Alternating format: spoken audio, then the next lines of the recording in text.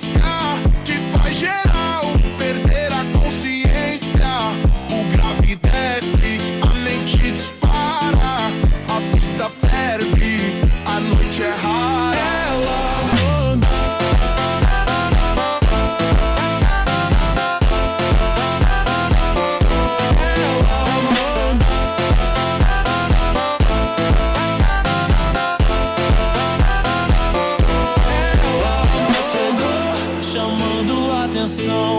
Olhar envolvente, coração na mão. Todos param só pra ver brilhar. No passinho ela sabe encantar.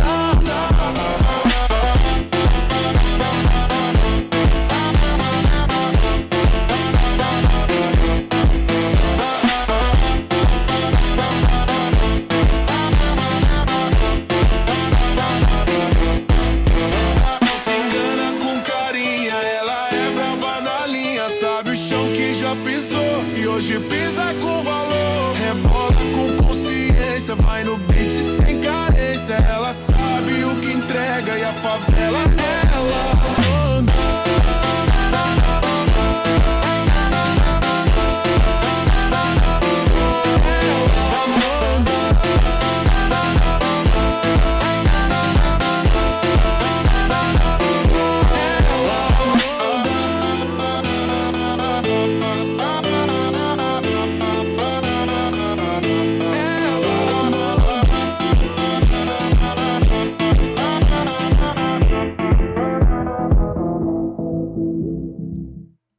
Hello, everyone. How are we doing this lovely, lovely evening?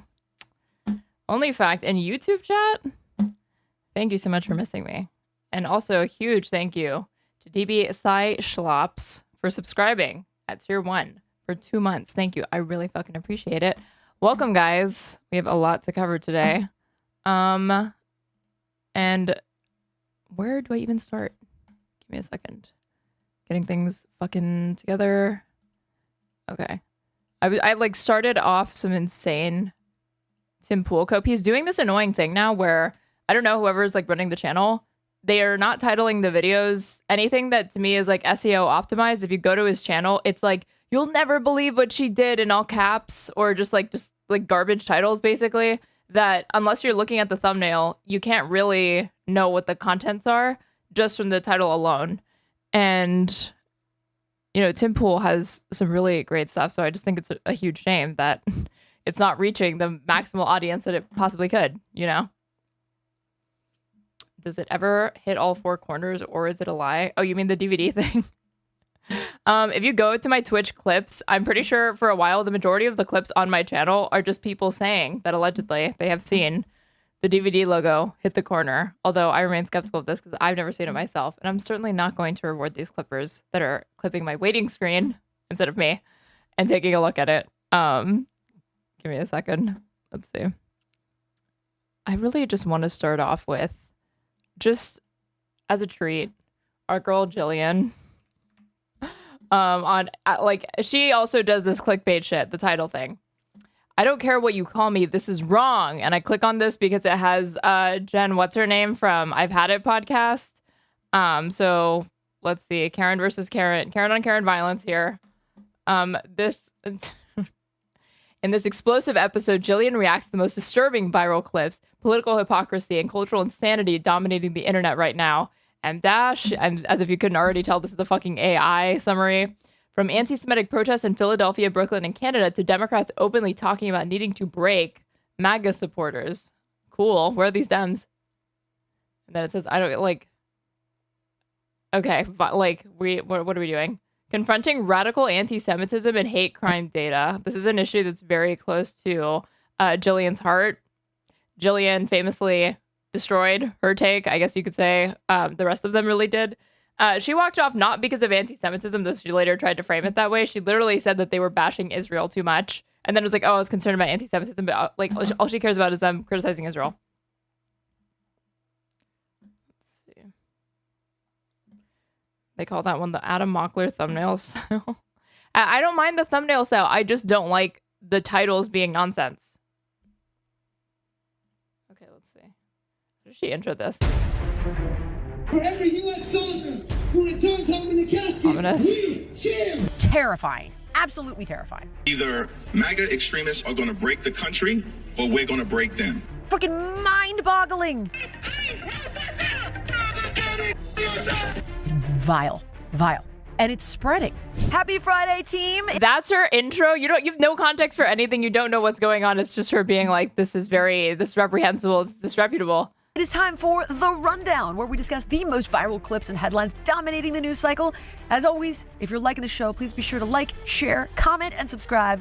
Let's get into it. Wow. Keeping it real with Jillian Michaels. Oh, that's what this is called. Keeping it real. All right, savages. Fletch, what do you have for me? What's up first? Well, this one's a little bit of an older one, but I wanted to bring it to your attention. Oh my God, what a sweet fucking gig to be the producer for this woman. Seriously, that seems like it probably hit, like, getting a direct deposit from this woman to just show her stupid shit that she's gonna like rage bait, that she's gonna poorly and boringly react to. That must hit like better than any welfare check ever fucking could. There's a lot to litigate here. No, I don't want to go all the way back. There's a lot to litigate. In the after, all stemmed because he has raised funds for Israel medical charity in the aftermath of the October 7th Hamas attacks. There's a lot to litigate here. Wow. Okay. I'm wondering if like next Friday we just all good news. You remember when I think it was like John Krasinski or one of those guys did a show that was just all good news, and somebody bought it and it went nowhere, which is really upsetting because we surely need it. There was a whole video by Some More News called like John Krasinski's like a good news grift or something like that, where I remember like, yeah, he created this thing during pandemic. It went viral for a few episodes. It was like a web show. He promptly sells it, and then yeah, like she said, it went nowhere. What's becoming increasingly more disturbing about this, obviously, it's anti the West. As the lady in the first clip very astutely pointed out, it oh my God, it demeans, it diminishes, and demoralizes our brave men and women in uniform that have made the ultimate sacrifice. That we take for granted. And I think, by the way, I think about that all the time. I remember, sidebar, guys, I remember when I went Oh my God. To visit the troops for a USO tour. And I ended up being educated on the fact that I believe like 1% of the population shoulders the burden of our security. I think it's 1%. Fact check me, Fletch. This says this happened alongside a decrease in active duty personnel after the military draft ended in 1973. The number of active duty service members dropped from 3.5 million in 1968 during the military draft era to about 1.3 million in today's all volunteer force. Active duty service members now comprise less than about 1% of all U.S. adults. Well, we take all of these freedoms for granted. All of the people that died, we just had Memorial Day, all of the people that died for us to have these freedoms. I don't take that for granted. And it's one thing to do so, right? To just take it for granted. It's another thing to call for their death. This is, it's like a New York Post headline. Right, to just take it for granted. It's another thing to call. Despicable pro-Iran protesters in Philadelphia declare for every U.S. soldier that comes home in a casket, we cheer. Call for their death. Oh, this must have been the first thing she reacted this has to. Moved so far out of criticism of Netanyahu and Smotrich and Israel. That conversation is not even occurring anymore. They're going after Jewish business owners in America. Recently, there was just the incident in New York, in Brooklyn, where they were going after the Jews outside of a temple, and a young Jewish girl ended up getting injured.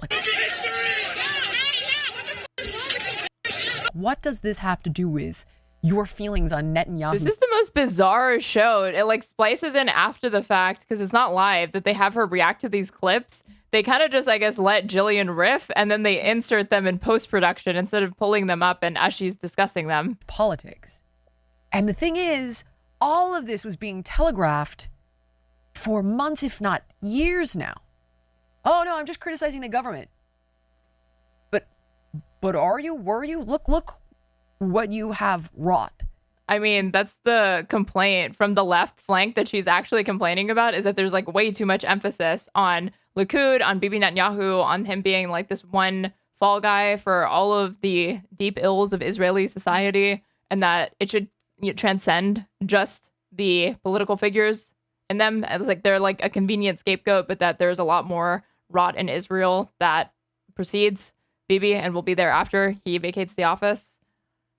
It is, and you know, the guy who's chanting in your Philly video with his mask on looks pretty freaking white to me. And the reason I point that out is he certainly does not seem like he's a radical Islamist, which also Gee.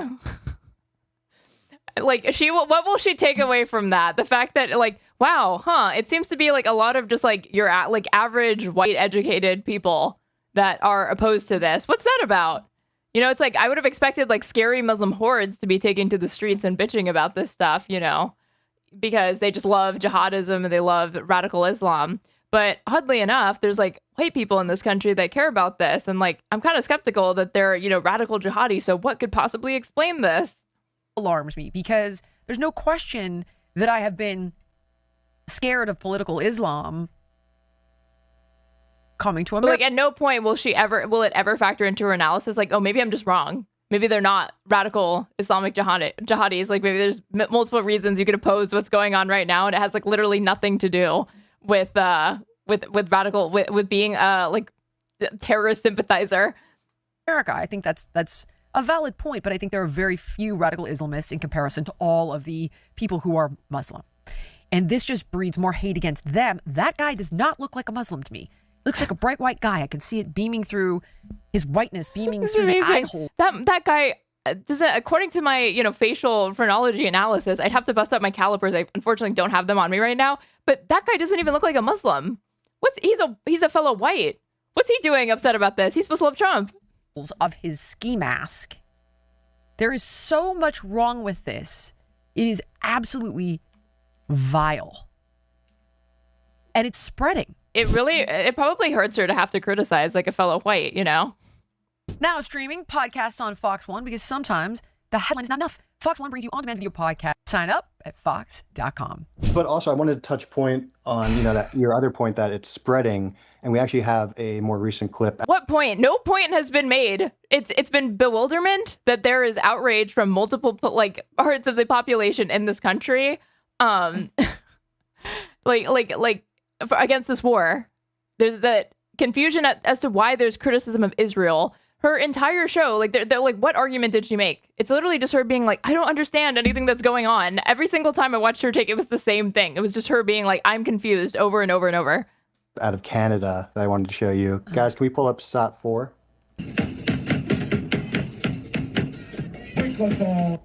This is pro-Pali mob in Montreal. So now we're complaining about, all these people care about is America first, right? So we're complaining about Canada. Openly hangs a Jew. This movement isn't about freeing shit. It's a terrorist modern neo-Nazi death cult. I have no idea what I'm looking at. Oh my God. She's like terrified at this like microwave quality thing. Hold on. Oh my God. No, I was like, okay, it's not just me. I genuinely don't know what I'm looking at. It's somebody like banging on a drum. Okay, right. So they're hanging a Jewish person in effigy, essentially. Okay. That mannequin is wearing. Did we watch the? I genuinely can't tell. I'm not trying to play dumb. If that was a mannequin, and I couldn't tell. A kippah. So. Yes. Okay. You know the last time I felt this way? Oh my God, Jillian, make a point. Impossible challenge. Jillian, like, form a coherent, like, you know, argument. Challenge impossible. It was right around like 2021 when all of a sudden the left really felt like it was starting to lose it. And at that time, there were literally a handful of people that were calling this out. And I remember it was like Rogan. Julian, I think you mean Jillian. Jillian is kind of hot. Yeah, that's kind of her whole claim to fame. It's kind of the only reason why anybody cares about this lady is because she was like one of the few women in the early 2000s that had abs, apparently, and was put on TV. It was Bill Maher. Very few people that were not scientists, you know, like Brett Weinstein. That's my city. It was an effigy of Netanyahu, Ben-Gvir, and Trump, not a random Jew. Well, and two of those people are not, or one of those people is not even Jewish. But I don't even understand, like, obviously that's not okay either, because she likes all of those people. Talking about gain of function research at Wuhan. Very few public figures that were taking a stand. And I remember thinking, I have to say something. I have to do something. I have to say something. I have to do something. And my business partner at the time was like, you can't. You're not a comedian. You can't do this. You can't do this. And of course I did. In fits and starts. It started with my wheelhouse, which was obesity. Like, it started with me having the conversation about the fact that... Is this a news show? Jillian, make a point. The eye of the beholder, and I was crucified for that. And then it moved into all the other areas that I currently address, from transing kids to radical leftist policies in California. But it took me a while to get the courage to jump off that cliff. For the Israel-Palestine conversation, I cannot tell you, Fletch, I cannot tell you how I have tried to stay out of this. Because, there are people far better educated than me to have these. I remember there was an episode of Her Take where she recommended other, good Jewish voices to listen to on Israel-Palestine. And it was like Bari Weiss, then Coleman Hughes. Coleman Hughes isn't Jewish, but she recommended him. And I think she also said Ben Shapiro. Debates and these arguments. I'm here to listen. I'll do the interviews. I'll have the conversations. But I am not an expert on any of it. And I have tried to just stay. Thank God for her making that disclaimer. I know anybody watching before she made that disclaimer was probably convinced that this is like a scholar on Israel-Palestine. Out of it. But we've moved so far away from that conversation. Like, you hear this analysis and you're like, wait, this lady just was like big on TV like 20 years ago? You're telling me that she's not like an academic? Into just pure hatred of the Jews, pure radical anti-Semitism, like the things you're showing me, attacking young Jewish girls outside of a temple in Brooklyn, attacking a Jewish business owner in Philadelphia, hanging a Jew in effigy in Toronto. None of it is a legitimate criticism of the Israeli government in any way. At no point will she stop and ask, like, why are people upset at the state of Israel? Why are people upset with this administration? Why are people upset with Netanyahu even? Like, the 100,000 dead Palestinians probably have something to do with it. That will never factor in. And she refuses. She will never touch that. She will never discuss it. She would, even if she was confronted with it, she would just justify it. So. Way. And I have decided that I will be as vocal as possible about this subject matter. And I don't care. Call me a genocidal Zionist. Well, she's so brave, you guys. There's never been a pro-Israel media figure on the right, especially until now. Until Jillian. Thank God someone stepped up. I don't care what you call me. I don't give a shit. There is right and there is wrong, and this is wrong. She's like, call me a genocidal freak if you must. Thank you, Jillian. I will. This is wrong. And I recently looked up hate crimes in the U.S. Jews are subjected to roughly 70% of the hate crimes in America. And it's 8.5 times more than Muslims, which I actually found really surprising. Can you believe that people don't feel like attacking Muslims more in this country? I swear that's like where she's coming at this from. Yes, I'm being very uncharitable. But those hate crime statistics, 1, hate crimes are rare in the United States to begin with. 2, yes, Jews disproportionately make up the majority of hate crimes. But it's like Hasidic Jews and like impoverished Jews. It's like they make it. You would get the impression that, like, 1, there's a lot of hate crimes going on. Not really. 2, you would think that like it's like your average, like a random person. When I'm not saying that this justifies it, but it's like the most like visibly Jewish, whatever that means. You know what I mean? People in this country. And the bottom line is that I just am not. But like you would think, listening to this, that like, oh, if you're just like a Jewish person walking down the street, you need to like fear for your life. I will not at all sideline this conversation anymore. I'm absolutely here for a very legitimate debate on Israel-Palestine. We're going to have one, actually, with Ben Burgess and Nick Matau. But I will not tolerate this. I will call this out whenever and wherever. And I would ask everybody watching to do the exact same. There are 14 million Jews left in the world. In the world, there's 14 million of them. because they've been hunted practically to extinction.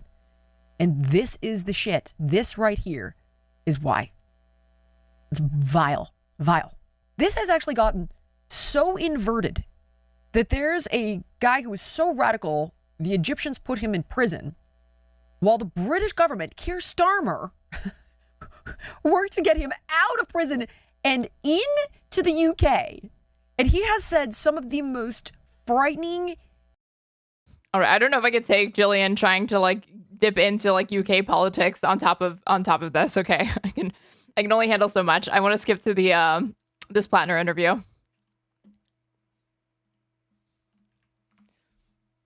But like, just one last note on that: the concept of criticizing Keir Starmer for not being pro-Israel enough.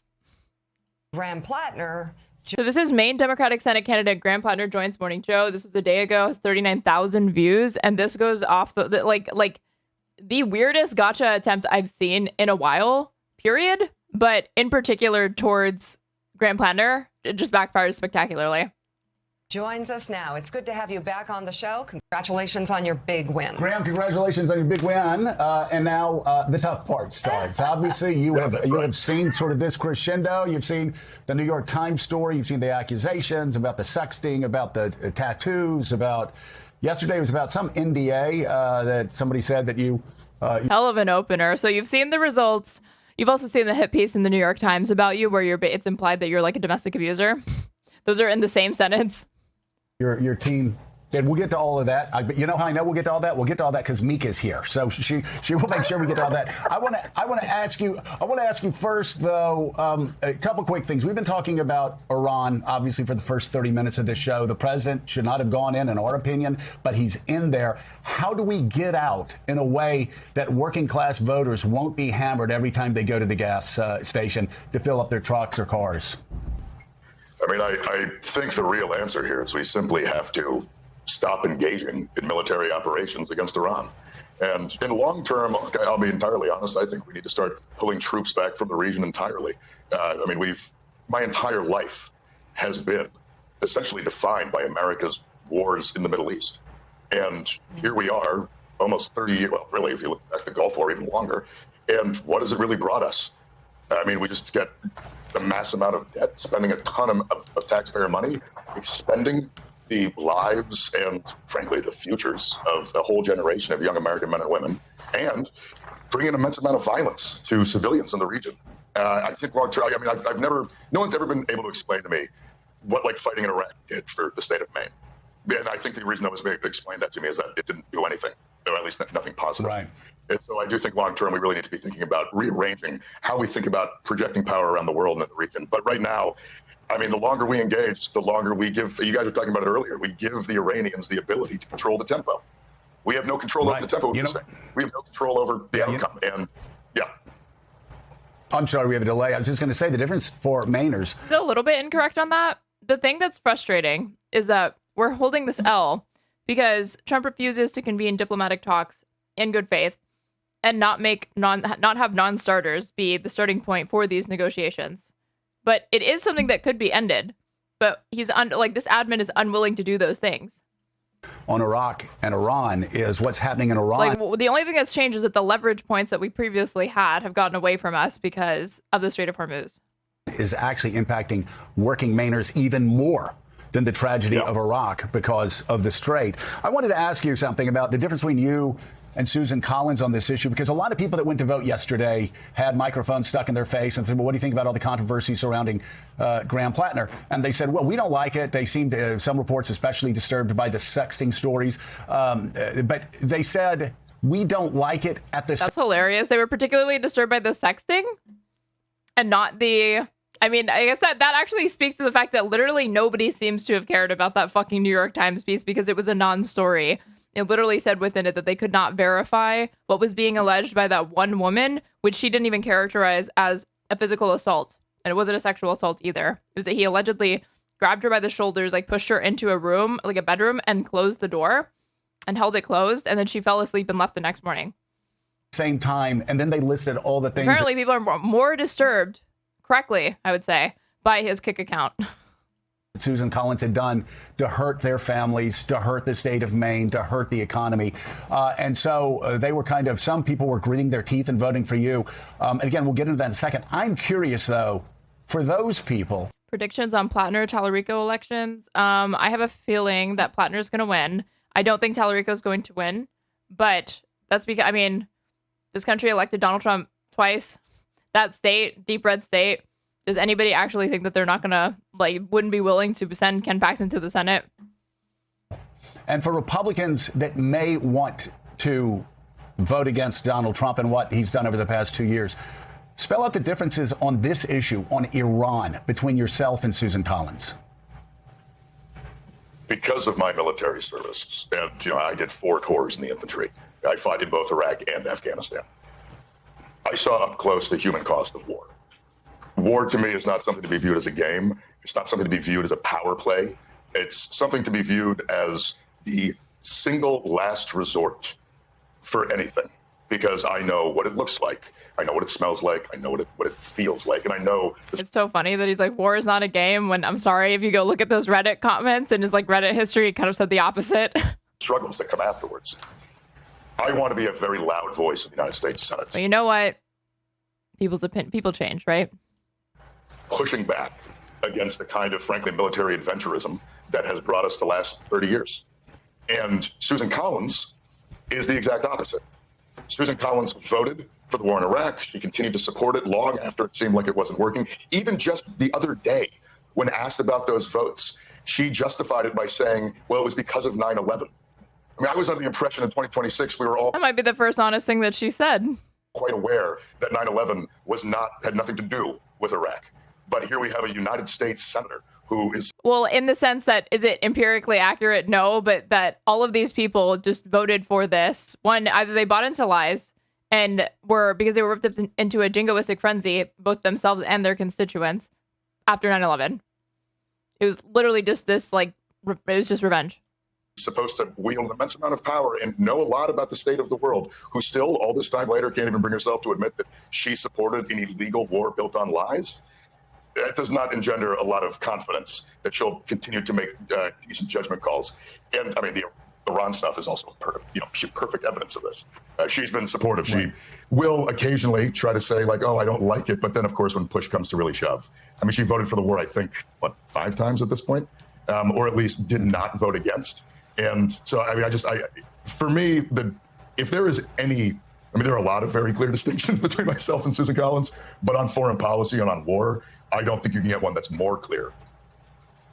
Right. You talked about some of the problems that went along with service in the military for you and the other men and women who have so proudly served this country.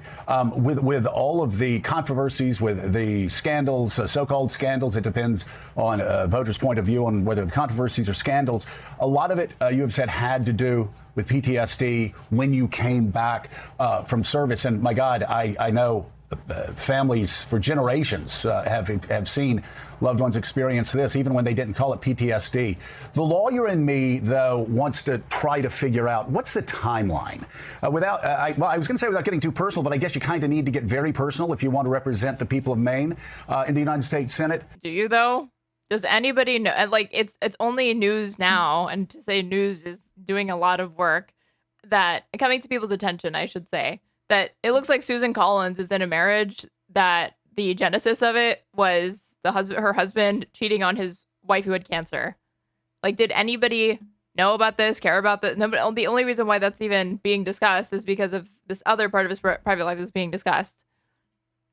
Give us a timeline for your struggles with PTSD and how you believe it impacted you personally and explains many of the character failings that you yourself have talked about as you've tried working through these. What's the time frame for that PTSD, and where are you now? Are you still experiencing, again, I speak in ignorance because I didn't fight in Iraq and Afghanistan or any war, so forgive me if this last part is ignorant. This is a strange line of questioning, to be honest.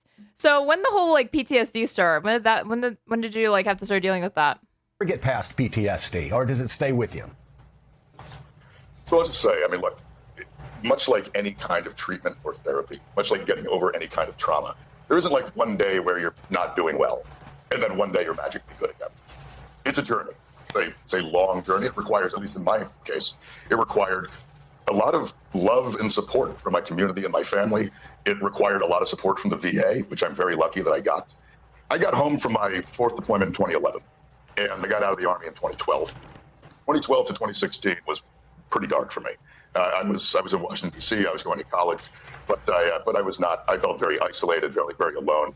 At that point, was receiving no treatment whatsoever. I came out of the infantry in a time where we just didn't really talk about the fact that we were all suffering. It was this whole idea that we were just going to be tough and get through it. And it was not an effective solution. In 2016, I moved back to Maine.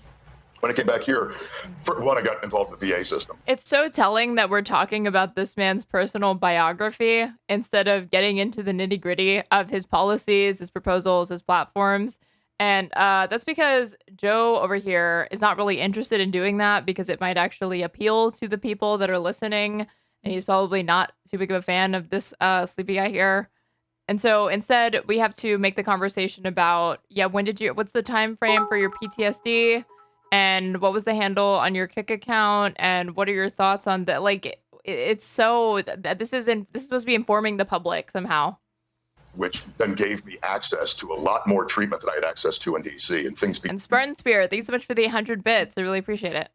Began to improve. But it's a journey. I mean, I left DC in a pretty and I just took a hiatus. I didn't stop streaming. Thank you. Dark place. And it took me a number of years back here in Maine to really kind of find myself. I will say the single best thing that happened to me is in 2017, I was exposed to oyster farming. And in 2018, I started to do that full time. And from 2018 to last summer, that's what I did. And sitting on the boat out in Frenchman Bay, looking across at Acadia National Park, talking to the seals and the eagles and relaxing with the bivalves, that honestly did almost more for me than anything else. But it's continuous.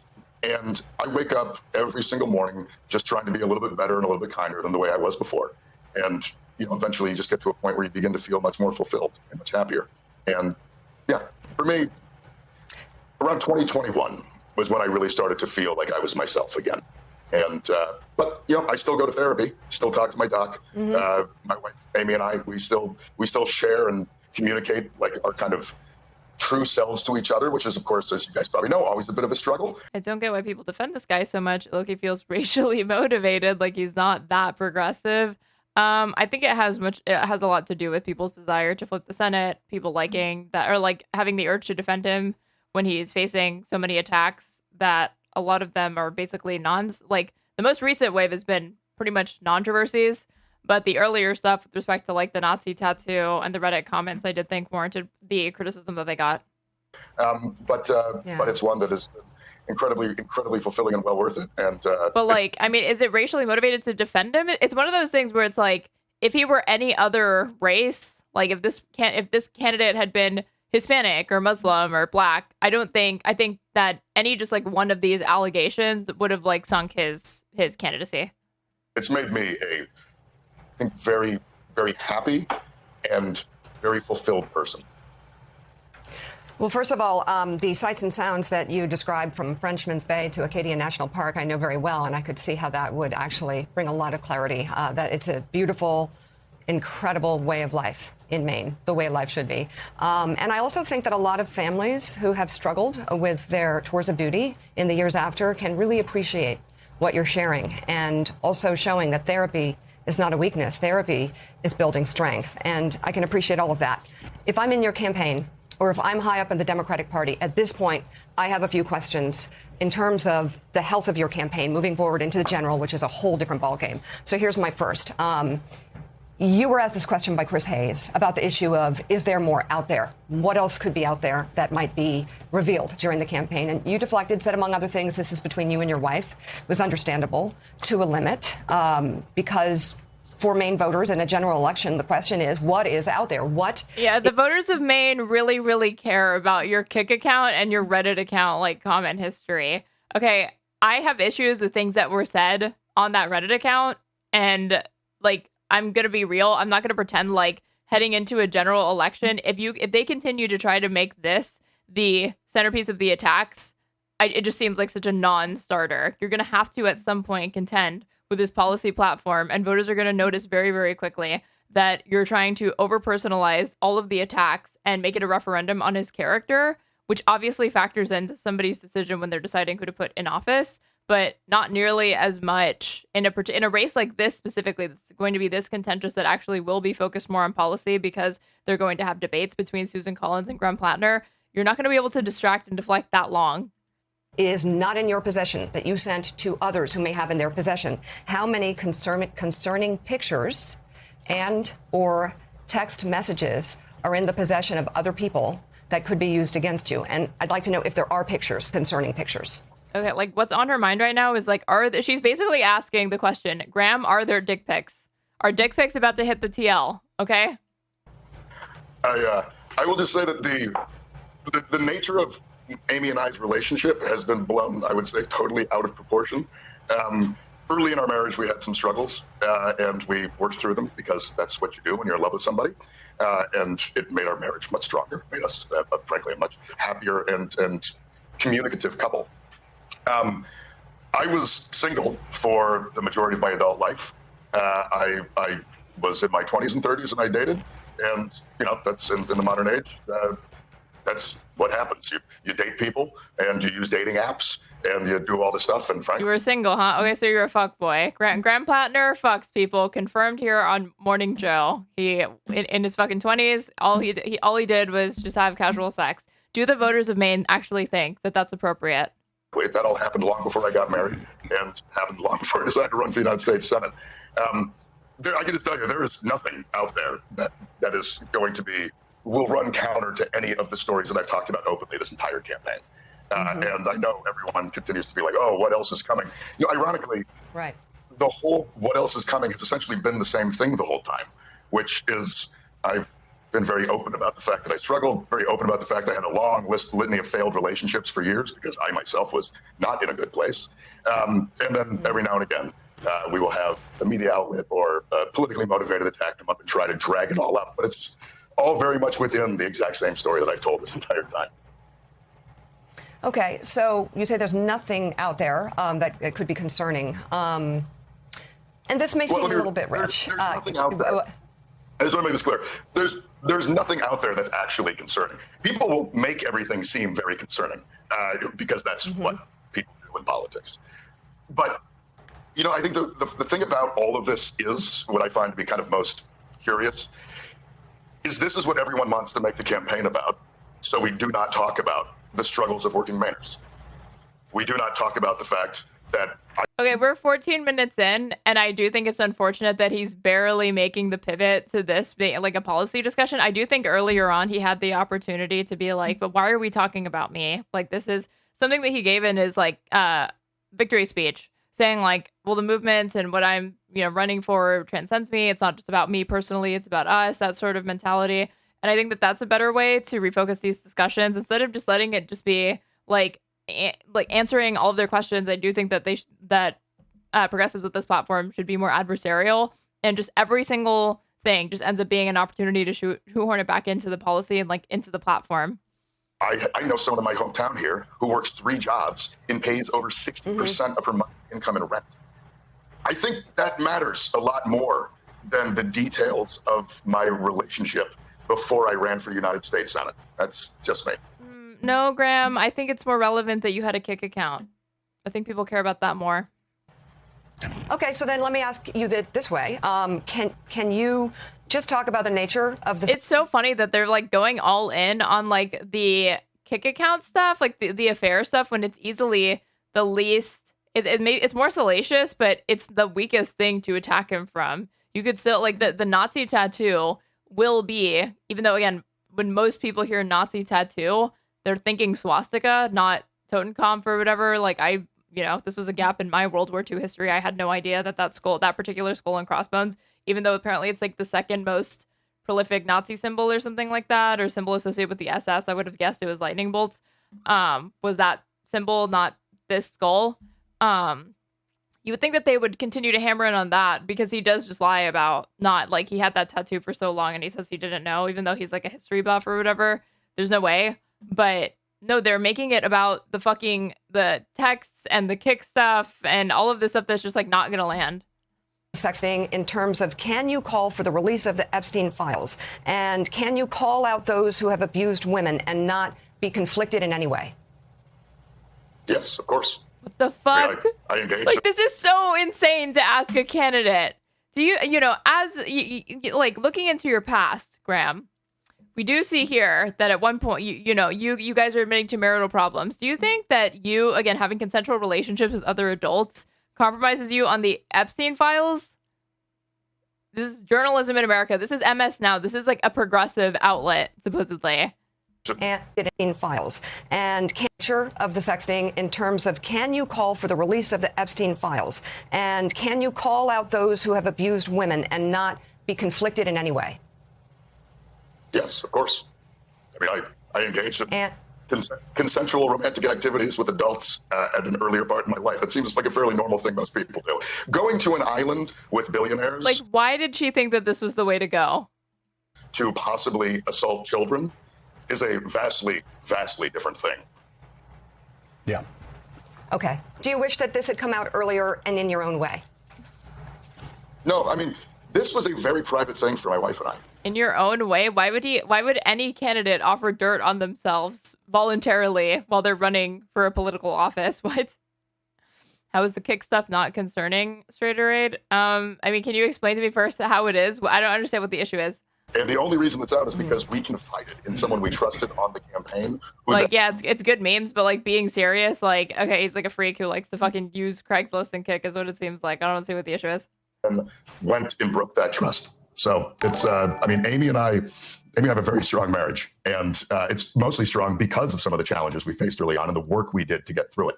So, no. Get her highlights. Thank you so much for the $4.99 YouTube super chat. I really appreciate it. You can hear Joe be like, yeah, LMAO. I know, like, you can hear him try to like bail her out. Like, dude, why did you just say that? It's so fucking stupid. This is literally the dumbest gotcha you've ever attempted on this show. Why the fuck would you think that it's a good idea to, in any way, shape, or form, imply that there is any equivalency between somebody engaged in what they, characterize as an extramarital affair? Although, if I'm being honest, I am convinced it's like kink shit that they do, and it's just socially unacceptable and would be harder for them to say, no, I'm fine with him doing this stuff with other women. So they're just like, oh yeah, I was cheating. We worked through it. Ha ha ha. Why would you in any way, shape, or form imply that that's even remotely similar and not in just a different galaxy as what Jeffrey Epstein actually did and was convicted of? No, I mean, I'm not happy it's out, but it's also, it's not again, I would say it's been entirely blown out of proportion as to what the reality of the situation is.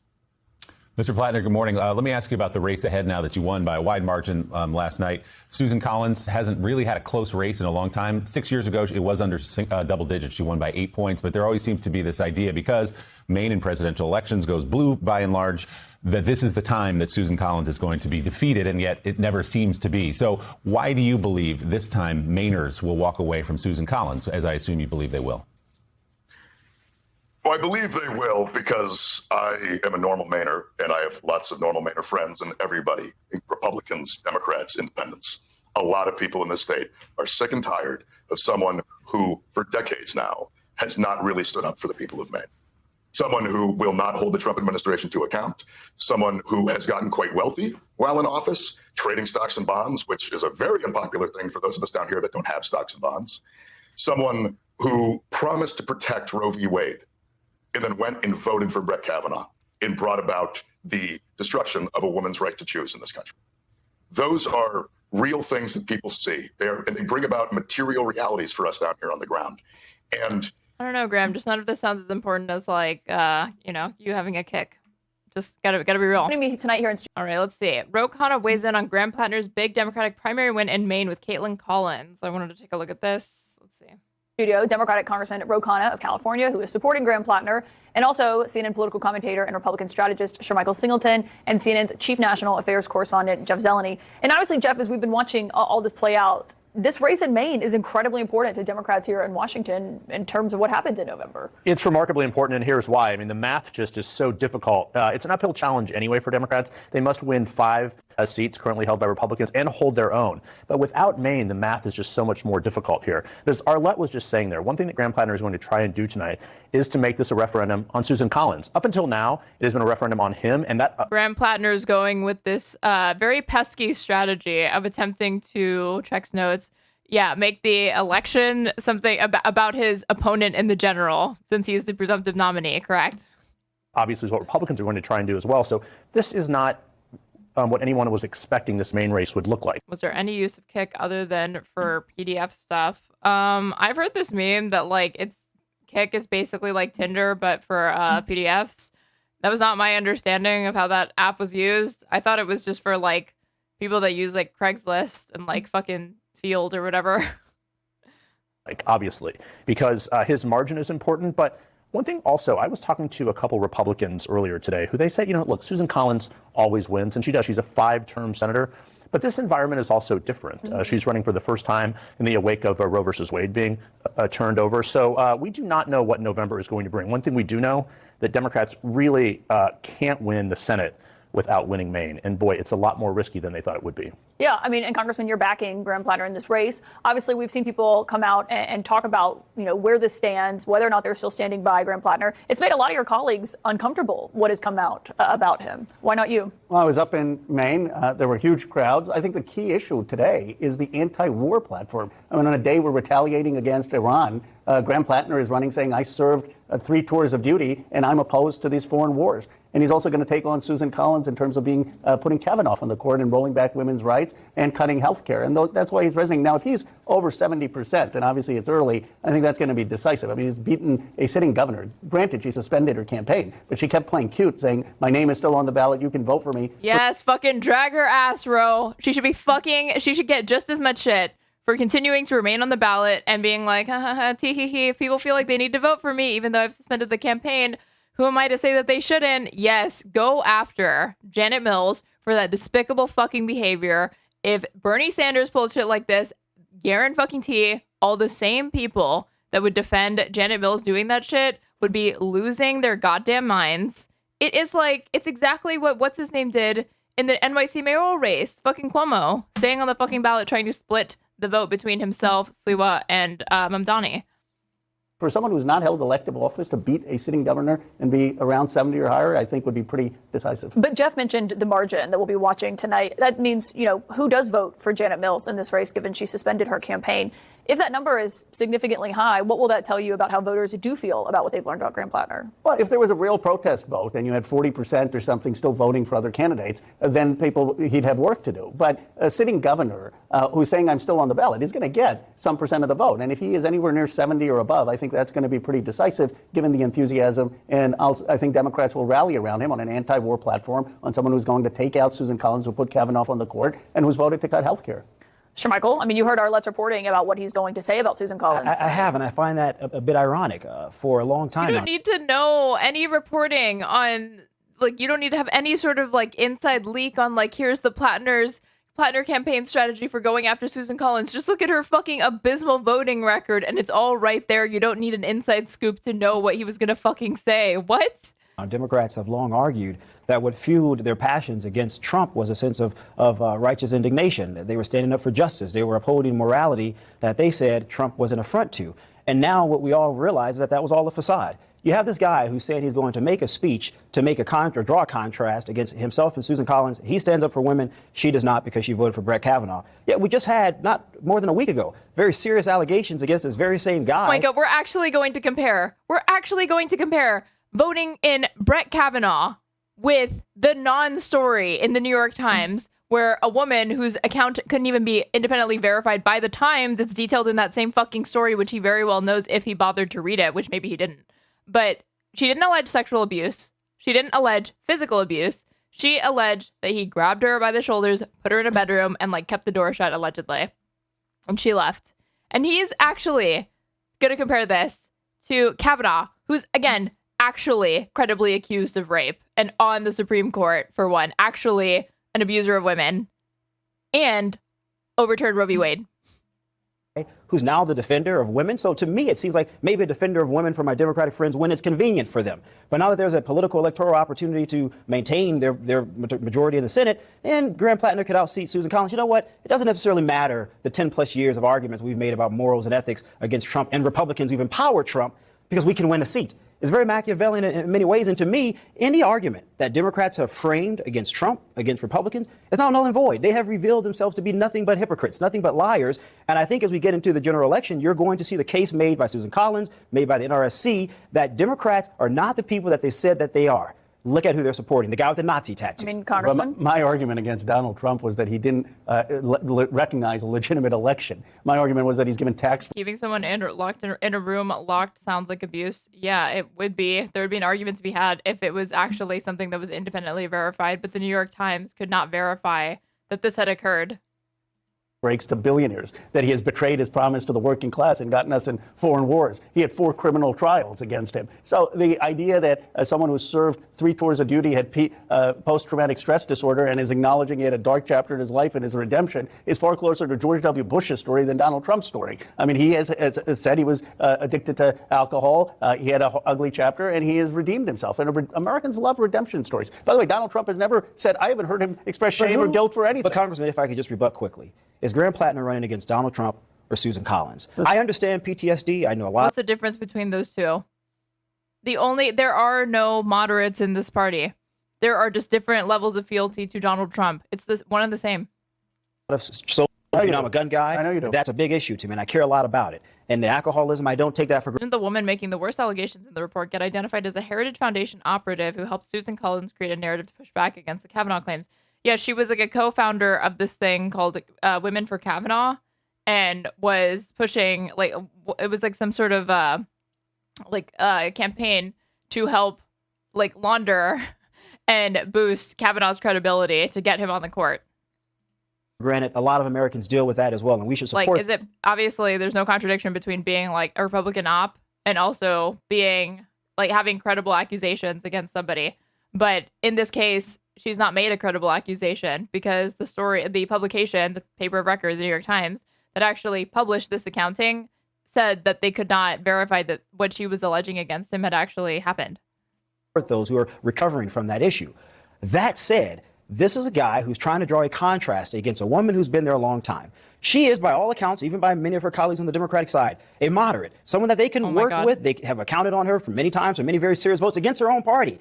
And yet Democrats... In 2026, there are pundits that are invited onto CNN panels that get to, as part of what they are saying and not as a joke, insist that in the modern Republican Party, in Donald Trump's Republican Party, there are moderates. Are making the argument that now everything they said about Trump, about those who supported Trump, just fuck it. Just platform an election denier. Just platform a vaccine, somebody who doesn't believe vaccines are real. You're in a different galaxy. Collins was wrong, yet somehow we should excuse them for saying that Graham Platner is okay because they could win? No one is questioning Susan. How do you maintain any moral authority when you make that justification? Harry Reid had said you can always count on Susan Collins when you don't need her. And the reality is Democrats are very upset that she put Kavanaugh on the court. To be fair, Susan Collins once said she didn't trust Harry Reid when she was trying to keep her record in terms of voting. But I want everyone to listen to what AOC had to say in terms of what Democrats are saying about Graham Platner here in Washington. There's a lot in that behavior that's really challenging. It's hard to stomach, in some of it. But at the end of the day, I think that this is a choice. If the choice on the ballot is between that and a senator who's voted to take health care away from millions of Americans, that's the situation that the world-class pivot from my queen over here. We have to weigh. I mean, you can hear that in her voice in terms of where this race stands. No question about it. And I mean, I think that at the end of the day, there's going to be so many. Notice how we're not actually discussing or weighing the merits of the claims that are contained within that New York Times story. We are pointing to, we are cutting to AOC's reaction to it and using her reaction to a story in the New York Times as evidence that the allegation carries weight instead of evaluating the underlying claim. many outside forces coming into Maine. There are a lot of options that could happen. I mean, there could be overreach here, and there could be Maine voters just becoming so angry by the outside spending and things to do some unknown things. So I think Maine is going to be a wild card until the end. There's no doubt about it. But I'm surprised by just the number of Democratic women I speak to as well who do believe it's Platner versus the president. And yes, I mean, perhaps early in the Trump administration, they might have. Did you see that CNN is going to be under Bari Weiss? Yes, I did. Been more willing to stand on principles by year 10. I think that let's play by the same rules. That's their thinking. We shall see. I mean, but the reality here is that this is going to open the door to some other races being more competitive, probably across the country, like Iowa, other things. But let's watch his margin tonight. I think that will tell us a lot. And it's far too early right now because Maine counts sort of slowly. But let's watch his margins. And we'll be checking in with John King on what those margins look like throughout the hour. Everyone's going to stick around. And as those votes are being tallied, we do have a new projection for a key race in California. More Republicans have been trying. All right. That reminds me what Soyful said. Yeah, this disturbing report came out of the fucking rag that is the New York Post the other day. CBS News boss Bari Weiss poised to oversee CNN editorial operations report. So there is nothing that this woman won't be allowed to just fuck up. CBS News boss Bari Weiss is likely to gain editorial oversight of CNN if and when Paramount Skydance's acquisition of Warner Brothers Discovery is approved, according to a report. Paramount executives are said to have held preliminary discussions with several candidates who would come in and run the business side operations next to Weiss while she continues to oversee editorial. The company is considering several big names, including current CNN CEO Mark Thompson, NBC Universal News Group Chairman Cesar Conde, and former NBC News chief Noah Oppenheim, Axios reported. Ben Sherwood, currently CEO of Daily Beast, and former CBS News president David Rhodes are also under consideration, according to the report. The search implies that once the merger goes through, Weiss will also be put in charge of CNN's editorial operations, according to Axios. CNN spokesperson declined to comment. Not a good sign. The Post has sought comment from Oppenheim, Sherwood, and NBC. A spokesperson for Rhodes declined to comment. All 5 candidates have extensive experience running large news network organizations, a contrast with Weiss, whose background is in print and digital journalism rather than television news management. Dude, even that is doing way too much heavy lifting in this fucking context. She has only ever done op-ed writing that was asked for the New York Times. She voluntarily self-canceled and resigned from the New York Times so she could launch the Free Press, an overvalued rag that was sold to some fucking, I don't know, private equity firm. I can't remember who. It wasn't a firm. It was somebody notable who acquired the Free Press, but overvalued as fuck. And the only actual experience that she has with investigative journalism is, guess, Twitter file shit. Literally, that's it. Under the current org chart, Tom Zebrowski is president of CBS News. He reports to Paramount Television chief George Cheeks, while Weiss reports directly to Paramount Skydance CEO David Ellison. Last month, Puck News reported that Paramount executives began informal discussions about scaling back Weiss's role and bringing in a more experienced hand to manage the business side of both CBS News and CNN. According to Puck, the executive would be brought in to allow Weiss to focus on scaling the company's digital operations, a thing that she couldn't even do with the fucking Free Press, but then was given extraordinary control at CBS News, literally just to push David Ellison's own politics, which is just being pro-Israel at all costs. A Paramount spokesperson denied the report. According to Axios, Ellison couldn't be more pleased with Weiss's performance thus far. Yeah, I'm sure. The Paramount brass loves Bari Weiss, a source told the news site. She has the full confidence of David Ellison, who believes Bari has done a fantastic job as editor-in-chief. Yeah, because she literally does whatever the fuck you want, right? The source told Axios that Bari has been involved with identifying people she would partner with on the business side. The prospect of Weiss overseeing editorial operations across both CBS News and CNN would represent a remarkable expansion of her influence less than a year after she was brought in to run CBS News. Weiss, 42, was installed as CBS News editor-in-chief as, they mean installed in the most neutral descriptive sense of the word, but truly was an installation. This was not a natural fit. This is something that she was, you have to give her credit. There is one thing that this woman is good at, and it's being incredibly untalented, unremarkable, moronic, and somehow managing to fail upwards every single time. And command a lot of my attention, unfortunately. So at that, she succeeds. I'll give her credit for that one thing. After Ellison's media company Skydance merged with Paramount last year, since taking over the helm of the Tiffany Network's news division, however, Weiss has made changes that have ruffled feathers, notably nowhere more visible than at 60 Minutes, the long-running television news magazine. Last month, Weiss fired the show's executive producer, Tanya Simon, and 2 correspondents. She then installed Nick Bilton, a tech reporter whose bylines appeared in Vanity Fair and the New York Times, as the show's new executive producer. Last week, Scott Piley, the veteran 60 Minutes correspondent, was fired after he angrily confronted Bilton over the firings. The show's 3 remaining correspondents announced that they would remain with the program, though they were critical of management's handling of the firings. The post has sought comment from CBS and Paramount. Yeah, implanted is probably more accurate than installed. Jesus, man. Fucking, this shit is so bleak, man. I cannot say how much, overstate how much I hate this bitch. Let's see. Oh, this is also we're just going to take a little peek, okay? I got this in my recommended.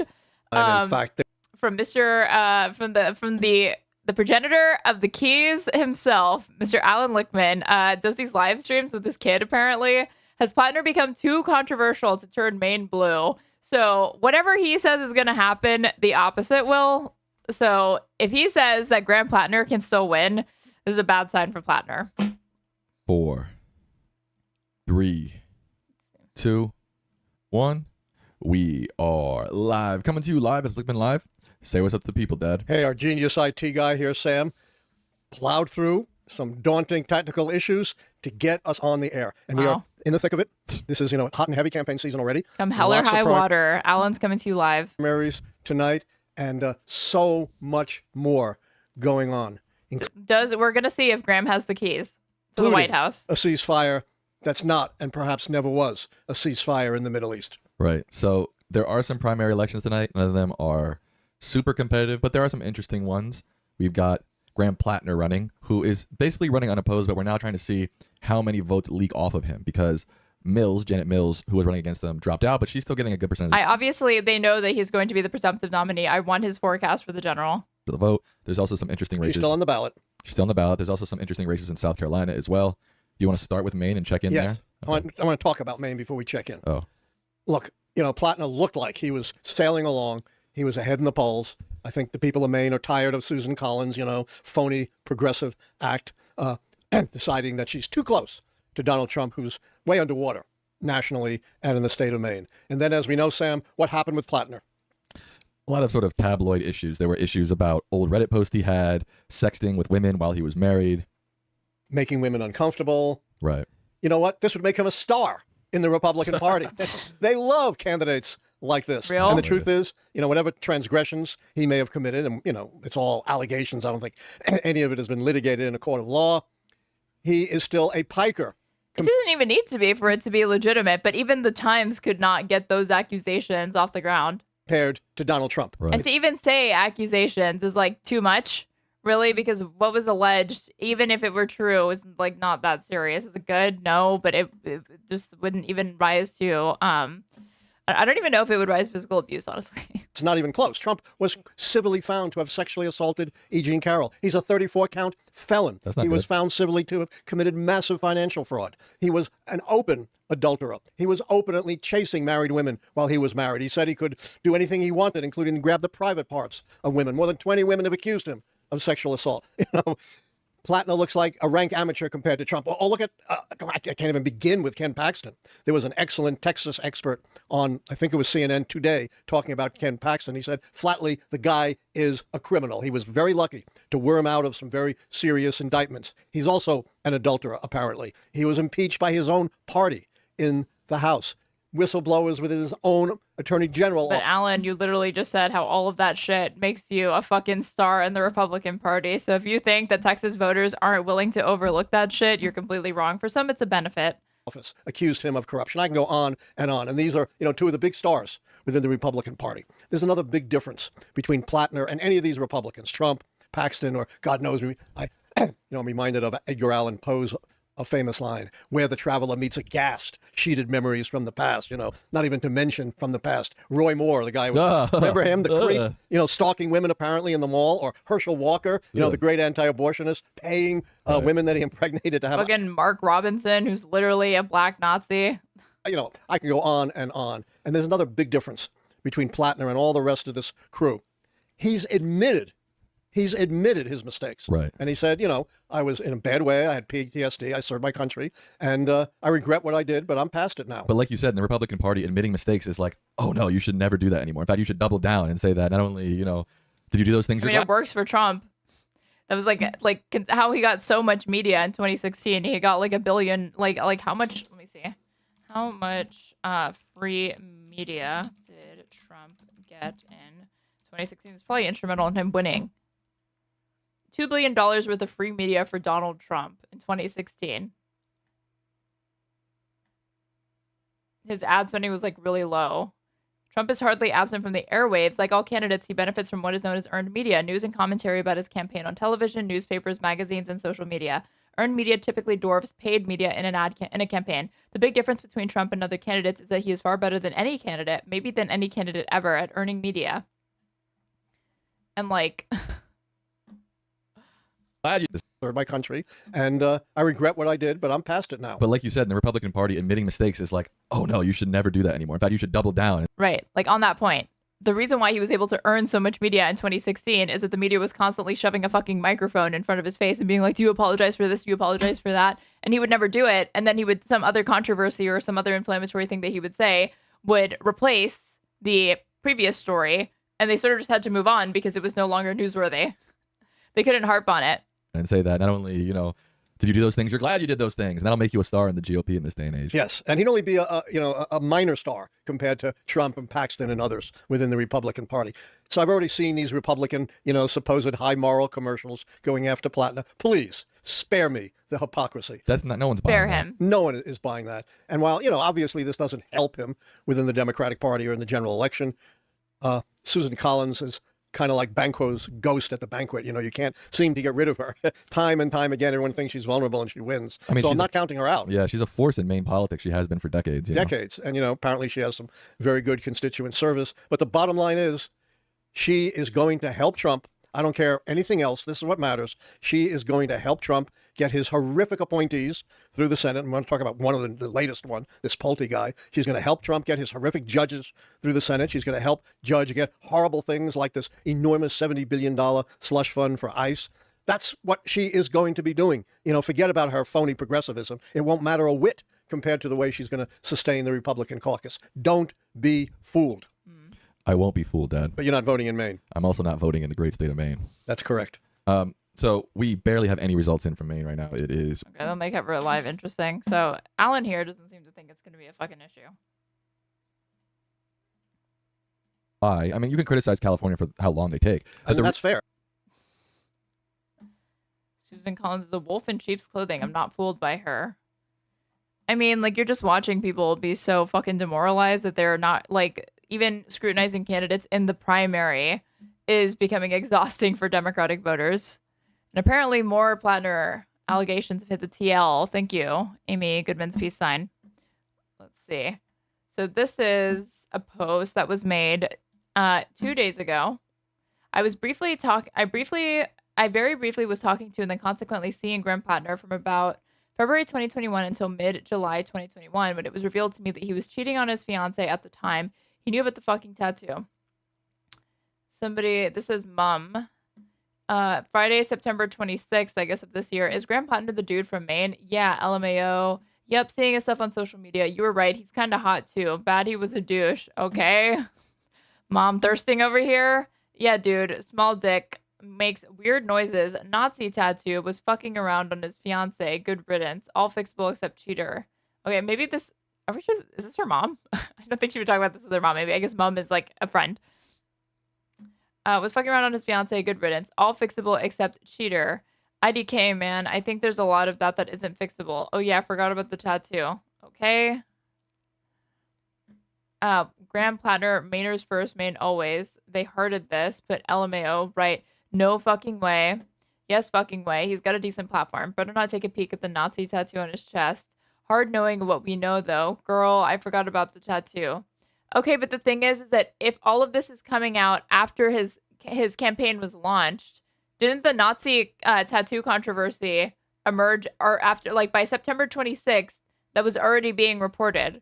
So unless she has texts that show her discussing the Nazi tattoo before then, there's no way to know that she isn't just coming into media that's reporting that the skull and crossbones tattoo that this person probably witnessed or like saw on him was in fact like a Nazi symbol. So you can't say that like, oh, you even knew. I called Graham last night because no one that I know has jumper cables and the boys are out of town and I ran my battery out listening to music and smoking in my car. Dude, I was fucking, and then they do a key smash. 4 people reached out to me at like 7:30 in the morning. Like, look who it is, Mr. Oysterman. It's crazy because I know he has a very unfortunate tattoo and he never gave me back my pie dish. So I'm considering selling him out. Okay, what started off as a fucking joke is like, I guess, serious.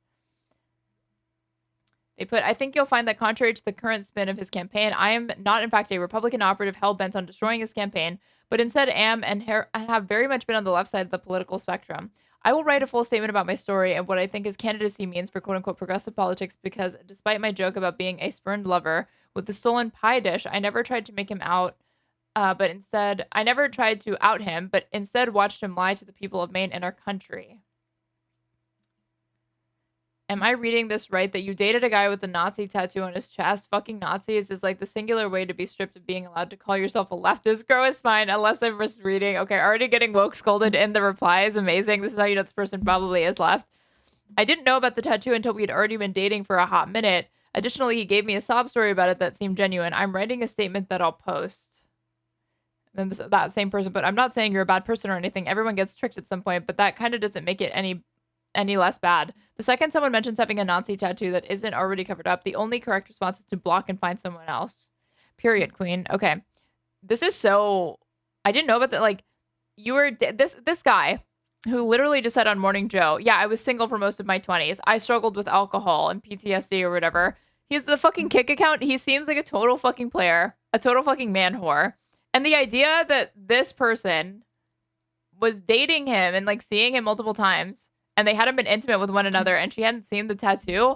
I mean, just be real. Like what it sounds like to me is if this is true, then that like you really didn't see it for a little bit. Like, I don't know. I just don't know how prevalent people's knowledge is that that particular skull and crossbones is a Nazi symbol. I am so skeptical of it. Literally when I was first covering this, every single person from Pod Save to Breaking Points, like all of the people covering this stuff, they were like, I didn't realize that was like a Nazi symbol either, but apparently it is.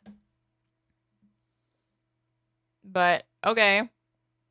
This sounds like they knew about the tattoo and didn't care, or they knew about the tattoo and didn't know. Because how could you know? I just don't think that this guy seems like the type to like not be freaky pretty early on. Sorry to be crass. I don't know how else to put it. Then they put a statement. My statement regarding Graham Platner. This was released yesterday afternoon, I think. In the winter season of 2020-2021, as COVID restrictions lessened, I decided I was going to Maine for the summer. Working seasonal jobs since 18, I quickly secured a job working housekeeping for a glamping resort in Maine outside of Acadia National Park. Glamping resort. These are the activities of the very white state of Maine. There was just one problem. I'd never been to Maine. I had never, ever been to the Northeast or further than Maryland. Having had success making a couple of friends during the stricter COVID protocols of 2020 using Tinder, I gave it a try. I figured it would function as a way to meet people in the areas and learn more about it ahead of moving. That's when I matched with Graham. I had things like support IWW and my specific political inclinations listed in my profile, intentionally to steer clear of people I couldn't see myself agreeing with, and he gravitated towards this. Things started out friendly enough, but then quickly became sexual in nature. Okay, so you said in the post before that you'd been dating for a hot minute, and then you only found out about the Nazi tattoo after, but now you're saying I met him on like a hookup app and things quickly got sexual. So you probably did see that tattoo, and you probably didn't realize it was a Nazi tattoo, because I don't think most people know that fucking symbol is an SS thing. But I thought he was hot, and he was a leftist. American political discourse. And I was 27 and freshly out of an incredibly tumultuous time politically. That's not where I was expecting that to go. And a global health crisis. Yeah, you only have sex with a shirt on, apparently. I'm not sure exactly when we matched because Tinder will not let me go back that far, but I know that it was at least early March. When I finally arrived in Maine for my job mid-April, I was excited to meet in person as we had been talking, exchanging photos, etc. since we had matched. Okay. Oh, so they became, okay, so they didn't fuck right away. They were sexting. That's what she's getting at. You're telling me that a guy whose Kik profile is him, it was covered up, I guess, right? Already shirtless. You guys were exchanging intimate photos, and he did not send you like a full nude where you could have seen the tattoo. I mean, you had like left this shit in your bio. Maybe he strategically covered it. Fucking player over here. Dude does lie. So I guess perhaps. Okay, but like it seems unlikely to me. Let's see. When I finally arrived in Maine for my job mid-April, I was excited to meet in person as we'd been talking, exchanging photos, etc. since we had matched. He told me that he was actually in DC for a wedding the week I arrived and said that we'd make plans once he returned. We'll revisit this later. We went on dates in public, out in the open. I went to his house. When we finally got intimate, I was lying my head on his chest and like the well-informed leftist I am, but the swooning young woman I was, I asked him point blank, OMG, crazy question, but is that a Totenkopf tattooed on your chest? Ha ha ha, no worries if not, LOL.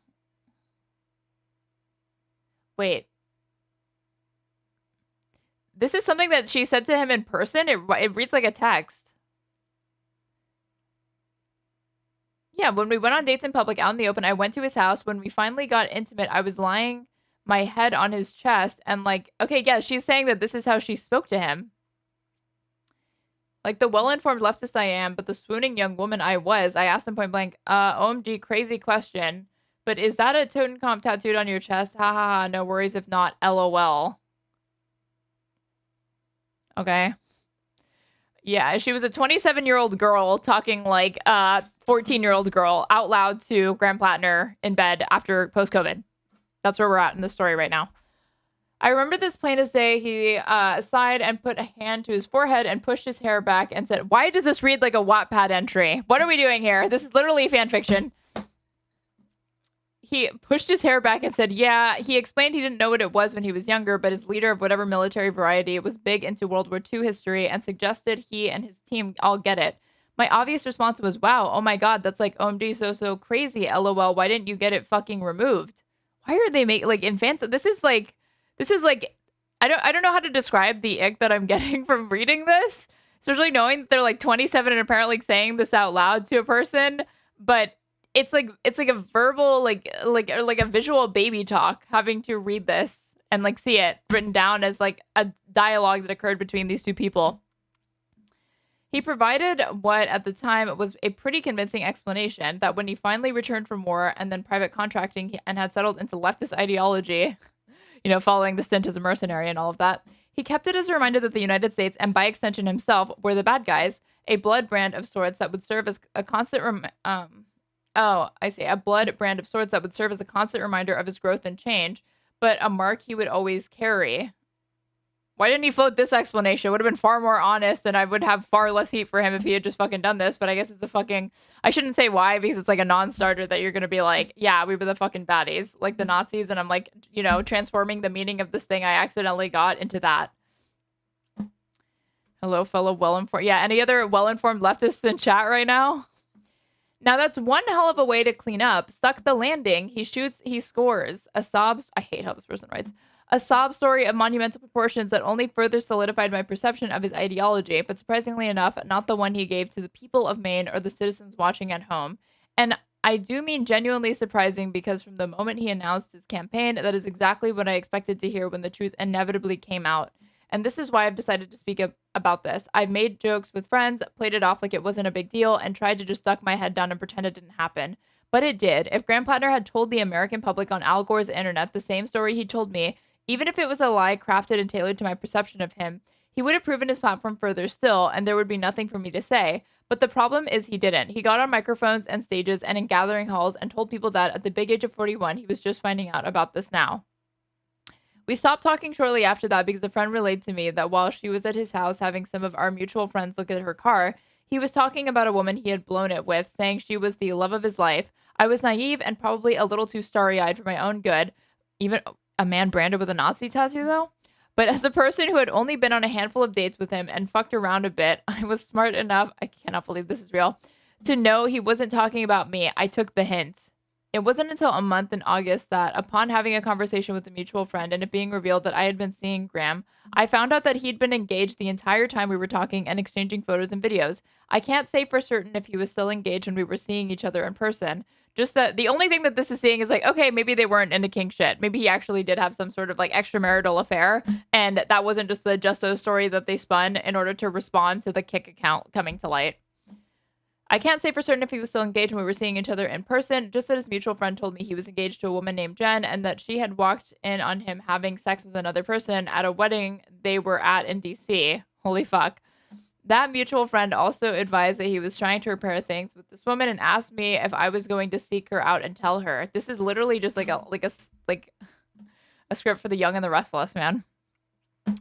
Why is this still going? Okay. We can do this. We can do this. The sentiment there was very similar to what I have been feeling since the announcement of his campaign. I was a stranger in a strange land. I wouldn't be there for very long. You're in Maine, America, USA.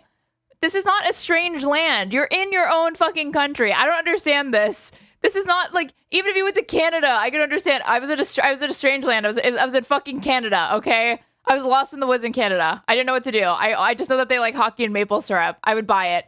I was in a strange land. You're in like white America. You are fine. This is so weird. I just don't even know what to say.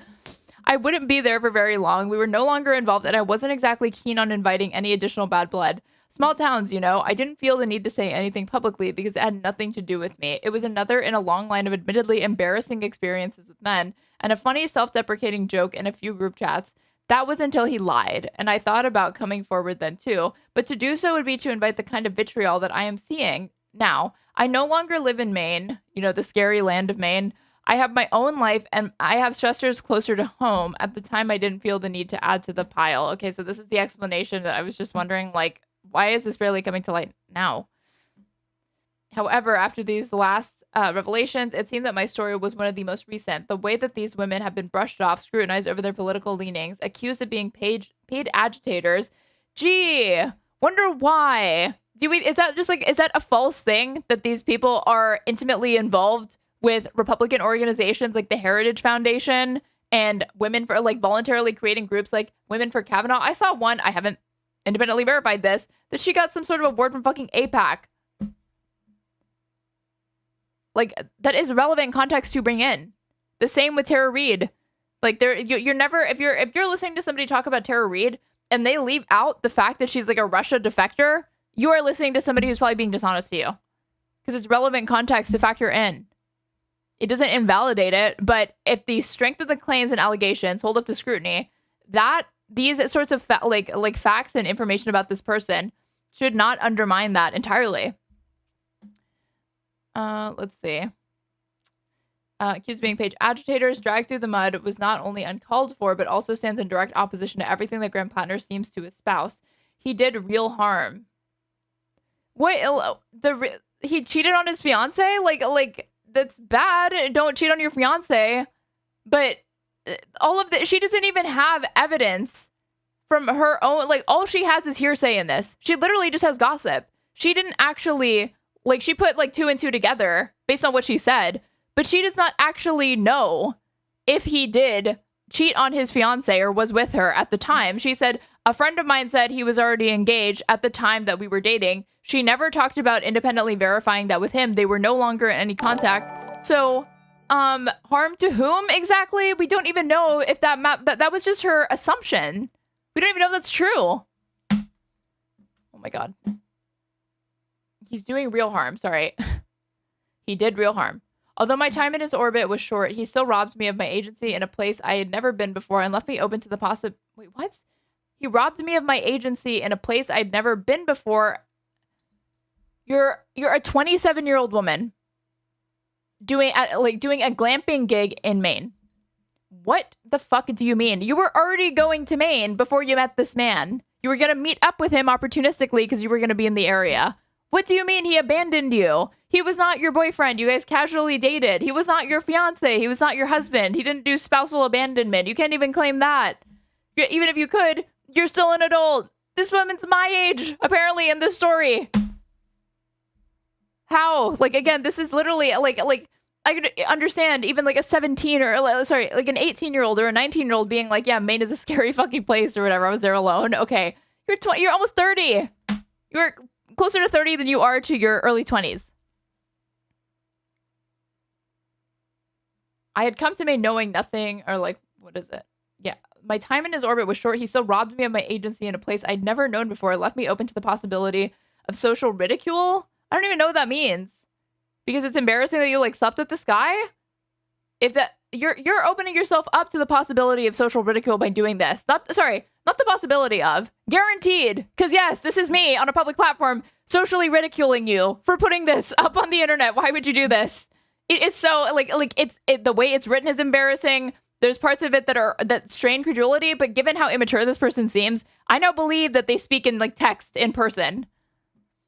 I had come to Maine knowing nothing, and no one, that's for sure. I shouldn't be mean. It's serious. I had come to Maine knowing nothing, and no one except for him, for Graham, her Tinder match, right? With the expectation of spending time with someone romantically. And what I got was disappointment, an embarrassing story, a never returned pie dish, and a deep sense of grief and regret. Yeah, exactly. Why are you posting this L? Why are we posting L's? Why are you voluntarily posting this L? You went on a bad date. You went to Maine, like you voluntarily got a gig in Maine. You had a bad experience on Tinder, and we're not talking about it involving sexual assault or harassment or physical abuse. You're talking about fucking around with some dude who's your fucking link or whatever, and then apparently, maybe it's not even verified, he was fucking around with you, and you were the other woman unbeknownst to you at the time because he had a fiance. You heard this through the grapevine because of local gossip. But you didn't know anybody. How did you know these people that gave you the local gossip and tea on Graham Platner at the time, and they knew about him? What? Even as they think about it, like it's internally like contradictory. There's like stuff in it that doesn't make any sense given like the positions that she staked out. Like, and because you only knew him, like he's responsible for your 27-year-old ass. I don't get it. He's not your boyfriend. Even if he was, he's still not responsible for you in that way. You're an adult. Yeah, you got disappointment. Okay, like the head was bad. You may as well just share these details, right? We're already going this far. An embarrassing story, the never returned pie dish, and a deep sense of grief and regret. Over what? Grief and regret. No one died. No one was hurt. Feelings were hurt. Things were awkward, is what it sounds like. Grief and regret over what? Regret that you fucked a guy on Tinder? Regret that you fucked Graham Platner? Grief that your dignity is dead? That's happening because you're posting this. Compared to some of the other women who have come forward, there's a drop in the bucket. Who? The other woman whose story wasn't verified in the Times? The story that is a non-story that they really didn't. I don't even understand why they published it because they couldn't. It says within that article they couldn't independently verify what she had claimed. I am under no illusion that I, user at 420 Mercy Main 69 on X, the everything app, FKA Twitter, I'm going to destroy his campaign, and I'm not trying to, but I'm stepping forward as Is this an op? Is this a joke? Like seriously, like I'm getting to this, and this literally seems like I fell for bait. Is this rage bait? Did I is the joke on me that this is actually not serious and somebody just made this account to like fuck with him? Or like was paid to like make a mockery of it or whatever? Like this is so unserious. I'm under no illusion that user at 420 Mercy Main 69 on X, the everything app, FK, formerly known as Twitter, am going to destroy his campaign, and I'm not trying to, but I'm stepping forward as a person who experienced lying and manipulation by his hand to lend my voice to what is a growing number of women who have been wronged by this man in one way or another, regardless of their political leanings. People that I have admired are brushing this off, discounting women's experiences, attacking other journalists, or allowing people in their comment sections to not the comment sections. There's people snarking, you guys, in response to this. They're snarking. Okay? She had a bad Tinder date with Graham Platner, and you're snarking. You're laughing. Wow. Truly a failure of Me Too. Especially with regard to domestic violence. It is hideous. Oh my god. Okay. What domestic violence? I actually cannot believe I just read this. Oh, there's more. There's still more. Why do I care? Why even come forward at all? What is the point? The point is that regardless of whether or not I reside in Maine, a man that I know to be a liar, they don't even reside in Maine. That's like not even a big point anymore. but they don't even reside in the strange land of Maine any longer. A man that I know to be a liar, a cheater, and a manipulator in my own firsthand experience is petitioning to become a member of the legislative body that will dictate the way this country is run. It is not a question of whether or not Susan Collins is better or monumentally worse. It actually is a question of that. That actually does factor into it because there was no other viable candidate in that primary field. But whatever. It has nothing to do with Susan Collins. It has everything to do with the fact that if we want a better Democratic Party, we need to elect better Democrats. From the outset of this campaign, since information started coming out, it has been one lie after another, one manipulation after another, one woman after another speaking out about the harm he has done. Harm. We are right to be critical about the way people will go on to dictate our lives, who will go on to dictate our lives, dictate their own. It does not stop here. There will be more information that comes out. What information? Please share with the class for 20 Mercy Maine 69 or whatever your fucking ad is. There will be more people affected by the harm that he has caused or allowed to be caused. I am just one of many. People fought and died for my right to vote. Yeah, well, he fought. He didn't die, right? And it is a responsibility I personally do not take lightly. I refuse to... This is her patriotic duty to make this embarrassing Twitter post on X, the everything app. I can't do this, man. I can't do this. I can't do it. Okay. I can do it. This is so insane. This is like the craziest thing I've looked at. I've come across on stream in a while. I just don't even know what to say. I would think that this is rage bait. The concept of saying it's your patriotic duty to make this, to just throw up all over the TL like this, post your L's about having fucked around with Graham Platner, and saying that that's harm and you've suffered grief and loss and he abandoned you when he was not even your boyfriend. Okay. Okay, lady. I refuse to surrender that small blessing I am allowed to bestow in the hopes of stalwart leadership to someone I don't think will be a stalwart leader. If I were a Maine voter seeing the things I'm seeing, I wouldn't have voted for him, personal experience notwithstanding, because I do not trust him. Why, after all that has come out, would I? Okay, so this is notable leftists here would not vote for Graham, but I guess would vote for Janet Mills, or are we just sitting this election out? I mean, if you're truly a leftist, you'd probably be sitting out the election, right? Let's be real. In Dune, Frank Herbert... Oh, why we're quoting Dune now? Why? Okay, in Dune, Frank Herbert wrote, "Power attracts the corruptible, suspect all who seek it. We should grant power only over our affairs, only to those who are reluctant to hold it, and then only under conditions that increase that reluctance." Okay, things are making sense now. Don't get me wrong, the world building in Dune is great. Frank Herbert's prose and writing is incredibly ham-fisted and cumbersome to read, so things are making sense now. Why she writes the way that she does. I digress. I personally find it highly suspect that after all that has happened, this one lone man is being lauded as a key to salvation, while still he's being lauded as a key to salvation? Okay, whatever.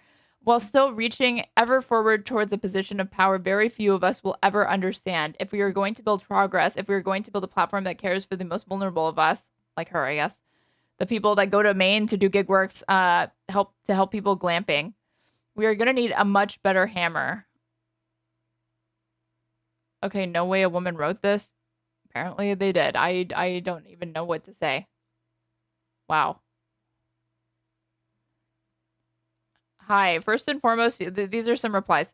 First and foremost, you coming forward is extremely brave. Is brave what we would call this? That's one way. Okay, it's brave.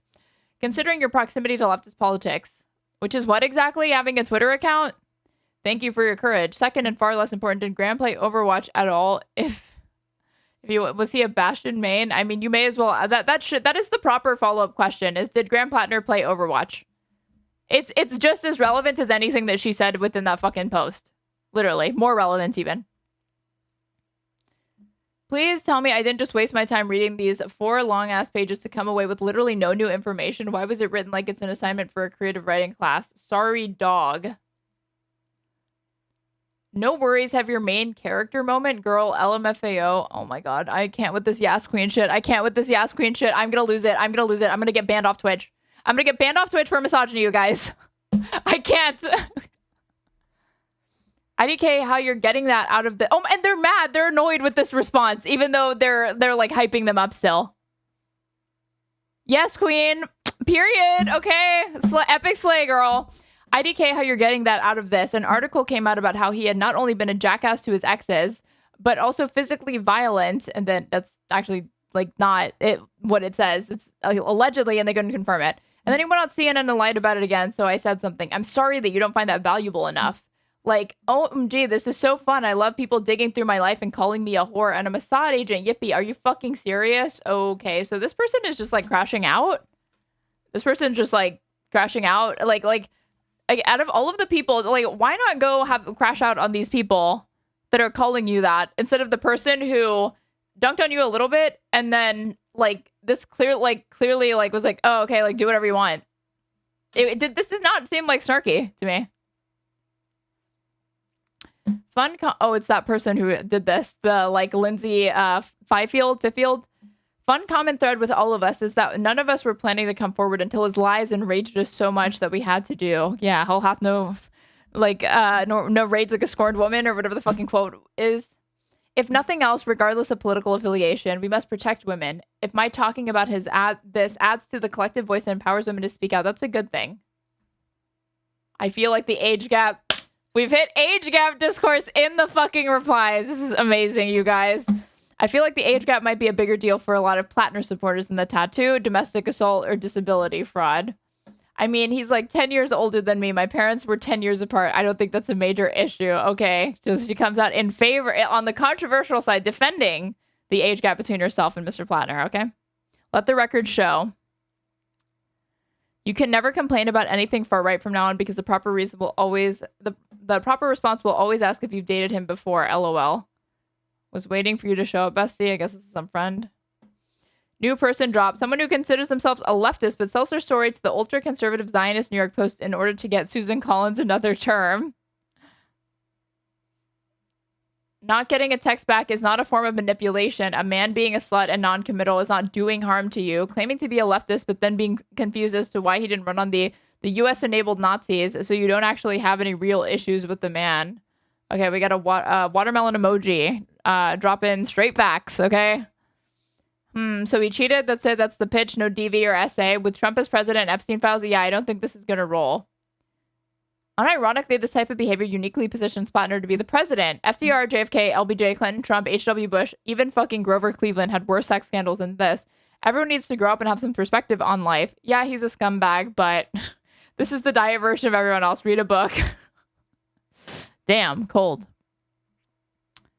This is great. Clear, principled, and well said. And your point about how leftists have been uniting to dismiss, insult, and silence women is particularly good when it is hideous. I can't tell if this is a joke. That, like, it's where they're like, I'm under no illusion that I, 420 Mercy, made on 69 on X. I just read your statement, and Graham Platner still did absolutely nothing wrong or illegal. Okay, but what was the specific info that made you wish to say this now? Did they even read the 4-page effort post?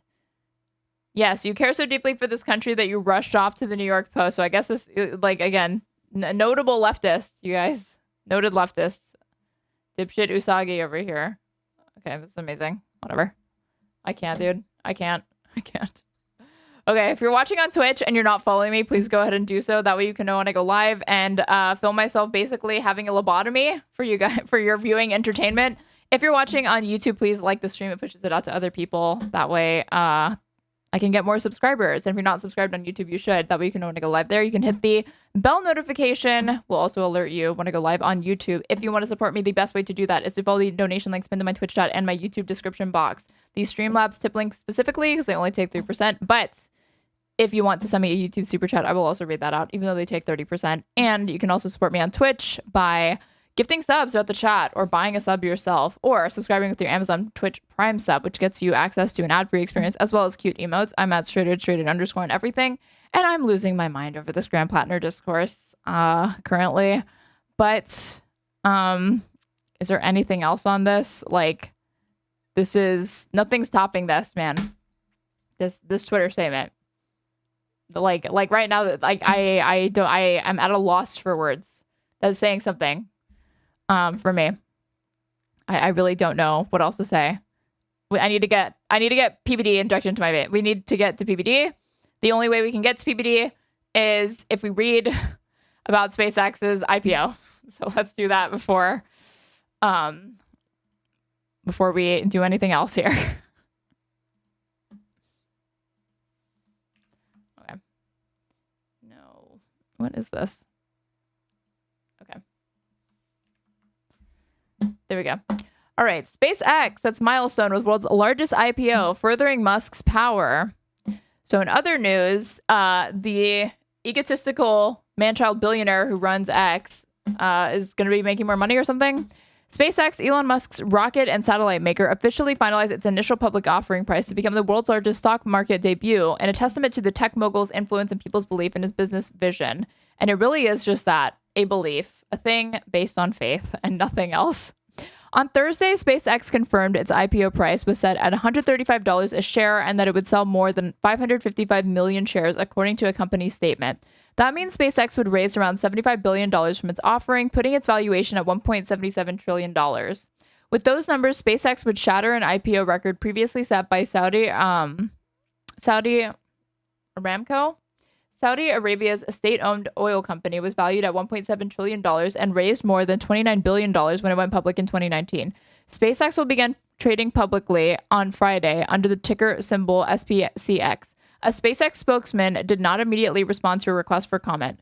SpaceX's long journey to the stock market has been accompanied by many superlatives. Apart from being the biggest ever IPO, SpaceX is also the most dominant space company from the world's richest man, and it would become the benchmark for a new wave of other offerings, which are all expected to unleash an avalanche of wealth across Silicon Valley and Wall Street, creating influential new titans in the process. It's so insane to me because so much of SpaceX, and this is totally vibes, this is totally conjecture, I'm not basing this off of any rigorous understanding of this company or its contributions or anything. I fucking hate Elon Musk. I hate his fanboys. I don't care about anything that he's doing. Literally could not give less of a fuck. I'm only doing this so we can react to the PBD segment and because it's newsworthy. But so much of this just seems like it's propped up by market faith, not actually anything of value that the company has like really made that would justify such a massive IPO. But what do I know?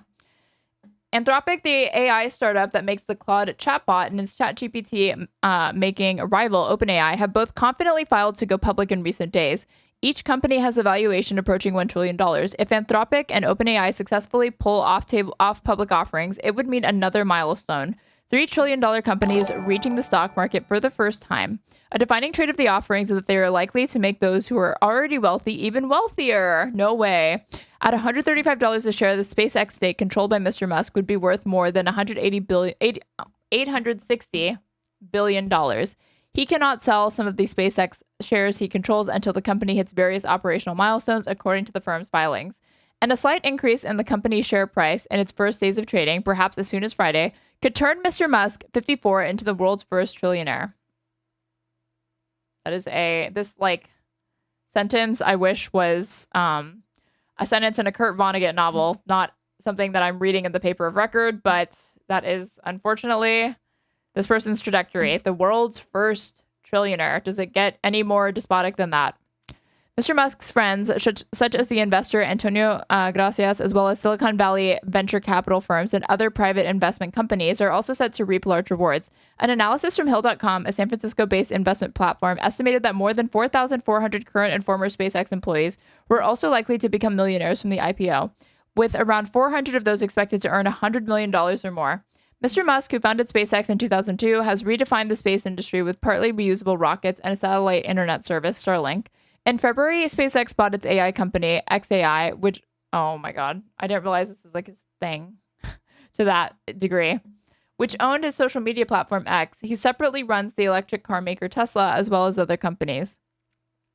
Is it like him being a co-founder of SpaceX? Is it like co-founder in like a technical sense? As in he was such an early investor that even though he wasn't actually he wasn't one of the first minds that actually created the subsidiary or LLC or anything, like he just got in early enough that they consider you a founder. Is that the case with SpaceX? Does anybody know? SpaceX, which has contracts with NASA and other federal agencies, had long been something of a financial mystery. Last month, I feel like it still is. Last month, the company revealed a full picture of its finances for the first time in an IPO prospectus. The company reported that it had lost more than $4.9 billion last year, compared with $791 million profit in 2024. Because of increased expenditures on AI revenue was $18.7 billion last year, up 33% from the previous year.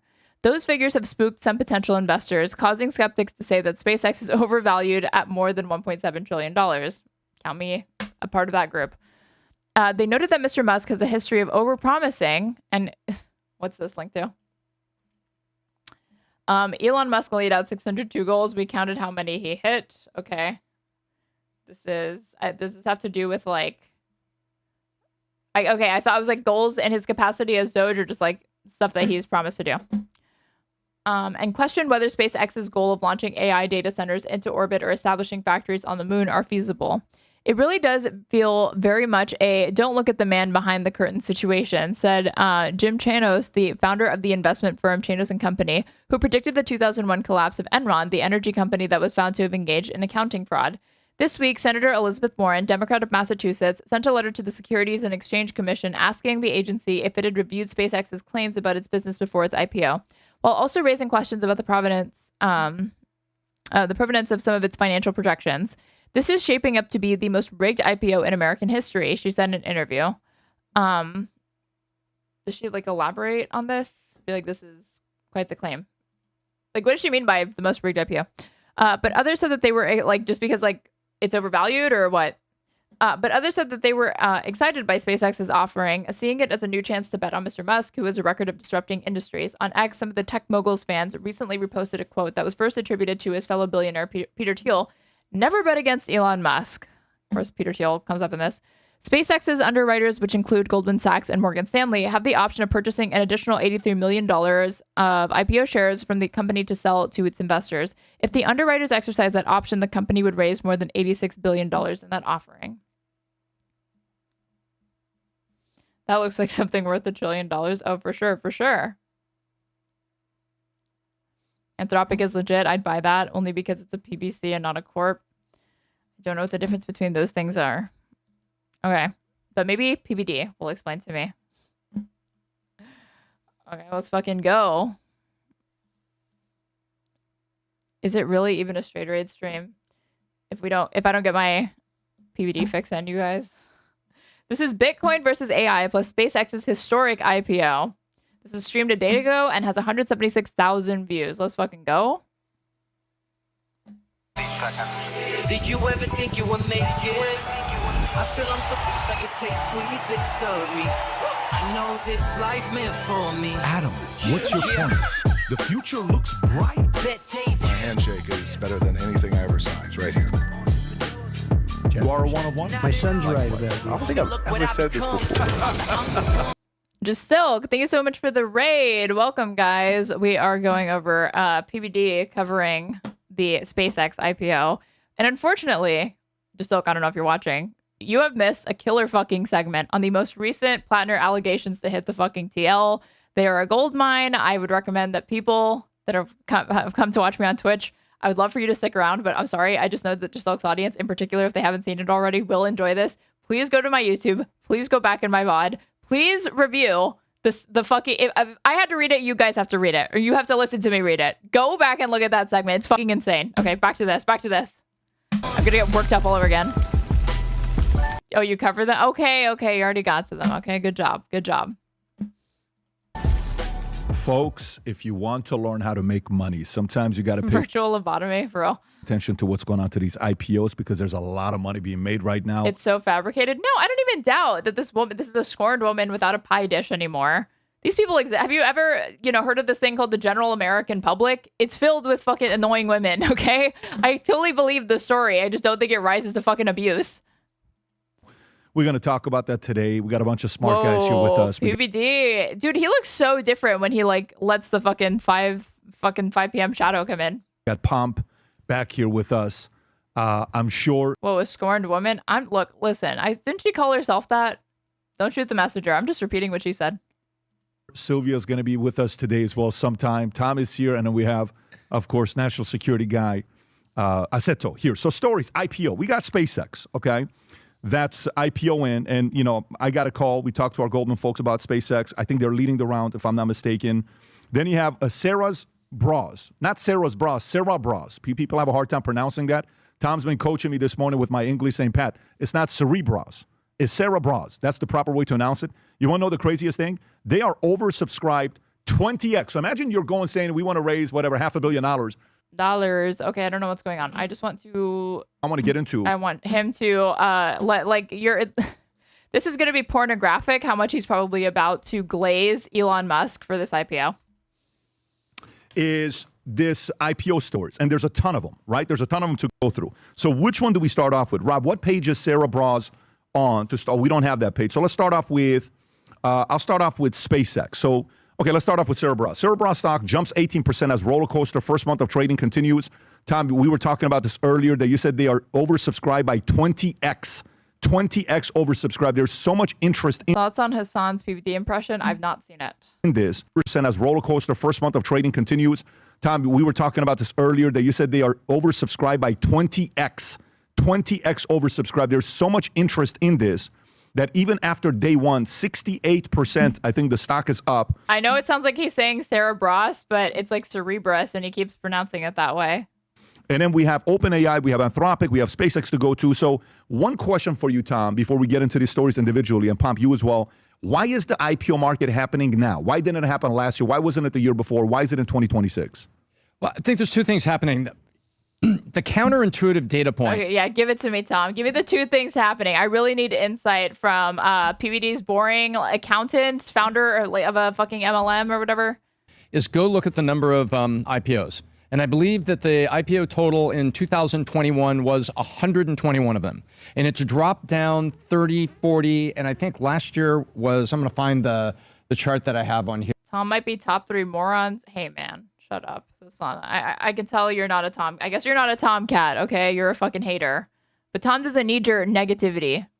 Here, 40. And I think last year was, I'm going to find the chart that I have on here. Why does the number of IPOs matter in this discussion? And so right now we're talking about that the IPO market is broken back open. What I believe the number is we've already had 28 IPOs this year, which is almost more than we had last year. And when we just look at the number of IPOs, and we're about to have what's called the summer of IPOs, which in the middle of May was kicked off by Sarah Bras. You've heard of Snark Girl Summer? Now get ready for, what was that, Tom? And we're about to have what's called the summer of IPOs, which in summer of IPOs doesn't exactly have that same ring, doesn't hit the same, but you know, he's trying his best. The middle of May was kicked off by Sarah Bras coming out, and their IPO price, the price that all the insiders and the big institutions got, was $185, $185. At the first minute of trading, it jumped out. I think it was $350. Almost. More like the summer of IPAs. Boom, got him. Yeah, diamond hands for the IPAs. If anybody hands you a fucking IPA this summer, fucking throw it across the room. Double. 370 would have I been double. don't think I've ever actually met anybody who likes or drinks IPAs. The intraday high was actually 2x the price. So why did that happen? Because it was 20x so surprised. They had 20 times the interest in the IPO than they actually could serve. And so all of those folks, a big chunk of them, some of the institutions step back because they don't want to be part of the pop and drop. What the hell are we talking about, Jesse? I am lost. I don't even know what point Tom is trying to make here. On day one. However, a lot of the retail people that wanted to get in, even high-end retail, they jumped right in, and that's what drives the price on day one. So that kicked it off. Did you know when people buy the stock, the price goes up? Thanks, Tom. And we can see just yesterday they were up 18%. And so they've settled, I think, in the 250, 260 range, is where 225 today. And just 2 days ago, they were up at 250. And so, which is up above that 185 IPO price. So far, this is a success. And now we've got the big three, SpaceX, Anthropic, and OpenAI are coming out later in the fall. Oh, is Adam not in this one? This is Happy No Adam Day. Fuck. Okay, so, and I hate when they don't have like the whole crew, the OG crew together. Okay, it's not enough. It's like thinking that the Spice Girls would be the same without Victoria. Okay, or without Scary. Like you can't take any of the Spice Girls out and expect it to still be the Spice Girls. Similarly, you cannot remove Adam, the most notable Spice Girl, the dumbest one of the group, and expect it to be the fucking same. It's not going to hit the same. I need there to be Vinny, I need Tom, I need PBD, and most importantly, I need Adam's fucking idiotic commentary to get me through this. Because everybody wants to give SpaceX about 90 days to suck the oxygen out of the room. By the way, just out of curiosity, and I'll come to you with the same question as well. If you were looking at Ogre Boy, thank you so much for the subscription. You've subscribed at Tier 1 for 6 months. I really, really appreciate it. Oh, and just oh is your comment. Thank you, though. Just out of curiosity, and I'll come to you with the same question as well. If you were looking at these individual stocks and you're going to put $1 million into it, Dollars. And you have access to it. I can't. It's like a vocal stim that I can't stop. PBD saying the way he says dollars. But say you're on the inside. You have $1 million. How do you deploy the $1 million between these 4 companies? SpaceX, $1 million. Cerebras, Anthropic, and OpenAI. So since Cerebras is out, I'll give you the 3 that are coming. The 3 that are coming, I'd put 50% of the dollars on Anthropic, and I'd put 25% each on SpaceX and OpenAI. You would. Okay, this is what am I supposed to care about this fucking role play, Tom, with the shares that you're not going to buy? Oh, half there, 25% here. Like, at least he just kept it not sounding like the only thing that could have made him sound more stupid when he was giving that answer is if he tried to like really, really game it out to something like, oh, 13% here, 27% here, like really, like not just nice, even numbers.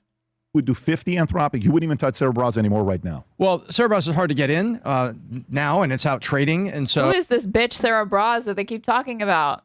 So I still like Cerebras around 220.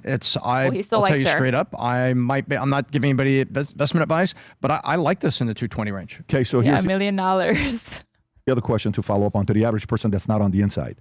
You have $1 million. You're not so you're not getting that call from Goldman Morgan. You're just a regular guy, and you're trying to. And you're not even a numbers guy. Aside some money, long term, 5-10 years between the 4. How do you deploy it? I wait. There's a classical argument that says wait 10 trading days for all of the pop and drop to settle. But then a classical argument goes on to repeat some stupid platitude that I'm sure finance bros say to each other. Next, you're going to tell me diamond hands, right, dude? Be a buy and hold player if you believe in that company. You look at the early analyst reports and you believe that's going to be. Where would you be? Where would I be? On all of these? On all of the 4. Would you still do 50 Anthropic and then do 16, 16, 16? Yeah, the one I have the greatest question mark about is OpenAI. Makes sense. I have a question about because their valuation is almost double right now. Am I correct? Double Anthropic in early estimates. And by the way, Anthropic took their revenue from last year. I think it was $9 billion to like $46 billion right now. Over 12 months, they've God, this shit must hit so good if you're fucking stupid. If you're literally the type to like fall for phishing scams or like to do those Facebook posts that are clearly trying to get you to give answers to your security questions. That is the target audience of PBD. These 2 fucking morons that don't know shit about fuck, talking of like sitting here pontificating about stocks that they know literally nothing about and pretending like they're like masters of the fucking universe or that they have some special insight to give to their audience over this. You don't know anything, dude. Vexed in 12 months. Just revenue. Mm-hmm. Yeah. And all this talk about Fable 5 and all the talk about Fable 5 appears to be OpenAI kind of chasing Anthropic a bit. Yeah. And so I feel like they're the pursuer and Anthropic is now suddenly the lead. So that's why I go that way. Got it. Good feedback. Pom, where are you at with this? I would do 50% SpaceX. 50. This is like, okay, there's a meme that would circulate on like leftist Twitter that was like the economy is just astrology for like liberals or something like that. Okay, it was like a stupid post. When I see finance conversations like this on it really does feel that way. It is just astrology to these people as far as they're concerned. They're not interfacing with any actual data, any metrics. It's all ass polls. It's Reddit posts at best and like Twitter posts at worst, or like AI, literally AI summaries is what's informing their fucking commentary, if you could even call it that, on this. And Maximum V, thank you so much for subscribing with your Twitch Prime. I really fucking appreciate it. 50% Anthropic. I wouldn't invest in OpenAI. There's a couple data points I think are important. So the first is in the stock market, the single best day to buy stocks is at an all-time high. So it outperforms any other day of the year that you could buy. When the stock market hits an all-time high, if you buy that day. Why is that? Wow. Momentum begets momentum. Oh my God. Again, this is the most common sense shit that they're actually trying to frame as profound. And if you ever press them on this, they would be like, We're talking to laymen. Obviously, we're just going to go over the fucking ABCs of it. You can't expect them to have high-level conversations about... We can't have high-level conversations about this stuff and expect the audience to follow it, you guys. So if you look this year, I don't know, where we at 21, 22, 23 new all-time highs in the stock market. So if you're buying an all-time... Did you know about the changes to the NASDAQ, the fast entry? I did not know about it until now, and big underpinning. What's the...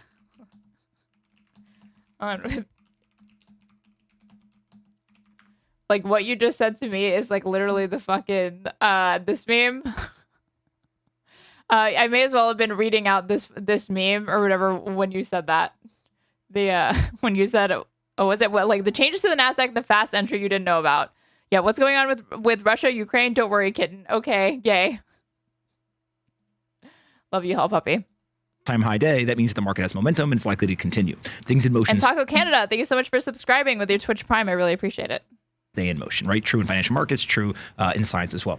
The second thing is now there's a study that just came out that shows a company that is at $1 billion valuation compared to a company that is at $100 billion valuation. The companies at $100 billion valuation get to $1 trillion. They 10x at a higher percentage than the companies that are only at $1 billion. So interesting. So interesting, what does that mean? yeah. The advantage of scale, the advantage of momentum. Like if you're at 100 billion, it means that you've already gotten to that point. It's working, right? And so you're betting on the thing that is already working. You start to compound. Think of Amazon, right? Amazon, Google. Anthropic, OpenAI cannot be profitable. It's Fugazi. Michael Burry just massively shorted and exited the same way he did after in the 08 collapse.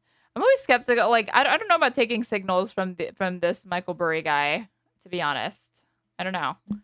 Just seems like you don't. I feel like your understanding of these things should go a little bit beyond what you picked up in The Big Short. You know what I mean?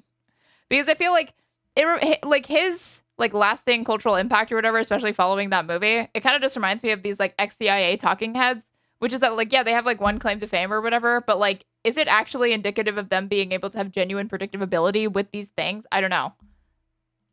Facebook, all these companies continue to compound at these great things because they have an advantage that got them to that place in the first. Basically, they changed the rules so that there's less scrutiny to get into the top 500 stocks, which means your 401k and pension fund would automatically buy SpaceX trash stocks. Wow. Okay, that's true. That doesn't sound very good. First point. So, second thing. Now, third thing that I think is really interesting is everyone always. Although it does seem like, I mean, it seems like there's an AI bubble. Like the thing that was more notable to me is that Meta sold a lot of stocks and shows that they had an AI companies not that long ago. It's about would you buy, would you not? But a lot of people don't talk about what is your time horizon. So if you're 80 years old and you need cash next month because you got no job and you need the cash flow, you probably shouldn't be buying any of these things, right? Because they are going to be very volatile. But if you're a young person and you look at this, what you want to be is you want to be in the category creator. SpaceX, use them as the example. They have a monopoly on the ability to launch. They have really the only scalable, repeatable, reusable rocket. So and then what they've started to realize, which Elon is so good at, is only they have the, what was that? Only scalable, repeatable, reusable rocket. Okay, and then what they've started to realize, which only SpaceX has the scalable, repeatable, reusable rocket. Fact check true, anyone? Is this even fucking true? This literally just sounds like a fucking SpaceX like press statement. I don't even know if that's true. Have really the only scalable, repeatable, reusable rocket. And then what they've started to realize, which Elon is so good at, is they're starting to vertically integrate. Did you just say monopoly like it's a good thing? What, like it's bad? It's okay, well, if we can get to space the cheapest, we could put a bunch of other people's stuff on our rockets, but what if we put our own stuff? Oh, well, let's go launch satellites and we'll beam the internet down. So then you get Starlink. Then they say, well, what if we also launch the orbital data centers? And so they just keep eating into this value chain. Now, what I find very interesting is there was this famous slide in the IPO deck that showed the total addressable market. And the markets are pretty big for space and orbital data centers, et cetera. And then they're like enterprise AI. And it was okay. The soy pill rates that as fact check true, you guys. And when the soy pill rates something as true, you know it is. It's like $28 trillion thing. And the reason why that is important is because really what we're starting to realize, if you think of the Elon orbit, everything comes back to machine learning, artificial intelligence, the models, and the ability to use software and data to do things that no one else can do. And so what is Tesla? Tesla's an AI company. What is SpaceX now? SpaceX is really becoming an AI company. And he is living at the intersection of the hardware and AI, but ultimately it is the AI technology that everyone is betting on. And so the Cerberus, as an example, everyone is so worried about things being in a bubble. Go look at any part of the AI market. There is a significant demand compared with a constrained supply. So you have to. Oh, that means there could never be a bubble if you have those two circumstances. What? That's supposed to be an argument against there being a bubble? demand outstripping supply, you can't have a bubble if there is so much more demand than there is supply. The only way you get a bubble and the popping of a bubble is when supply catches up. And so everyone is investing very aggressively to try. Oh my God. But think about what exactly is the product here with these AI, with AI? They're barely introducing advertising into a lot of these applications, is my understanding. Try to catch up to the demand. At some point that will flip. But right now, I mean, show me one part of the AI trade where supply outstrips demand. There's nowhere. It's the exact opposite. Demand is exponentially increasing. Like what demand? Like how is he quantifying, or how does he mean demand for AI? Can he explain? And you've got people who are like, we can't find hardware, we can't find power, we can't find all these constraints in the physical world. Money doesn't solve that. You still got to go build this stuff, and it takes time. Yeah, and by the way, with SpaceX, if it's a $1.5, whatever the number is, $1 trillion valuation, what do you think it's going to be in 10 years? You think it'll be 15 trillion in 10 years? You think it's got... True. You don't understand. He's wearing a suit, so he clearly knows what he's talking about. He's wearing a suit, and he also has light blue eyes. What it takes to 10x in 10 years? I think that we... Build what? They're going to build... They're hinging on they're really, really high value companies, and there's not a bubble because of the demand for these data centers that definitely exist all across the country, as if that's not about to be some huge sticking point. American Republicans and Democrats agree on like almost nothing. The one issue when you pull American voters on, and just Americans broadly, how they view it, like whether they view it neutrally, favorably, negatively, both of these parties, both of their voters or constituents, the general American public is skeptical of AI. And he's like, don't worry about it. There's no bubble there. It's like the one thing that all Americans are skeptical of right now. Drastically underestimate how big these markets get, right? So if you go back and you look at, for example, let's just take SpaceX as a company. If in 2000 you said, hey, there's a company that could be worth $1 trillion, forget SpaceX as a company, but just like any company could be worth $1 trillion. You're crazy. How much? You're crazy, man. This guy's crazy. Anthony Pompliano. What is his Minect rate? Let's see. Minect. Give it to me. That was nuts. Yeah. We now have, I don't know, what, 8, 9, 10 companies that are over $1 trillion, right? So then we're like, oh, 10 trillion sounds crazy. Like we may have a $10 trillion company in the next 3 or 4 years, right? Given the pace that we're on and I the, think in the a shortage. year, because we got a $5.5 trillion company right now. So you could go 10 trillion in a year. So, damn, this guy has like, I mean, I wonder if he bought these followers. Entrepreneur, investor, and lifelong learner. Pomp desk. He has a podcast and a book. But where is your Minect? Okay, this is like a pinned tweet. My rule of business: build shit people want, never give up, avoid assholes, question assumptions, learn new ideas, and always reward ambition. Yes, sir. Let's fucking go. Let's fucking get this bread, dude. I'm so hyped after reading that. It's crazy. Can't believe he just gives this advice away for free. Over 272,000 subscribers on Substack. And I guess I can't skip this. So I guess I'll never know his Minect rate. My friend Jordy Visser brought up recently, Eli Lilly is $1 trillion company. They reported in Q1 their revenue grew 55% year over year. Stop it. $1 trillion company growing revenue at 55% year over year. Now they're acquiring companies. They're leaning. The average into person AI. doesn't even know Eli Lilly's $1 trillion company. I mean, how crazy is that? So I was talking to Jordy about this, and I said to him, I said, explain to me more. They have 1,000 GPU data center on their campus. Eli Lilly, what are they doing with an AI data center that they're building themselves? Why is revenue up 55% Where's year their over year? campus at, Rob? Where's Eli Lilly based out of? You said they have 1,000. What is his biz? He's a CEO of like a capital management firm or something like that. GPUs on their campus? Correct. And so if you think about what's happening here is you're starting to realize that having access to data, having access to resources, you are going to compound that advantage. And so if you're $1 trillion company like Eli Lilly, if all of a sudden you can go to 5 trillion, 10 trillion, well, that becomes super interesting because maybe the risk-adjusted return on these big companies is actually much more attractive than going and allocating to some early stage startup or trying to go and pick, some smaller market cap company. And so I just think that we underestimate the market size, we underestimate the importance of scale, and these companies have that. By the way, this is so important for the average person listening to not be left behind, because you ever hear the stories about the rich get rich? Yeah, the average person fucking listening, you just said they don't know about the value, like the $1 trillion valuations of these huge companies and corporations. Like, do you think that they have, you're talking about diversifying your stock portfolio to people that don't hold stock. They don't even have fucking savings. The poor get poorer is because the rich during these times, they're involved in equities. When it goes, and the poor sits there and thinks about it. And then Soypel, thank you so much for the $5 super chat. I really appreciate it. Can you write a LinkedIn business post in the voice of Graham Platner defending himself from allegations? I don't know. Send me $5 more and also locate. Are there anybody who's like good at impressions who could do like cameos for this? First, we should get like this could put so many people to work if we just crowdfund this, you guys. We need somebody who's like a Wattpad legend to write the LinkedIn business post, and then we just need somebody else to do the voice of Graham Platner. Maybe somebody on Fiverr could do it. I'm thinking Cameo, but I should have been thinking Fiverr. Then we make it happen, okay?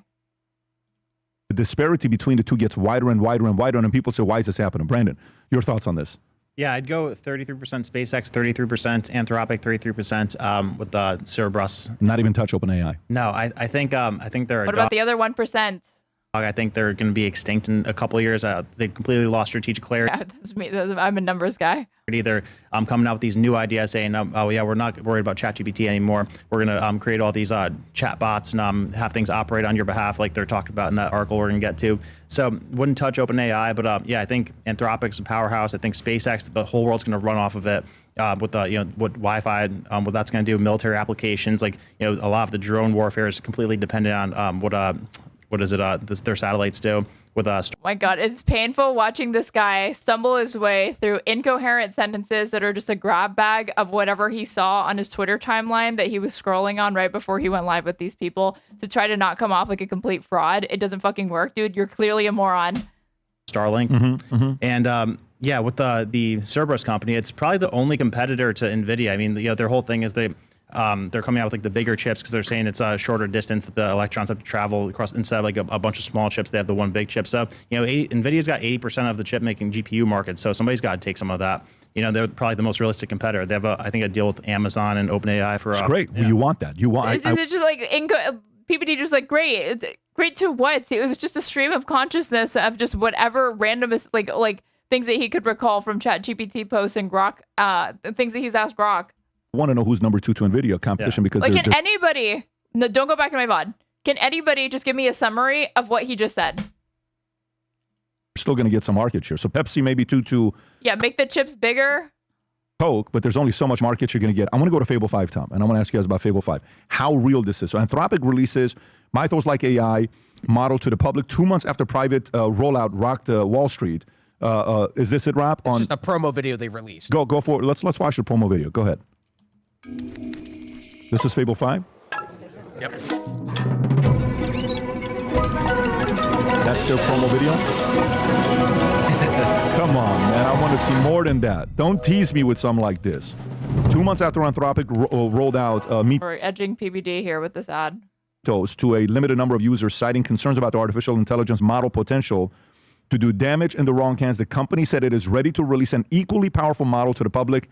Anthropic announced Claude Fable 5, a Mythos class model that will be available to enterprise customers and paid subscribers. The company said the broader release is possible because of the new safeguard that block responses in specific high-risk areas, including cybersecurity and biology. Tom, why is this such a big deal, Fable 5? So I think what's happening is two things. One, they're so geeked up off the promotional material. I mean, PBD wasn't a huge fan. Is they had to put a bunch of guardrails around it because when they release certain things, they did a private release and they did a public release. And in the private release, they talked about safety. They talked about some guardrails they were going to put around it. But they seemed to be chasing Anthropic.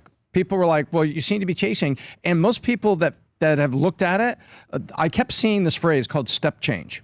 What a step change is when you're like, you get like a big software upgrade on your Apple phone. You just went from 26.1 to 26.3. That's a step change. Okay. And I heard a lot of people talking about that this was a step change, not like a big product release. And there also is discussion about, does this get us closer to AGI and what? So the information that he just shared is that I saw a thing on my timeline. A step change is apparently the same. Didn't independently verify it. Thanks, Tom.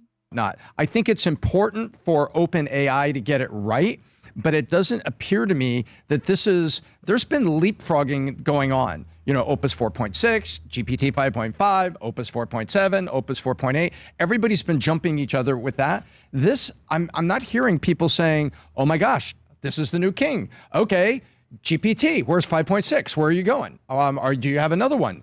Do you see what I mean, Pat? It's more of a step. Wow, you're saying that there's like no demand for these things? You're not hearing anybody ask for new models? Is that what you're admitting, Tom? That nobody actually wants these things? Change than it was like a cataclysmic jump.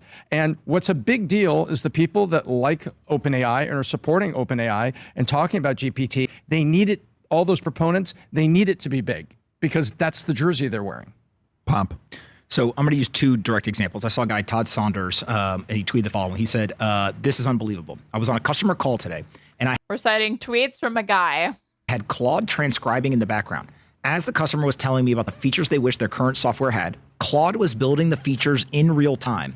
By the end of the call, I was able to show a fully working product with the exact workflow they mentioned 15 minutes earlier, autonomous looped building triggered from a customer call. This tweet right here? This one right here. Show the video, Rob. So just think about how crazy this is, what this guy's saying. He's saying he's on a call with the customer. While he's on the call with the customer, the system is listening to what the customer is saying the pain point is, and it is building a solution in real time. Before the call is over, now Todd says, hey, I got your solution for you. What do you think? You're telling me this stuff's not valuable? I mean, this is crazy, right? So I really can't tell if they're joking. I actually cannot tell. This is Anthropic. This is an Anthropic model. Now, could other models do some version of this? Sure. But I think that what a lot of folks already are talking about is Fable. Now, the second example I'm going to use is Sylvia. So for those that don't know, Sylvia is a AI CFO that we've built. We've got thousands of multimillionaires that are on this thing. And what we see using this product is when we upgrade the model, people start asking more questions. Now, what I think is most interesting about this is when you come in here, you are attaching your bank account, your brokerage, your crypto account, your credit cards, real estate, cars, collectibles, etc. And then you are talking to a model with the context of your personal portfolio. So if you go to Fable or you go to ChatGPT and you say, hey, listen, help me get my tax rate down, it doesn't know anything about your finances. But when you combine the power of these AI models with the persistent context of your portfolio, it becomes really powerful. So we have actually seen people go from asking 6 questions a week to now more than 15 questions per week. You like PBD? I love PBD. I'm the #1 PBD podcast enjoyer on this entire platform, I promise you. Why is that interesting? Who asks their financial advisor, their accountant, their lawyer, etc., 15 questions a year? These people are asking 15 questions a week. Now, the reason why I find that very interesting is guess what happens? If people are doubling the number of questions they're asking on Sylvia, we are using both proprietary technology. His interviews are good. I agree. They're great. Plus, we are using some of the models. Every time someone asks a question, it costs money. Why is Anthropic's revenue exploding? Because people are on Sylvia asking 2 times more questions. And no matter how much we work to get the cost and the efficiency of token consumption, et cetera, down, people want intelligence. And so what I go back to is whether it's Todd, whether it's Sylvia, what is the thing that people have run around the world for years now trying to do? They're trying to find the smartest people to come work for at their business, the smartest people to help them with their finances, the smartest people to help them with their health, with whatever the thing is that they've got going on. They want intelligence. We now have synthetic intelligence that is more powerful than anyone else. And I saw somebody recently show the model, Fable 5, gets paid more than most people in America. So think about that, right? The average hourly wage in America, I don't know, what do you think, 15 bucks? I'm distracted by this comment in chat. Claude Opus is great. Use it every day. Increases productivity tremendously. Not too good at big picture thinking, though. That seems to be the only thing these AIs are good at doing is like speaking in broad overviews, vague generalities, unless you press for details and sources. But otherwise, it just seems to give you overviews of things, and you still have to verify that the information that it's giving you is not hallucinated or incorrect. Right? Maybe lower, right? You're paying $40-ish per hour to Fable 5 when you use it. So the model now makes more money than the human does on a per hour basis. You're paying Fable 5 $40 an hour to use it instead of the 50. An equivalent cost of tokens. Totally get it. So it's $80,000 a year salary. So think about that, right? If I'm sitting there and I can get superhuman intelligence, but I only have to pay $80,000 a year if it was running with the normal token consumption, what business isn't like I can get the smartest person in the world to come work at my business and I only got to pay $80,000 a year compared to white collar work that they're used to paying $150,000, $200,000 for these people. So this is where all of a sudden you start to get this very unique kind of dynamic in a business where people are saying, okay, well, if it works in my business, now go back to the finance thing. Financial advisor, an accountant, tax, in my health, my doctor, my physical fitness coach, whatever, I have somebody who is smarter now that I can simply pay. Of course, these companies are going to get tons of adoption and they're going to get tons of revenue because they're selling the thing that everyone in the world wants, which is intelligence. Yeah, and so there's a... Oh my God. Again, this is literally... This is like, I can't put it better than this. It's like paying for a membership to a gym where the machines lift the weights for you. You're not actually paying for more intelligence. You're not paying for a human being in the loop to help inform you or learn about anything. You're just paying a thing to do the heavy lifting for you. But that doesn't mean you're actually developing any sort of skills, understanding, intelligence, or mastery of anything. What? How is this useful?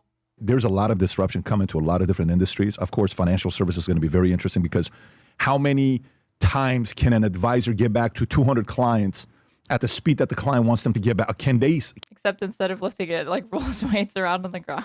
Can they do it faster than an AI would? No, you can't compete at that pace. And they're getting those calls in the middle of a market moment. Yes. Those calls are coming concurrent, everyone reacting to the same thing. But oil went way down. Trump made a comment. What do I do? Your phone's lighting up. You can't answer them all at once. Here's the thing that I've come to the conclusion of. So we've been building this Sylvia thing now for over a year, right? Got thousands of multimillionaires on here. The number one conclusion that I have, when you have a child and you want them to learn, what does everyone tell you to do? The single best way for a child to learn is to have one-on-one tutoring. We've known this for centuries now. It is very hard to do. This is a surveillance company not going to Mars at all.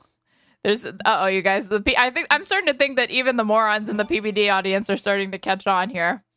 Puck My Life, thank you so much for gifting Social Butterfly a tier 1 subscription. I really, really appreciate it. And I haven't seen you in a while. It's very expensive. And so what do we do inside of our public school system? We try to get the teacher to student ratio as low as possible. We want the smallest number of students per teacher, and that's going to get the best outcome. Sure. Okay.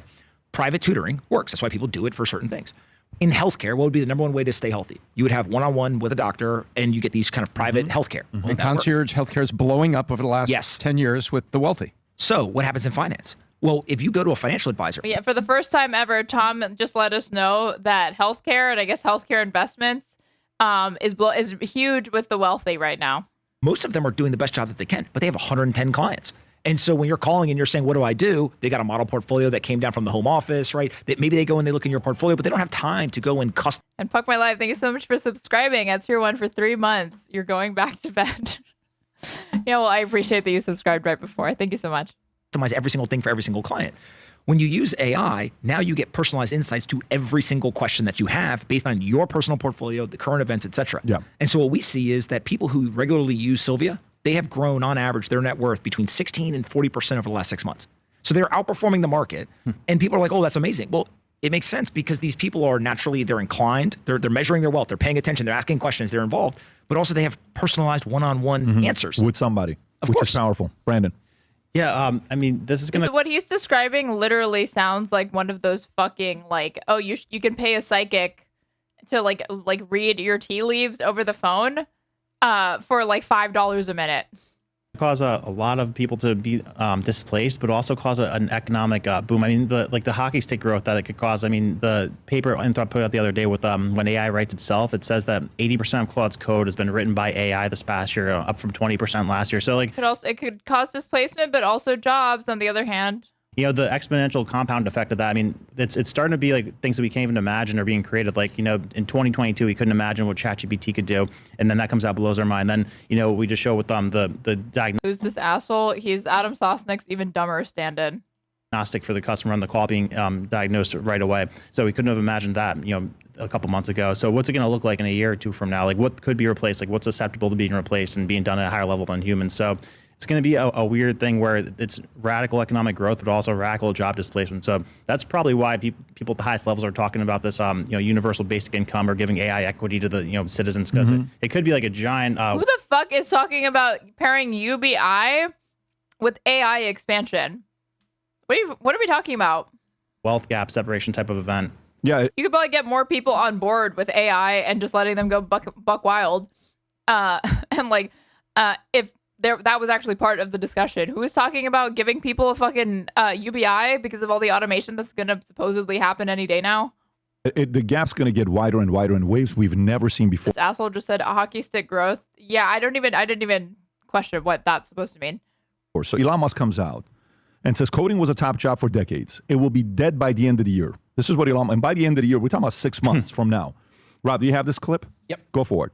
I think actually things will move maybe even by the end of this year to where you don't even bother doing coding. The AI just creates the binary directly. And the AI can create a much more efficient binary than can be done by any compiler. So just say, create optimized binary for this particular outcome, and you actually bypass even traditional coding. There's no, that's an intermediate step that actually will not be needed, probably by, let's say, the end of this year. And by the way, when he's saying this, people are reacting saying, what are you talking about? Check this out. Anthropic's new paper adds fuel to the fire, published When AI Builds Itself on Friday, and the numbers caught the attention of Tesla and Microsoft watchers alike. As of May, ready? More than 80% of code merged into Anthropic's code base was authored by When AI builds itself? When is this happening? Claude. Let me say it one more time. All he do, what that sounds like to me is when we make a copy of the copy of the copy of the copy. Oh, great. So when you can't see anything anymore? More than 80% of Is AI even capable of coding at scale like that? Other AIs?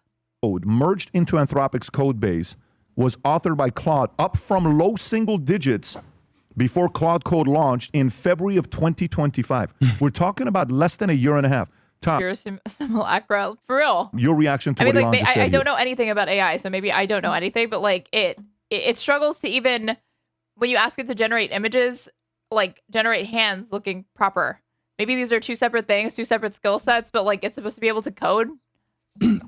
We've been seeing this coming for a while. But what's interesting is we've also seen the analysis that says the number of job openings for software engineers has been increasing. Well, wait a minute. What does that software engineer do? Are they basically performing DevOps functions? Are they? Yeah, AI is apparently 2 seconds ago they were just saying that AI is going to automate away all your jobs. Now he's saying AI is going to lead to a bunch of jobs being created.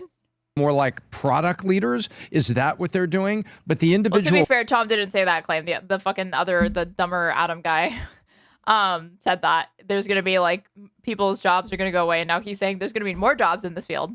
Coding is happening through the AI engine. And that's the reconciliation I'm looking forward to understanding that. Because on one hand, they're saying coding, but there's more to software engineering than just the coding, right? There's all of the application build, the outcome, the human interaction, you're getting all the feedback on there, and then you've got the product people. So AI can do all that in some form and more, but I think what we're really talking about is that phone call you were talking about, that was an existing application that existed, that what was happening in the background with AI was basically optimization, correct? Absolutely. Right, so you already had a customer construct, and you had a customer need, and you had a person from the company on the phone. AI is listening and giving you a bid optimization on the fly.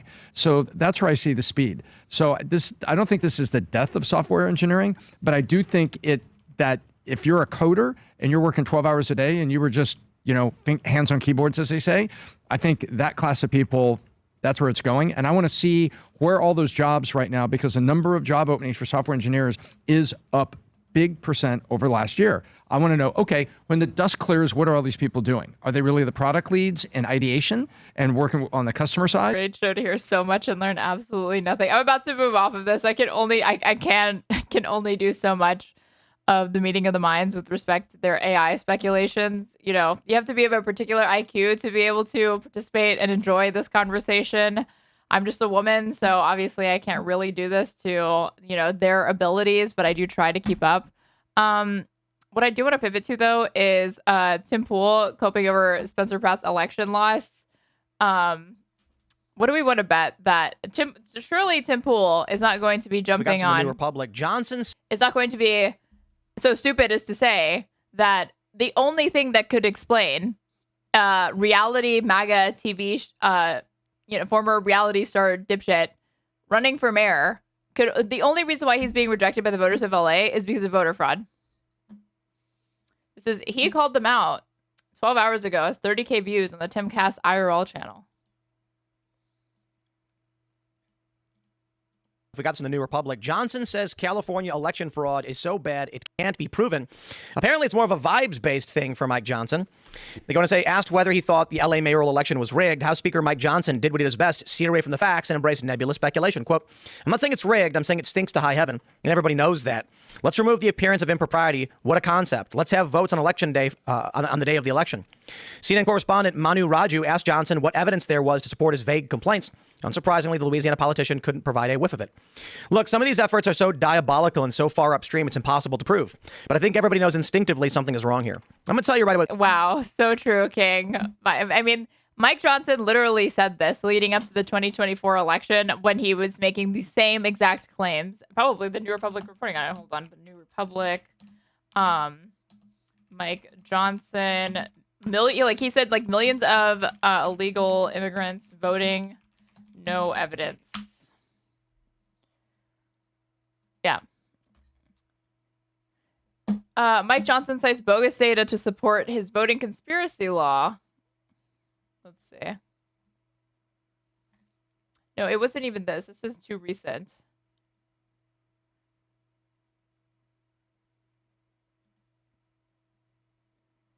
This Johnson's, like, he said it was like his intuition.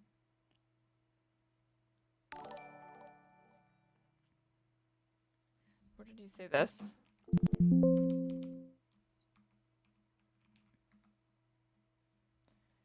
Oh, this is what he said. Yeah, we all know intuitively that a lot of illegals are voting in federal elections, but it's not something that is easily provable. We don't have that number. This legislation will allow us to do exactly that. It will prevent that from happening. And if someone tries to do it, it will now be unlawful within the states. Johnson said in a Wednesday press conference on the Capitol steps.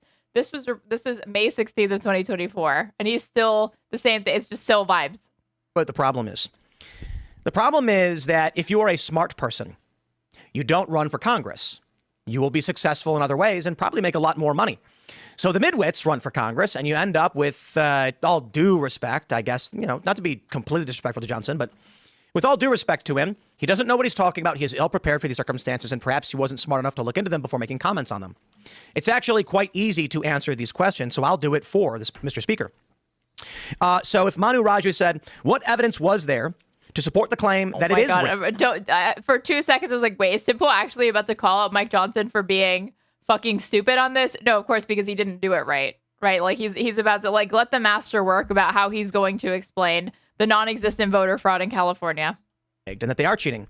How about we go with the Secretary of State's, the governmental administration on signature verification and what qualifies as a ballot. We'll go to section 20991, subsection 8, which reads... None of these people are paying attention to what is going on. Ian's off in his own fucking world, and all of these people are looking at screens while Tim yaps.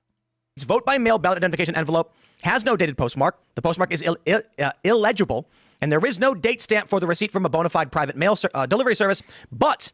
Wow. They really do it right under your nose. As evidence of widespread voter fraud, and the LA mayoral race, the primary or whatever, is citing something that's on a .gov website about standards for vote by mail ballots. It's dated the vote by mail identification envelope. In other words, ballots can be accepted 7 days after the election, hand backdated, with a smiley face as a signature. What evidence do I have? It's in their own laws on the government website. So I'm going to stress this. Oh, so they already, the California government, they don't know how bad they look, Sweaty. They already posted it all. It's all actually exposed. On election day, Nithya Raman cries. She doesn't concede, but she cries because she gets crushed. Somehow. She was literally crying because it seemed like she was like, oh my God, what an honor. Over the next week, they magically muster up a massive performance boost in mail-in votes. Now, how do you prove fraud when fraud is legal? You can't. There's no fraud. This is legal. So let me put it simply for you. They look at the votes. They say Spencer Pratt's up by 40K. How do we beat him? So you look at the proportion of votes that have come in. 39, 28, 20. That was the proportion among the candidates, I believe. Then you say, okay, so we need to make 100,000 ballots that go 60% for Nithya, 10 or 20 for Spencer Pratt, and then maybe 10 or 20 for Karen Bass. The way I said it on X, when you are in a rush to find as many votes as possible to eliminate the sole Republican. I thought the whole argument is that they're not in a rush whatsoever and that they're taking too long to count the ballots, and that's how you know trouble and fraud is afoot. Because why are they taking so long? And he's literally saying they're in a rush. Don't have time to balance the vote count. So here's how it works. First, general ballot harvesting is cheating. It's electioneering, and by all standards of elections should be illegal. You cannot go to a polling location and tell people who to vote for and tell them you will help them vote. But they never created a law to coincide. I mean, if you're like not deputized, you can't do that, and you're not supposed to like engage in electioneering or show literature. But like the thing that he's worried about like is already against the law, but he's already presupposing and assuming that it's happening. And not only would he need to show that it's happened like once or twice, he would need to show that it's happening en masse. That's what the actual claim is. And J-Ray N7, thanks so much for the $5. Really, really appreciate it. Magical performance boost for Straighterade. I really, really needed that. Thank you so much. Side with mail-in voting. So you are legally allowed to electioneer at a private home. Tell them, fill out that ballot. I'll fill it out for you and tell you who to vote for. And then put a smiley face on it and I'll say it's all good. The best part is the day also, after. Why would it be illegal to collect ballots from people? They're already sealed. What's the issue? After the election, when they know they need 40,000 votes to beat Spencer Pratt, they can actually fill out a ballot on the spot, write a backdate by hand, and they don't need a signature. They can use Kirby Star from Nintendo. That's an explicit example used by the government of California to represent a mark. And then when they turn that in, they say, what's the signature? It's a little cartoon character. What's the date on it? They wrote in election day. All good. That's how they are cheating. It's right there on the Secretary of State's website for California. Now, there is something big. I was asked by a journalist today, what's the big story that Republicans need to be focused on? I said, it's Watson v. RNC. Are you tracking this one? No. Going to be ruled on in a couple of weeks. And if it is expected, the Supreme Court will end vote counting after Election Day. That's the narrow ruling. If they go broad, they will end vote collecting before Election Day. And they will say elections must take place on the prescribed day, a single day. But that's for federal elections. If they go real broad with it, they can rule all elections must follow the formula codified in Congress that elections are to be held on a single day. That means primary elections. Okay, speaking of, if this was really such an issue post 2020, and this was possible to have passed because I'm pretty sure there was a Republican majority at this time, but in 2022, there was legislation introduced in Congress where some of these rules could have been legislated at the federal level. And even though that is a power, elections are something that is supposed to be, is a power that's delegated to the states, it's supposed to be administered at the state level. Congress's authority and legislation would have superseded that, and they declined to pass this. They declined to or failed to pass these additional, anti-voter fraud measures. So, which affect federal elections must be single-day elections where people know they can come and vote, and you don't count votes after the fact. If that happens, Republicans never lose again. So what happens if it's like complete projection from all of these people? Literally, just every accusation is a confession. He just wants, you want like the same way Democrats want to be in charge forever, you just want Republicans to be in charge forever. It's not about voter fraud. It's not about election security. It's literally just about ensconcing permanent minoritarian fascist rule. I'm at work, I have a deadline, I tell everyone I'm going to do it, everyone expects and is banked on me having it done by 5 p.m., but I just don't get it done.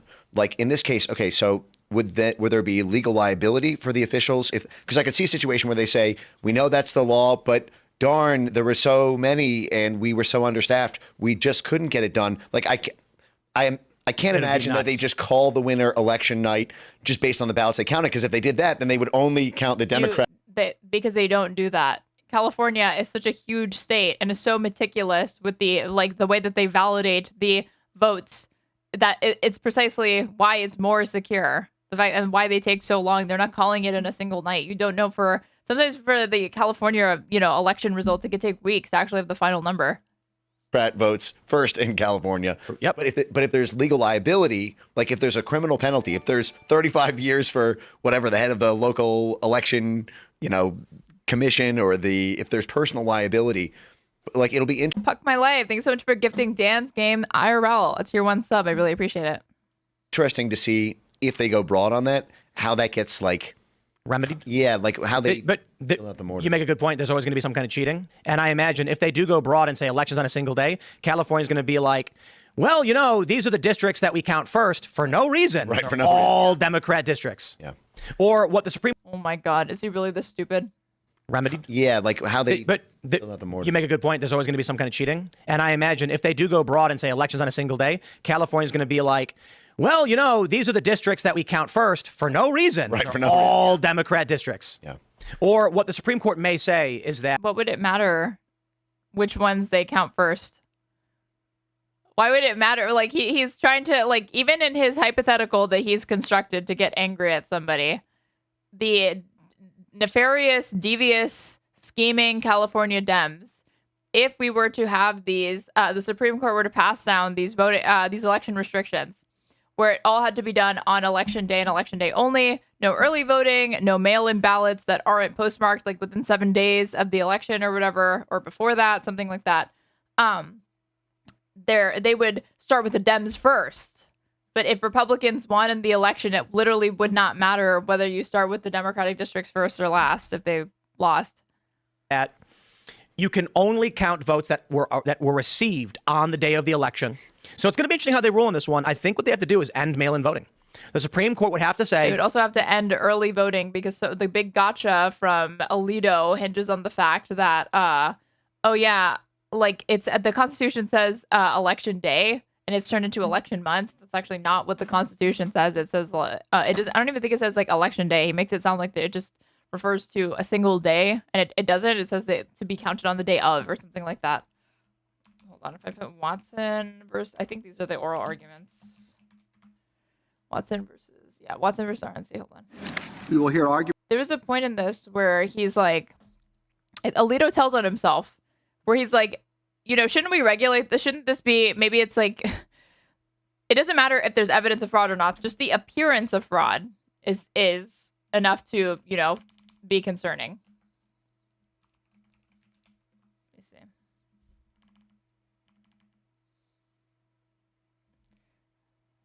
This. Where he says it? Desire Congress. That's a big point in favor of letting states continue to do so as they have for a century. Do you think it's legitimate for us to take into account Congress's desire, Congress's passage of the Election Day statutes for the purpose of combating fraud or the appearance of fraud? Should Congress be regulating about a thing that we don't actually have any evidence of happens? And some of the briefs have argued that confidence. What up, lesbian hot sauce? How you doing? In election outcomes can be. And Puck My Life, thank you so much for gifting Grant Withers with the tier 1 sub. Thank you. They're definitely very worthy of that tier 1 sub. Seriously undermined if the apparent outcome of the election on the day after the polls close is radically flipped by the acceptance later of a big stash of ballots that flip the election, or I think literally, like, Alito has been listening to fucking Tim Pool, man. They're all drinking the fucking Kool-Aid. And like at some point they're like, should we even care about the appearance of this? there has not been much of a showing about actual fraud from post-election day ballot receipt itself. I mean, that was. I think Justice Alito referred to, and I think this quote refers to the appearance of fraud. And is that a real concern? Is that something we should be thinking about? It's like by definition not a real concern. There's like no evidence that this happened, so no. Confidence in the election process. Just curious how we factor that in here. Right, and I think it would go back to the same answer I had for Justice Alito about simple text, straightforward text, and respecting the limits of that text, and looking at the animated history. I think it was the double voting fraud concern. I don't know that people have that particular concern. I think. Literally none of this is a fucking obviously issue. People can be, unhappy. And Puck My Life, thank you so much for gifting Lesbian Hot Sauce a tier 1 sub. Now there is a worthy chatter of a tier 1 sub. So fucking stupid, man.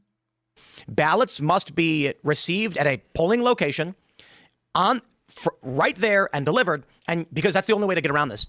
You can count all ballots received on election day so long as they were given to the voter on election day.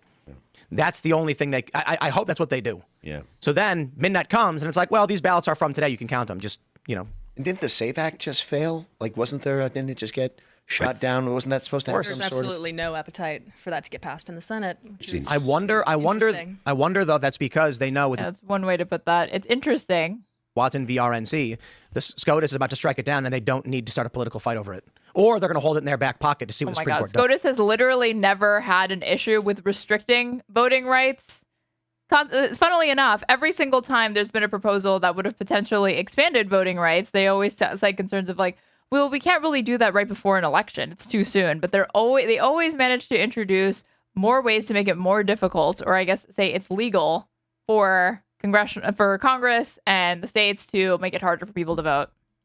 Doesn't seem like they want to have a political fight over anything important though over there. So seems like Congress doesn't want to do anything. Yeah, they seems like Speaker Johnson doesn't want to read the news about what's going on in California either. The one thing Speaker Johnson did say that I think is true is that you kind of just know that there's something fishy about that whole situation when you see that spike on like what was it? One. Mike Johnson was just so right when he was going off vibes. Yeah, there was one thing that he said that was interesting, and it was when he said, I have no evidence for this thing, I just feel like it happened. That really spoke to me as a Republican woman. Day two, like that feeling probably like. And I think it was either Saturday or Sunday when they had that mail-in ballot dump that just surged Nithya Raman. Like, I don't think it's totally implausible for someone like Raman, a progressive lady, to do well in LA. That's not the implausible thing. It was the sudden surge in support. And then Karen Bass the sudden surge being that votes started to come in and then they were counted and they were in her name. That's what's crazy, chat. Her vote share in the mail-in dump didn't really change. It went down. It went down 3 points. Yeah. Which Dude, also, if there was voter fraud afoot, Spencer would be winning. Why the fuck would Karen Bass want to go up against another person who could challenge her? If the candidates that advance in LA are a Republican and a Democrat, the Democrat is still going to fucking win. If it's between Karen Bass and another Democrat, that other Democrat, because of Karen Bass's her favorability is not super high, that's more of a fucking competition to her. She would handily win if it was a Republican. So that is extremely interesting. So. Yes, counting equals cheating to these people. She lost her own district to Pratt. Nithya Raman lost her own council district. That's where her name ID is. How does that make sense? Yeah. Check this out. This is San Bernardino County signature verification training. Statewide special election, November 4th, 2025. This is the special election training under state law. And this is the best I found because it uses Kirby. I mean, certainly there are ones that use X's because there's something in California they call a mark. You can make your mark, they say. But I find the use of Kirby to be the funniest. So we'll just scroll down and take a look at what constitutes a signature. You can draw a dick on it and it would just count as a signature. Yes. Yep. Yeah, indeed. But hold on. You have to pre-register the dick pic before. Okay, so check it out. Kirby Star. Look at this. Look at this. They're actually putting Kirby Star down. Some probably ultra lib nerd video game person did this. Here's my favorite. We scroll down and they give us an example of making your mark. Identifiable and with unique similarities and no letters. Pictures or symbols can be used as valid signatures. Since we have this symbol on file, it is considered valid. Now, here's what's funny. The top picture is Kirby waving. The second picture is Kirby jumping. Totally different. Wait, what? It's not even the signature. No fucking way. This is a valid California ballot signature. They count these votes. This is if they valid. Why is this an issue? I don't even know if this is true, but if it were true, like whatever materials that they're showing, if you beforehand have your official signature as a particular symbol, which actually would make it harder for people to plagiarize, for somebody to forge your signature, and you match a similar symbol when you go to vote and they validate it with that, what's the issue? I'm going to read my signature. Mike's like, what? I got to come up with something else. I don't get the signature thing's kind of weird because it's all trust based. Like who could a million? Yeah, it's trust based. Trust is when you have a system where they have people's signatures and then they're validated and counted as a legitimate vote. People could just write my name and no one would question it was. Everyone in this room can draw a picture. The thing that they were looking at was literally showing that it's actually not. They actually do scrutinize people's signatures to make sure that they match. Of Kirby, yeah, maybe signatures were kind of fading out of. Your process is questionable when you've lost Ian Crossland. What about a thumbprint? Some sort of biometric. I don't know how a human would verify that. There's like a ton of legal stuff you can sign, literally just typing it out with like a cursive font as well. Like they'll let pretty much anything slide with signature. Bro, this is absolutely wild because here's the thing: like a signature is supposed to be unique to you, and they're hard to replicate. So you sign your name in a certain and a Kirby symbol would be unique to them and hard to replicate. It fits the criteria that you literally just outlined. It doesn't have to be your name. It could be a symbol. Way that people have to practice to try and copy, and someone who's truly trained can look and be like, "That's not the same signature." This is a picture of Kirby. Like the difference between somebody's signature having a heart at the end or just being Kirby is null. It's still inclusion of a symbol at the end of it. From Nintendo. Yeah, that was like from 100 years ago when your signature, no one ever saw it because there was no internet, there was no TV. So it was pretty unique to you, but now... The point was, if you had some kind of deed or card on you that showed a signature, so let's say you and I did a contract, I would sign it, and then maybe even do a wax seal with like a stamp on it because your stamp is unique. But let's say I sign it. Later on, when I'm showing that, they'll be like, is this you? You'll sign and show your signature to prove that you were the one who originally signed it. It would be hard for a stranger to copy your signature. They couldn't do it. A picture of Kirby? Come on, everyone in this room can draw that. Wasn't there that allegation that Hunter Biden was like mad at his landlord and like signed the paperwork with like his own poop or something? Did you guys hear this? I didn't hear that. Do that. I think it was. I remember there was this dispute with. I think it was Sean McGuire versus Hunter Biden on this, and there was like this allegation. I need to confirm that, but like this is I mean, okay, because Hunter Biden poop is all I heard. This is all over the place. I already thought the signature thing was completely because it's already such a like, and who's gonna like. But the thing about this is the absurdity of it being Kirby, but also the fact that they are showing explicitly they are different Kirbys. So it's like, is one the printed version and one's the signature? What if it's the same symbol though? It's just a different variation of it. What you do? And they allow for variation. The thing that he scrolled past showed that there are variations that are permissible even within a signature. No two signatures are completely identical. Yeah, one's lower. But here's the point. Here's why you do this. If you are doing, James O'Keefe went and documented this. There's a known phenomenon. I don't want to try and diminish the work that James O'Keefe did, but he went down and he caught these petitions. Yeah, I wouldn't want to disparage James O'Keefe. The Project Veritas moron. Petitioners who pay homeless people to sign, to get people on ballots, to get referendums and things like this. If you go to a homeless person, you're going to be saying like, look, listen, if you write a unique signature, we're not going to be able to replicate it. We need these to pass muster. So do a smiley face. That way, when it comes time to collect these ballots and forge them, put a smiley face. They're completely different pictures, but they look the same. Is there any state that doesn't do this? I don't believe so. Like they're pearl clutching over the fact that whoever created this used Kirby, but any symbol, it says here, pictures or symbols can be used as valid signatures. So like the regulation that he wants or whatever that he's talking about with like the SAVE Act and shit, I don't even know that it disqualifies or has anywhere contained within the legislation that it would be forbidding people from using a picture or a symbol as a valid signature. You would need legislation, a byline in any of these bills specifically outlawing that.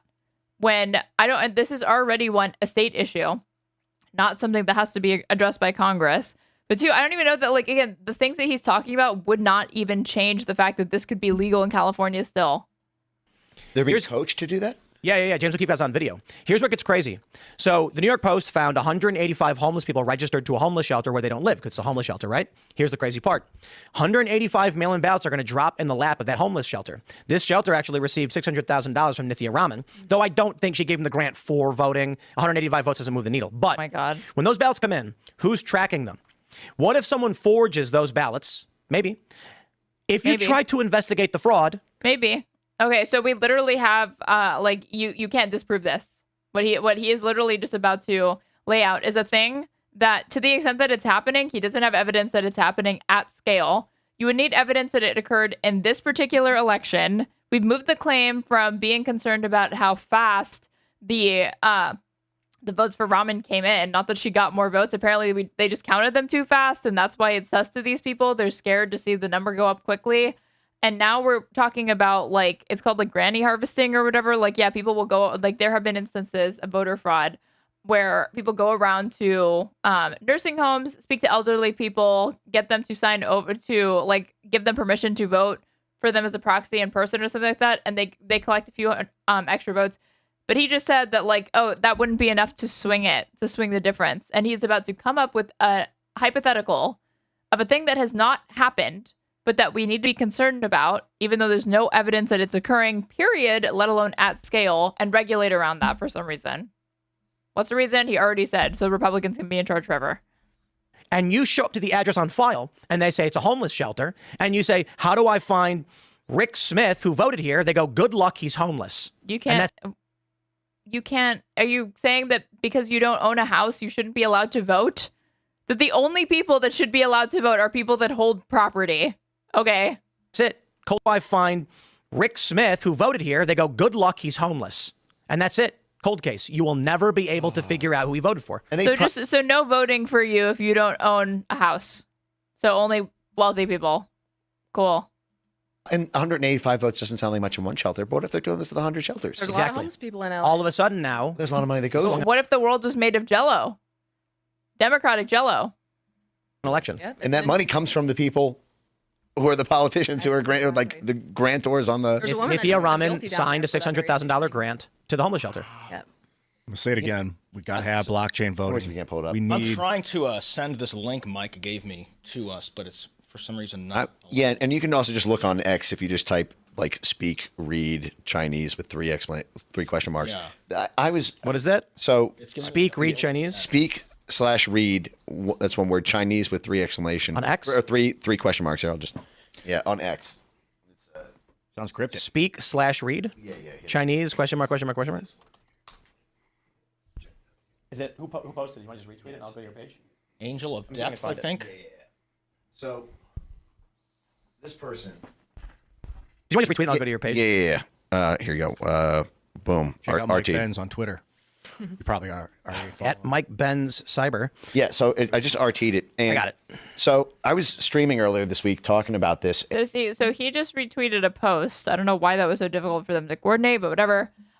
Speak/read Chinese, got no ID whatsoever, never set foot in the USA, want to register to vote in Los Angeles, California. No problem. On the spot, approval immediately. And then they link to a .gov thing that I guess is supposed to be particularly egregious, even though it's on a .gov website. So this is not secret information, you know? So I guess the implication here is that if you don't speak English, you should not be allowed to vote. If you don't have an ID, apparently you should not be allowed to vote because there's no other possible way to confirm your identity. Never set foot in the U.S. I have no idea what provision that they think they've stumbled upon that says that, but they're not explaining what the issue is. There are people that vote abroad. They're like, how do they think military personnel that are deployed vote? Want to register to vote in Los Angeles, California, and it is legal for people that are not officially U.S. citizens yet to vote in certain municipal elections, but why is that an issue? And this person actually went to the California page, registered to vote as a 103-year-old Chinese woman with no social security number. No, if you click on that second screenshot there, am I good? Oh yeah, I see. And this is what she filled out. Date of birth 1923, so she's 103 years old. She has no driver's license, no ID card, no social security number, only speaks Chinese. But just said that she lives in LA. So no documentation beyond that. And then if you go to the next one, or the one after this, you'll see basically you can do it without signature. And then boom, she just put a random address and there's going to be a write-in absentee mail-in ballot that's just going to be sent to her address. Federal. As a 103-year-old Chinese woman with no, so you could just have a smiley shop factory line and just create these. Well, there's video of James O'Keefe, his undercover reporters talking to a homeless guy, and he's like, my name's Teresa, and he's just writing down, they're filming. We're citing a propagandist, by the way. Again, this is Project Veritas shit. These petitioners, and they're paying the homeless $2 to $3 to sign these things. They're paying them? Yeah. Well, that's got to be a crime. It is a crime. And when they went to the police, the cops were like, I don't know anything about it. It's probably a civil thing. In LA, they're giving like $2 or $3, so it's just lunch money. It was a real show of force when the feds took action on what Nick Shirley did. That was so much so that California. That's one way to describe any law enforcement agency acting on the word of Nick Shirley or any of his dumb fuckery. Yeah, that takes some gumption. Yep. did this stop Nick Shirley like legislation, right? I mean, if we see arrests on that James O'Keefe video, if that's wait, they're talking about somebody trying to. I guess was there legislation to outlaw something that Nick Shirley did, or what? As valid as it's being described, I mean that would at least send a message. I mean, look, I don't know what the mechanism to do that would be, because the states, California has made their laws so that way most of this stuff is legal, and the federal government doesn't have the power to regulate state laws. Congress has to do it. Yeah, that pesky thing called the Constitution getting in the way of our Republican misdeeds. Correct. What Johnson should say. Annoying. Again, this is a Republican bitching about the fact that the federal government doesn't have more consolidated power. When someone at CNN, you know what, I will say this if they say, what is your evidence that, it was rigged or there's voter fraud? I'll say, I have none. Just vibes. They've already. Literally, Mike Johnson's answer is less embarrassing than the one that you cobbled together here. What's your evidence that, was rigged or there's voter fraud? I'll say, they've already uncovered that there are ballots that were received after the election with no postmark, and the signatures were doodles. And when they go, what? Where is it? I'll be like, here, let me show you on the Secretary of State's website saying to do it. Their only response is going to be, oh, well. This is a particularly Tim is in rare form here. This is actually so stupid, thinking that the way that he would his big mic drop moment, the way that he would respond to this question is by gesturing at the law in California, not at fraud or actual evidence of wrongdoing. That's allowed. I'll be like, really?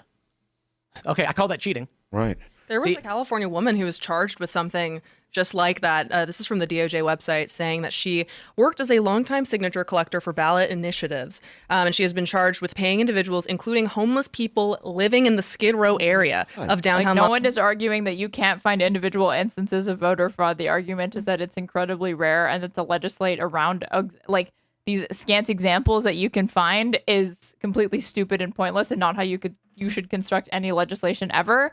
The extent to which there has ever been an election recalled because there was fraud happened in North or South Carolina. It was the first time in 100 years, and it was Republicans that ended up being found responsible for it.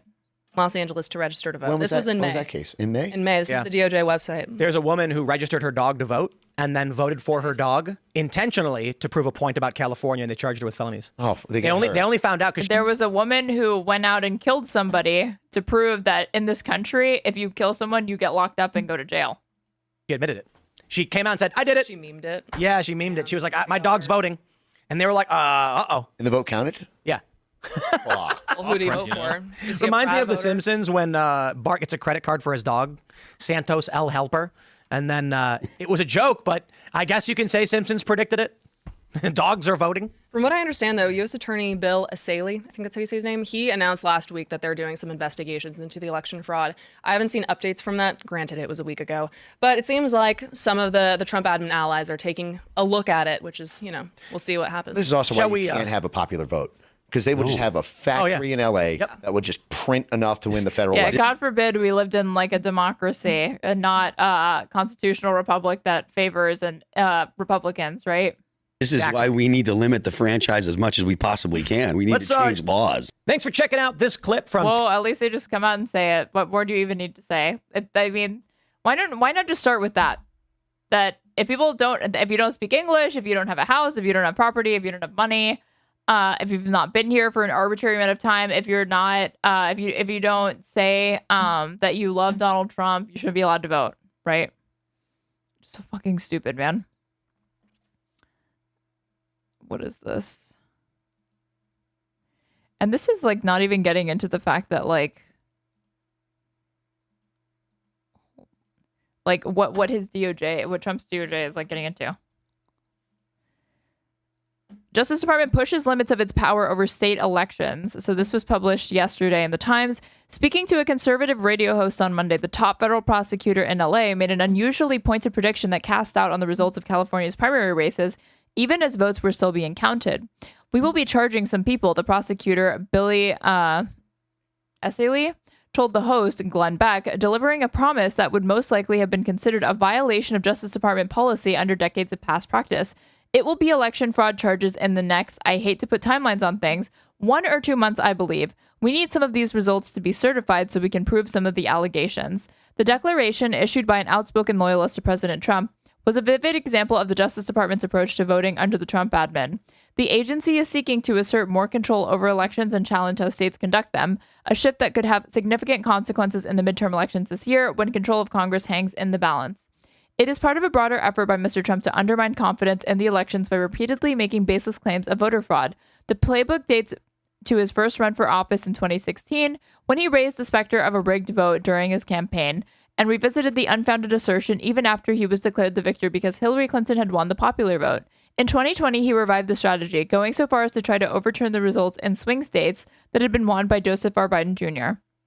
In the last year alone, the Justice Department has sought voter roll data from most states, sued those that have declined to comply, opened a criminal investigation into 2020 election results in Fulton County, Georgia, a state Mr. Trump narrowly lost that year, and demanded ballots from the 2024 race from Wayne County, Michigan.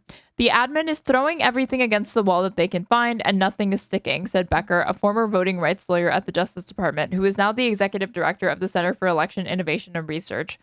Well, and like the reason why they're desperate to do this is like their final act before the fucking midterms or, before 2028 is they need to consolidate power now, because once they're out, there's not going to be the opportunity for them to do it.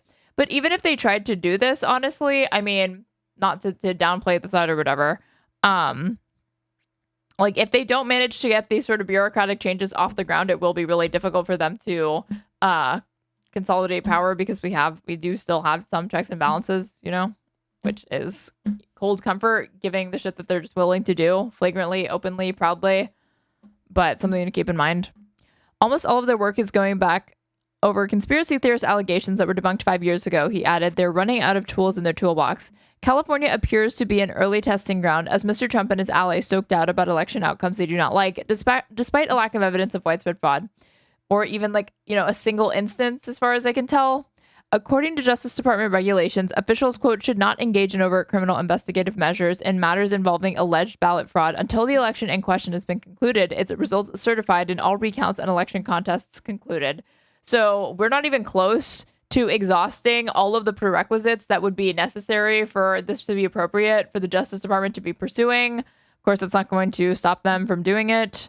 The same section declares that the Justice Department, quote, should generally avoid interfering or appearing to interfere with election admin, tabulation, validation, or certification. Asked about Mr. Esseley's remarks, a department spokeswoman, Natalie Baldassar, said that election integrity was a top administration priority and insisted that the department had legal authority to enforce election law, including by requesting state voter rolls.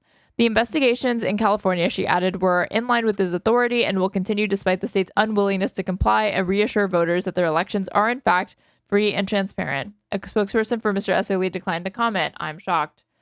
The admin has already effectively dismantled its public integrity section in Washington, which had for years included round-the-clock legal advisors in the week leading up to a general election. Its lawyers consulted with federal prosecutors and agents across the country about instances of possible election-related crimes, like ballot tampering or threats against candidates. Those lawyers tended to act as important checks on overly aggressive investigations that could be seen by the public as trying to affect the outcome of races.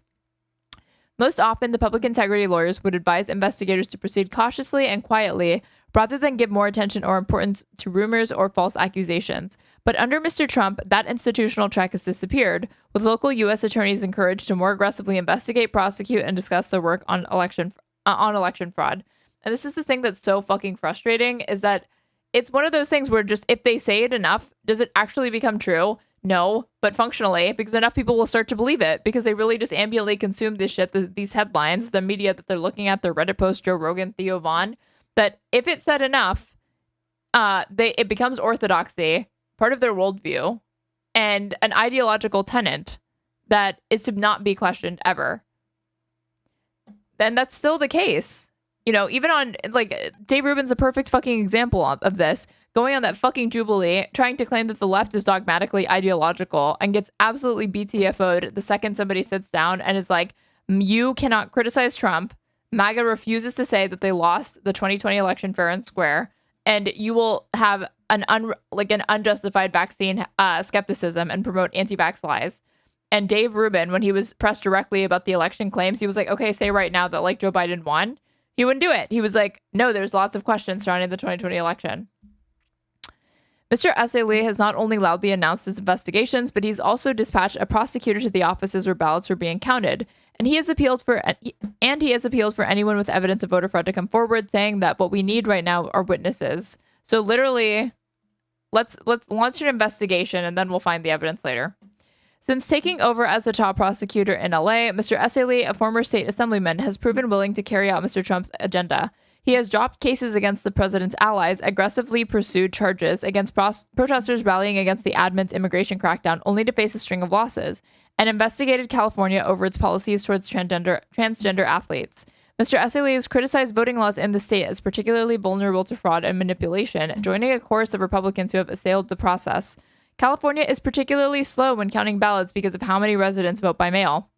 After holding an election on June 2nd, officials in the state were still counting votes this week, prompting GOP lawmakers to claim that the delay meant deceit. Not just GOP lawmakers, also members of the PBD podcast. But which one do we think? Which came first, the chicken or the egg? Do we think that these GOP lawmakers independently arrived at the lie that they wanted to promulgate and then PBD repeated it? Or do we think that, what is it, the dog is wagging the tail, or is it the tail wagging the dog? And that they're drinking the fucking Kool-Aid from people like PBD, these GOP lawmakers. Some of these efforts are so diabolical and so far upstream, it is impossible to prove, Speaker Mike Johnson said, but I think everybody knows instinctively something is wrong here. This is what we just saw in the Tim Pool thing. Dora Rose, the deputy director of the League of Women Voters of California, countered the claims of fraud that Mr. Trump and his allies are pushing. They don't have the facts, so they're manufacturing fear and they're manufacturing chaos, Ms. Rose said. A slow count is not a sign that something is wrong. In fact, it's a sign that things are going the right way. States, not the federal government, do the bulk of the work involving elections, and election law experts said that the admin's efforts to portray California's voting as crooked were wrong and unfair because the amount of voter fraud discovered by the authorities is exceedingly rare. On social media, Mr. S.A. Lee has tied his criminal investigations to a wide-ranging effort by the Trump admin to sue more than 25 states over their voter rolls, which includes the personal data of millions of Americans. California, he said, quote, has stonewalled every effort to verify that only eligible U.S. citizens are registered to vote. He warned that his office would, quote, not look the other way. We will investigate and prosecute, he added. Every illegal vote deserves to be counted. Every illegal vote cancels one out. In recent weeks, Justice Department leaders have ramped up their rhetoric about elections, particularly regarding Mr. Trump's loss in 2020. The acting AG, Todd Blanche, said in an interview last month on Fox News that there was a ton of evidence that the election was rigged. Still repeating these fucking lies. Such evidence had existed for many years, he added, but the people responsible were, quote, very good at hiding misconduct. Okay. So the criminal masterminds that pulled off the big lie in 2020 and denied the rightful president, Donald J. Trump, his ability to, have a second term so that Joe Biden could come in. But for some reason, these same magical election interfering fairies were unable to work their magic on 2024, where Trump magically won. I guess the deep state was defeated under Joe Biden's DOJ or something. Even though the White House has no formal or legal role in administering elections, Mr. Trump installed Kurt Olson, who tried to help overturn his election loss in 2020, to oversee election integrity and security. Mr. Olson has since moved to the Justice Department, working in a U.S. Attorney's office in Florida that is investigating what Trump supporters call a grand conspiracy against him. Despite the Trump admin's demands for voter roll data, at least 8 federal district judges have turned the admin away. Half of those judges were appointed by Mr. Trump. The admin is appealing the decisions. So, and this is the stuff that's important. Unfortunately, it's not enough for liberals to be in opposition to these sorts of illegal shenanigans that the Trump admin is attempting to get up to with respect to election tampering or changing, manipulation, interference. It has to come from a lot of people, like people within the Republican Party that have institutional power, unfortunately. That is actually what is going to be the thing that starves the beast. Nixon was able to be impeached and was going to be removed from office, not just because Democrats were mad at him. It was because he lost the faith and support of Republicans. So the more dissent that there is from Trump cronies, Trump acolytes, Trump voters and MAGA supporters, the more his power is actually significantly diminished and challenged. It's not enough for the opposition party alone to do it. I don't know that the Department of Justice has ever had a 0 for 8 streak, Mr. Becker said, adding that Mr. S.A. Lee's comments were likely to make it even harder for a judge to rule in the admin's favor. Under Mr. Trump, the Justice Department has struggled to retain personnel, rapidly losing thousands of career lawyers and installing ardent, less experienced loyalists in their place. While the president's unfounded claims of fraud were eroding trust in the election systems, Mr. Becker added the Trump admin's election investigations were having a similarly corrosive effect inside the department. They're running out of people, he said. When the only people you can hire are bad lawyers, you get cases litigated badly. See, when I hear stuff like this, I realize they're talking about California specifically. Like, you know, Maduro is still going to face trial in the United States. Like, we didn't return him back after we fucking extradited him illegally, right? But when they can't get James Comey, they can't get Letitia James, hopefully, like they can't get the guy who threw a fucking sandwich at that ICE officer in DC or whatever. So even the phrase "a jury will indict a ham sandwich" when it came down to it, that literally didn't apply to this guy who chucked that fucking subway at like an officer or something like that.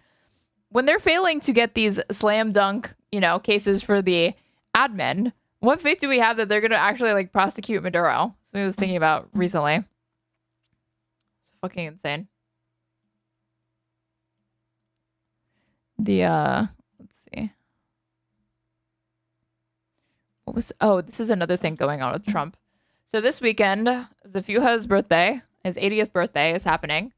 Trump is turning 80 and celebrating this with like a UFC fight or something like that on the White House lawn. But this was reported yesterday. Trump sees 22 medical, or I think 2 days ago now, sorry. Trump sees 22 medical specialists appearing to set a new bar for presidents. Keep in mind, he's getting a physical. It's just a physical that he was on the receiving end of. For George H.W. Bush's first medical checkup as president in 1989, he was seen by 5 specialists, the White House said at the time. His son, George W. Bush, was seen by 12 in his first presidential checkout. White House officials said a dozen years later. President Donald Trump appears to have set a new bar. 22 medical specialists assessed him as part of his latest checkup, according to a medical report recently released by the White House. That figure is nearly double the number of specialists who assessed Trump for his past medical checkups as president, according to a review of publicly available statements by Trump's doctors. The figure also represents the most medical specialists to access the president for a single visit. Again, one visit, 22 specialists for a single visit, based on a review of public statements and records, prompting questions from outside physicians who said they were already skeptical of the White House's disclosures around the nearly 80-year-old Trump's health. So literally the thing that voters rejected Biden on the basis of, understandably, because he's so fucking old, is the same thing, but the same thing is happening now, but worse. And you're not seeing media outcry or backlash in the same way that you saw with Biden. That's why it's a joke to overstate the extent to which like the media is in the fucking tank for Biden and they just hate Trump no matter what. Obviously, they're slanted against Trump, but so much like Biden on his worst day, even that most painful debate, like his health just objectively from what we knew, obviously this was before the cancer diagnosis, was far better than Trump's has to be right now. The dude doesn't sleep. He's fucking obese. Needs 22 bruises easily because he takes a bunch of aspirin, and needs 22 medical specialists. He's falling asleep constantly, slurring his words. He's confused. Yesterday he said he was happy about inflation. It's an extraordinary number, said Jonathan Reiner, a longtime cardiologist for former Vice President Dick Cheney. Oh God, why is this dude weighing in? What specialties do they represent? Why so many? White House officials said that the number was commensurate with the need to perform a, quote, complete and preventative evaluation of the president. Sean Barbarella, the president's physician, said the assessment found that Trump was in, quote unquote, excellent health. Yep. Whenever Trump is just the picture of health. When I see this melting 80-year-old dude falling asleep at the latest press conference, I just think, yep, excellent health is the way to put that, the way to describe that. The involvement of multiple specialists reflects a comprehensive multidisciplinary evaluation consistent with best practices for executive level medical care. Nice lie, the White House said in a statement. A White House official said that physicians affiliated with Harvard University, Duke, and other prominent institutions helped perform the evaluation. The official also said that some generalist physicians were included in the admin's count of 22 specialists. We have nothing to hide, the official from the Trump admin said with not a single shred of irony. The White House has often declined to answer specific questions about Trump's medical assessments, such as what prompted the president to undergo a second physical exam at Walter Reed National Military Medical Center last year. Presidents usually make one annual trip unless they have an urgent condition. Nearly 3 months after the visit, and after initially telling reporters that he had undergone an MRI exam, Trump and the White House clarified that the president had received a CT as part of his assessment. And I remember covering this with Giselle a couple of weeks ago, or like a couple of months ago now. And Trump was asked, like, what did they check? And he literally was like, I don't know what they checked when they did that. Trump's medical reports also no longer include a common hair loss prevention drug that his physician said he routinely used during his first term in office.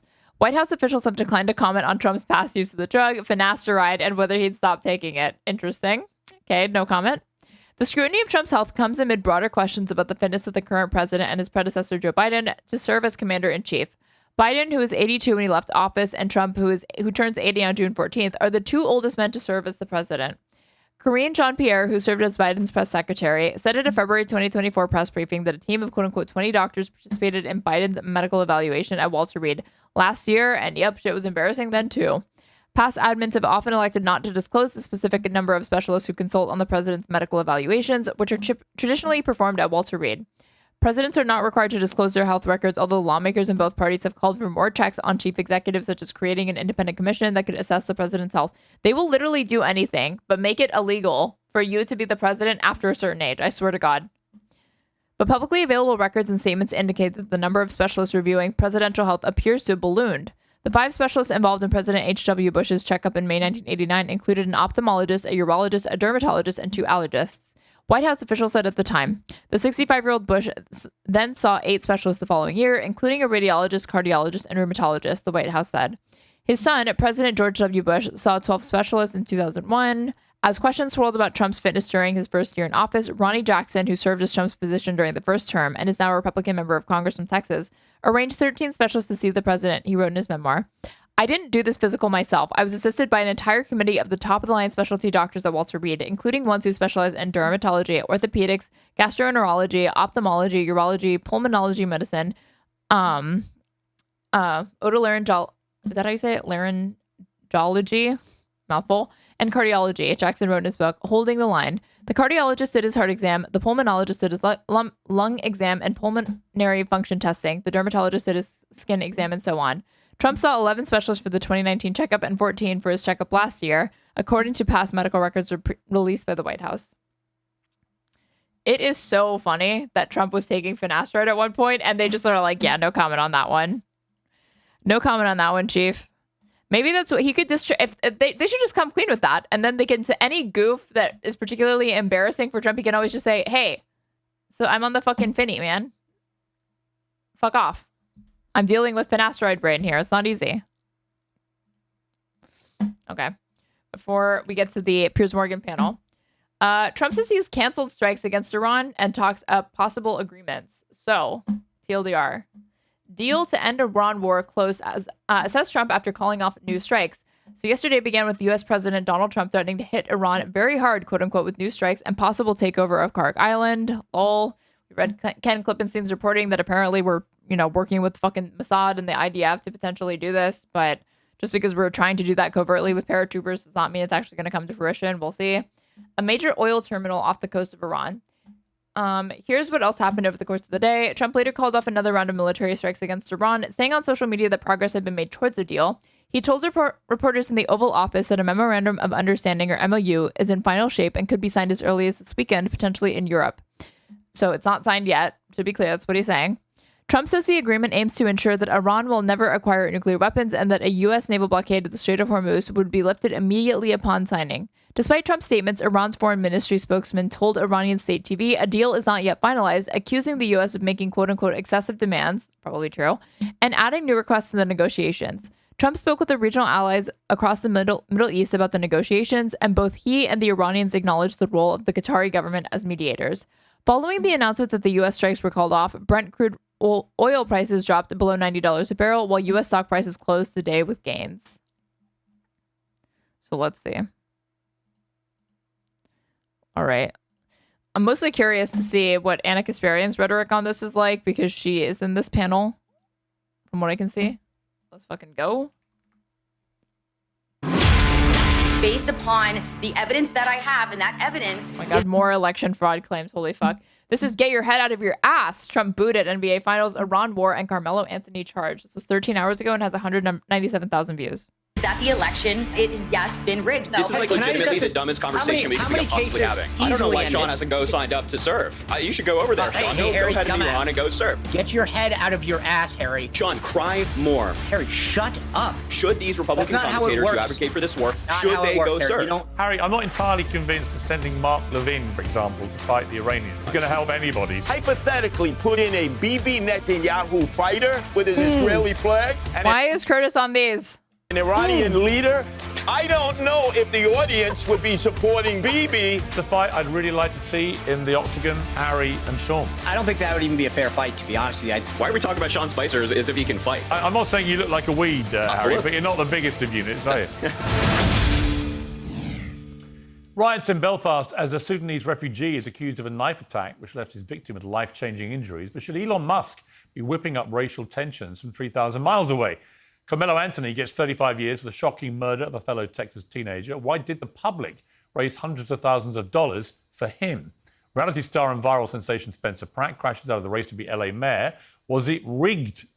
And after President Trump was booed at the New York Knicks, we'll be looking forward to a much warmer reception this weekend as UFC heads to the White House. We'll debate all this with my panel in just a moment. But I want to begin briefly with the World Cup. It's off to a controversial start. No World Cup discourse. Let's see.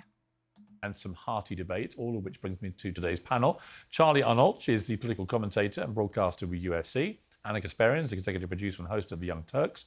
Harry Sisson, podcaster and Democrat influencer. And Sean Spicer. Known bad boy who enjoys Snapchat. Known Snapchat user, Harry Sisson. Spicer, the former White House press secretary. And Curtis Sliwa, who's the Guardian Angels founder and former candidate for New York mayor. So probably the most dramatically eclectic panel ever assembled in the history of panels. Welcome to all of you. All right, let me start with you, if I may, Sean Spicer. Welcome back to Uncensored to you. This incident in Belfast in Northern Ireland, where a 30-year-old Sudanese male, Hadi Aladid, was seen on video committing a heinous act against another man. And some heroes intervened, and it looks like they may have saved the man's life, which would be tremendous news if that's true. But it's been seized upon by people all over the world, as was the Henry Novak incident last week, where he was a young man and the court case determined that he'd been murdered by a young Sikh who had killed him and then tried to play the race card to avoid being blamed by saying he'd been racially abused and was defending himself and so on. And both these incidents have been seized by politicians, by rabble-rousers, by... No, what is this? Get to the fucking Iran war discourse. Who cares about what Sean Spicer's fucking saying? Race relationship, whatever, France still in, ban asylums, genuine war horrors, the UK, funds, knee-jerk reaction. Let's see.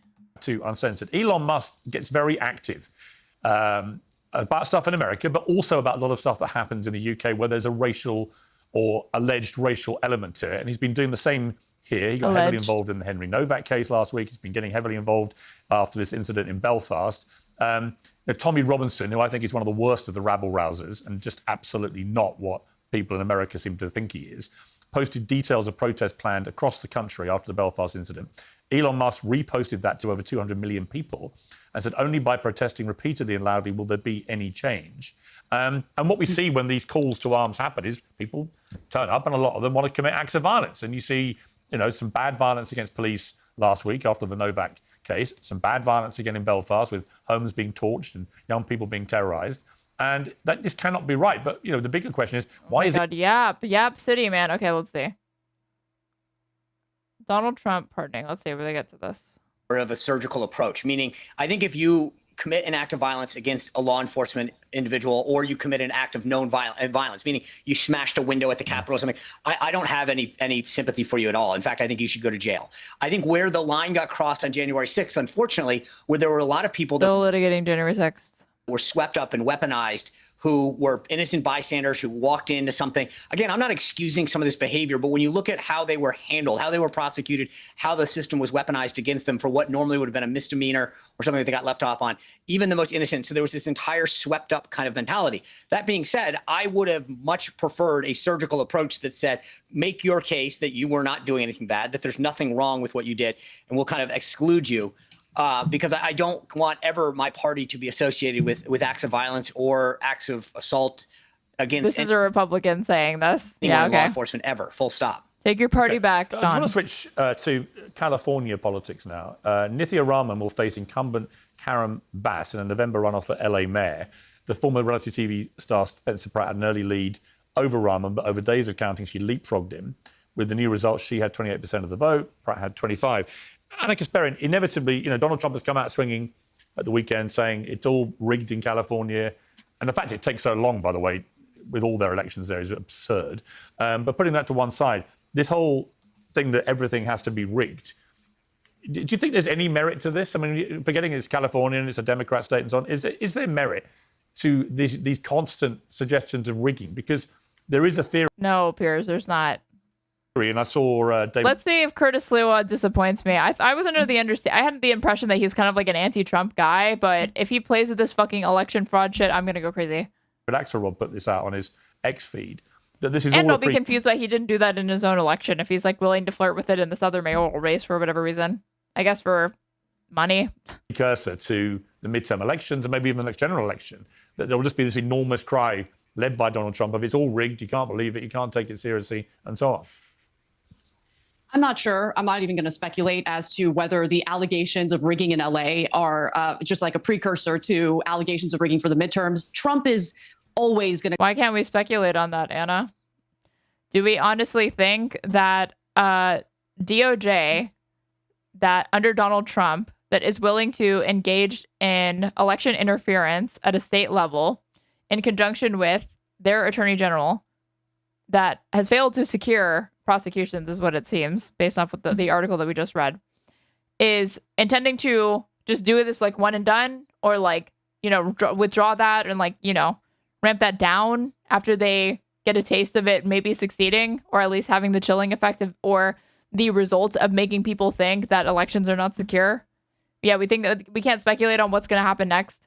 To claim that an election is rigged when the result isn't favorable to someone he endorsed or to himself. But putting that aside entirely, guys, I just need people who think the election was rigged in LA to understand LA is one of the bluest cities in the bluest state in our country. And Spencer Pratt was unabashedly running as a Republican who was saying things that Democratic voters do not like.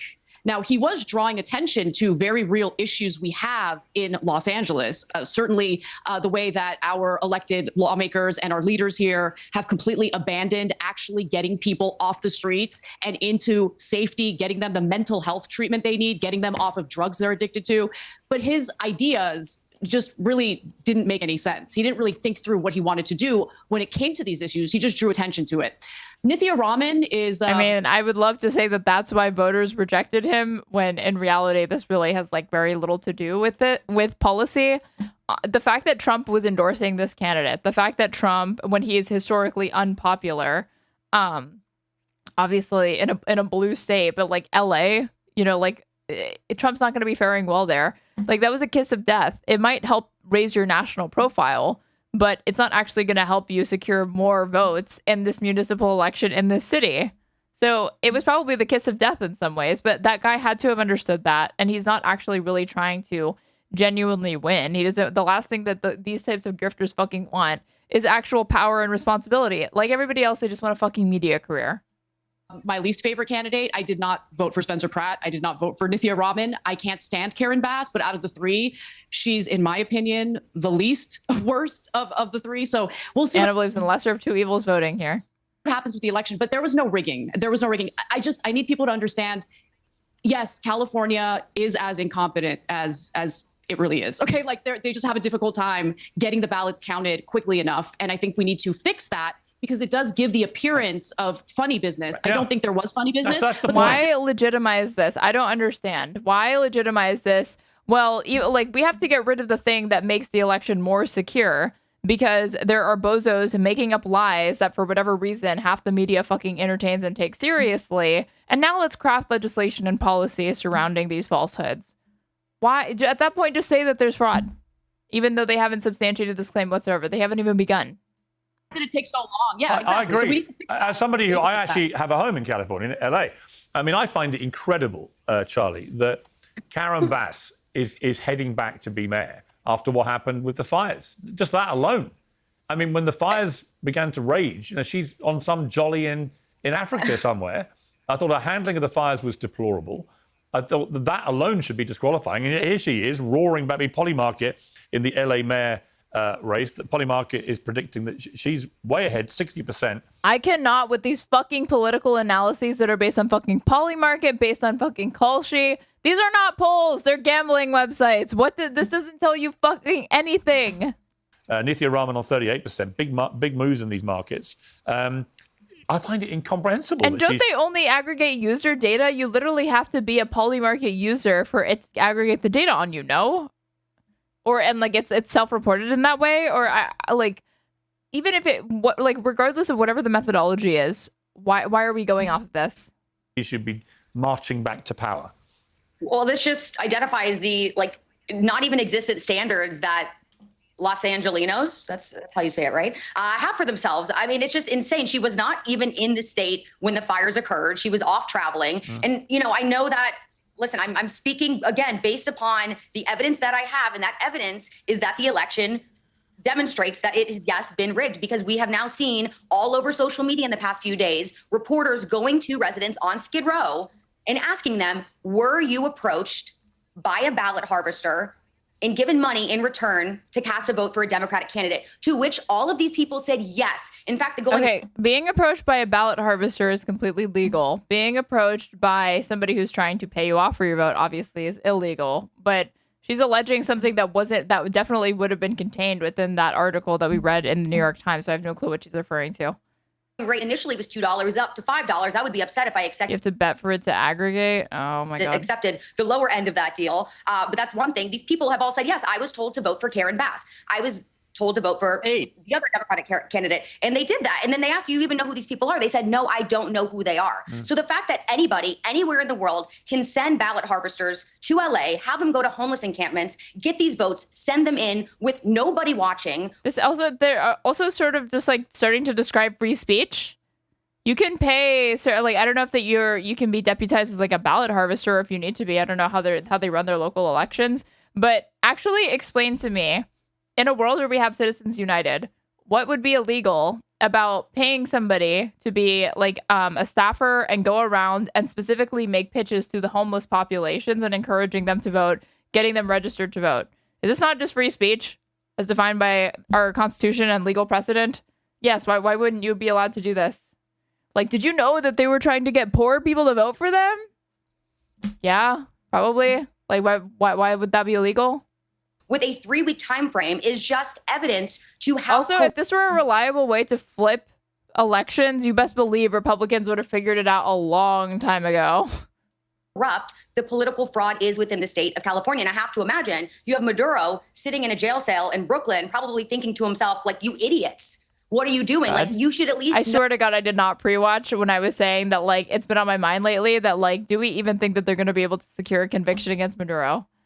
Know enough to at least make it look like you're not cheating. Give some votes to Spencer Pratt. He was up by 40,000 votes on election night. Yeah, just give it to them. Just give him these votes. You shouldn't have to earn them by making yourself a compelling candidate to voters. He should just be, by divine right, given the votes as a treat, because he worked so hard in his campaign, right? He's had such a hard life as a failed reality TV star.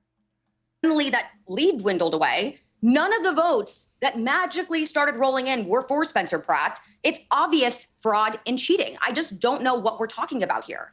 Okay, Curtis, what is your view of this? Because I got to say, I've lived and worked in America for 2 decades. The American democratic election system is, I would say, probably the best in the world. Notwithstanding the glitches, the flaws, the problems, but actually as a system, it's incredibly robust and pretty reliable, I would say. Is that your feeling? Because, like Anna said, when things like California take so long, one of the wealthiest parts of the world, it has a GDP up there with huge European countries, but it can't get its act together for an election. And as we just heard from Charlie, these reports of a lot of homeless people in LA being paid to vote and so on, it's just the optics of that look terrible. But do you believe that intrinsically that the system is really flawed? Well, Piers, let's look at California, home of Silicon Valley, where they're pushing AI. I mean, like, and it wouldn't have to look so terrible if the reason why, like, if the way that they were approaching these homeless people was to make the pitch based off their, like, hey, I want to, you ought to vote for me because my platform is going to assist you or get you out of the situation. It's obviously exploitative. But illegal? Probably not, no.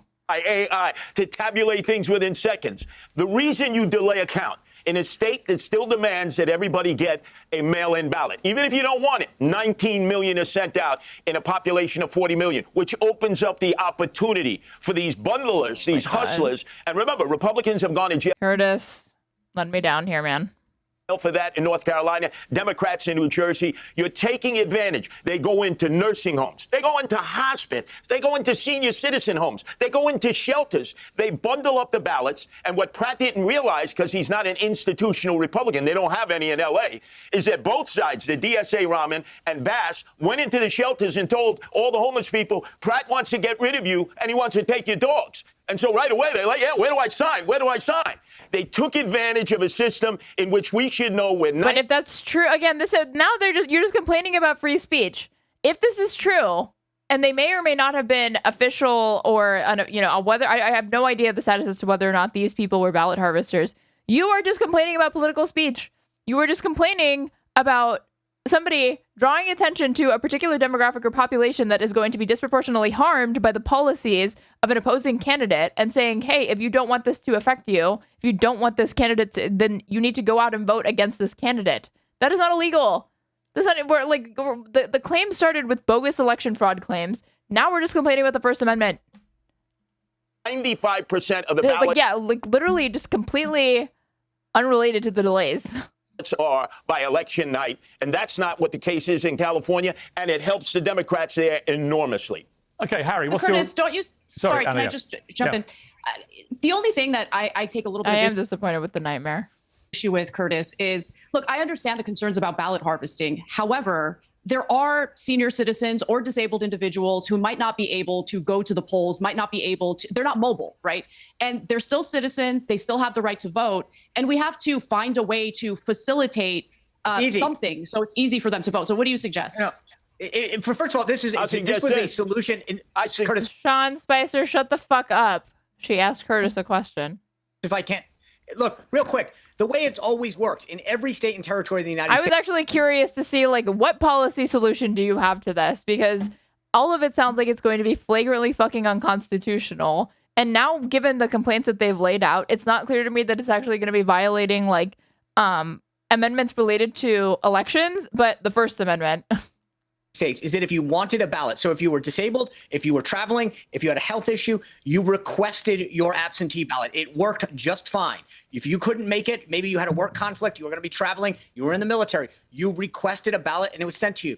To the point of this conversation, once we flipped the script and started sending one to everyone who never even asked, we see incident after incident where people who haven't lived in a house for 9, 10, 15 years are getting a ballot addressed to that mailbox. That is literally creating the perfect storm for massive amounts of fraud. This was something that Jimmy Carter himself recognized in the 2000. Yeah, it was, Harry. He did. So, this is just absurd that we're even entertaining this right now. I can't even believe we're sitting here having this conversation. This is absolutely ridiculous. And by the way, can I one more little ingredient to throw into the pot? When you have a system like California, which and California is not alone in this, where you create a system where you give illegals a license because you claim it's under it helps the common good, and then that same license is what can be used to register to vote, and you prohibit the auditing of those rolls. You've created the perfect mousetrap on the left to ensure that people can and they will never be discovered. This is the Democrats, at the least, they deserve credit for creating the mousetrap that prevents us from ever investigating how deep this really is. Harry? Sean, are you saying that undocumented immigrants are voting in California? And if that's the case, what's your source? I'm just saying they're voting everywhere, actually. Because my point is, if you give them the resources. This is literally the Mike Johnson, it's intuitively true. For that. Common sense? Even better. Okay. Not appealing to intuition, but common sense this time. Right. Foundation has only found 1,500 cases since the early 2000s of undocumented people voting. I didn't realize. I knew Sean Spicer. He was like the fucking burnout press secretary for a hot minute for Trump. But I think I confused him with Scaramucci. I think Scaramucci is the one who, after his brief tenure as Trump's press secretary and then getting fucking divorced or whatever for taking that job, he made his heel turn and became a Democrat. I guess Sean Spicer is just like a MAGA hack still. I thought his whole thing was he was like a never Trump Republican, but if you go around repeating election lies, how different are you from MAGA? That's like one of the cornerstones of the MAGA movement, to the extent that there's any ideological coherency beyond just whatever Trump wants at any given moment.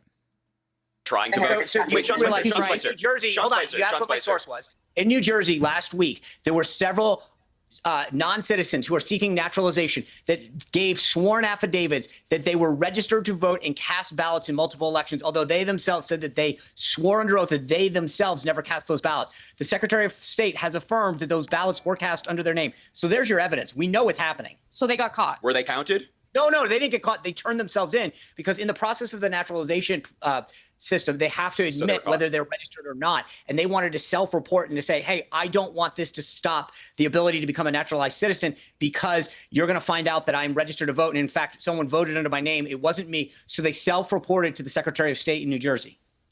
All right, Harry. So they were caught. Their votes weren't counted, basically, is why we're here. By the way, Heritage Foundation, actually, we all know. whoa. John.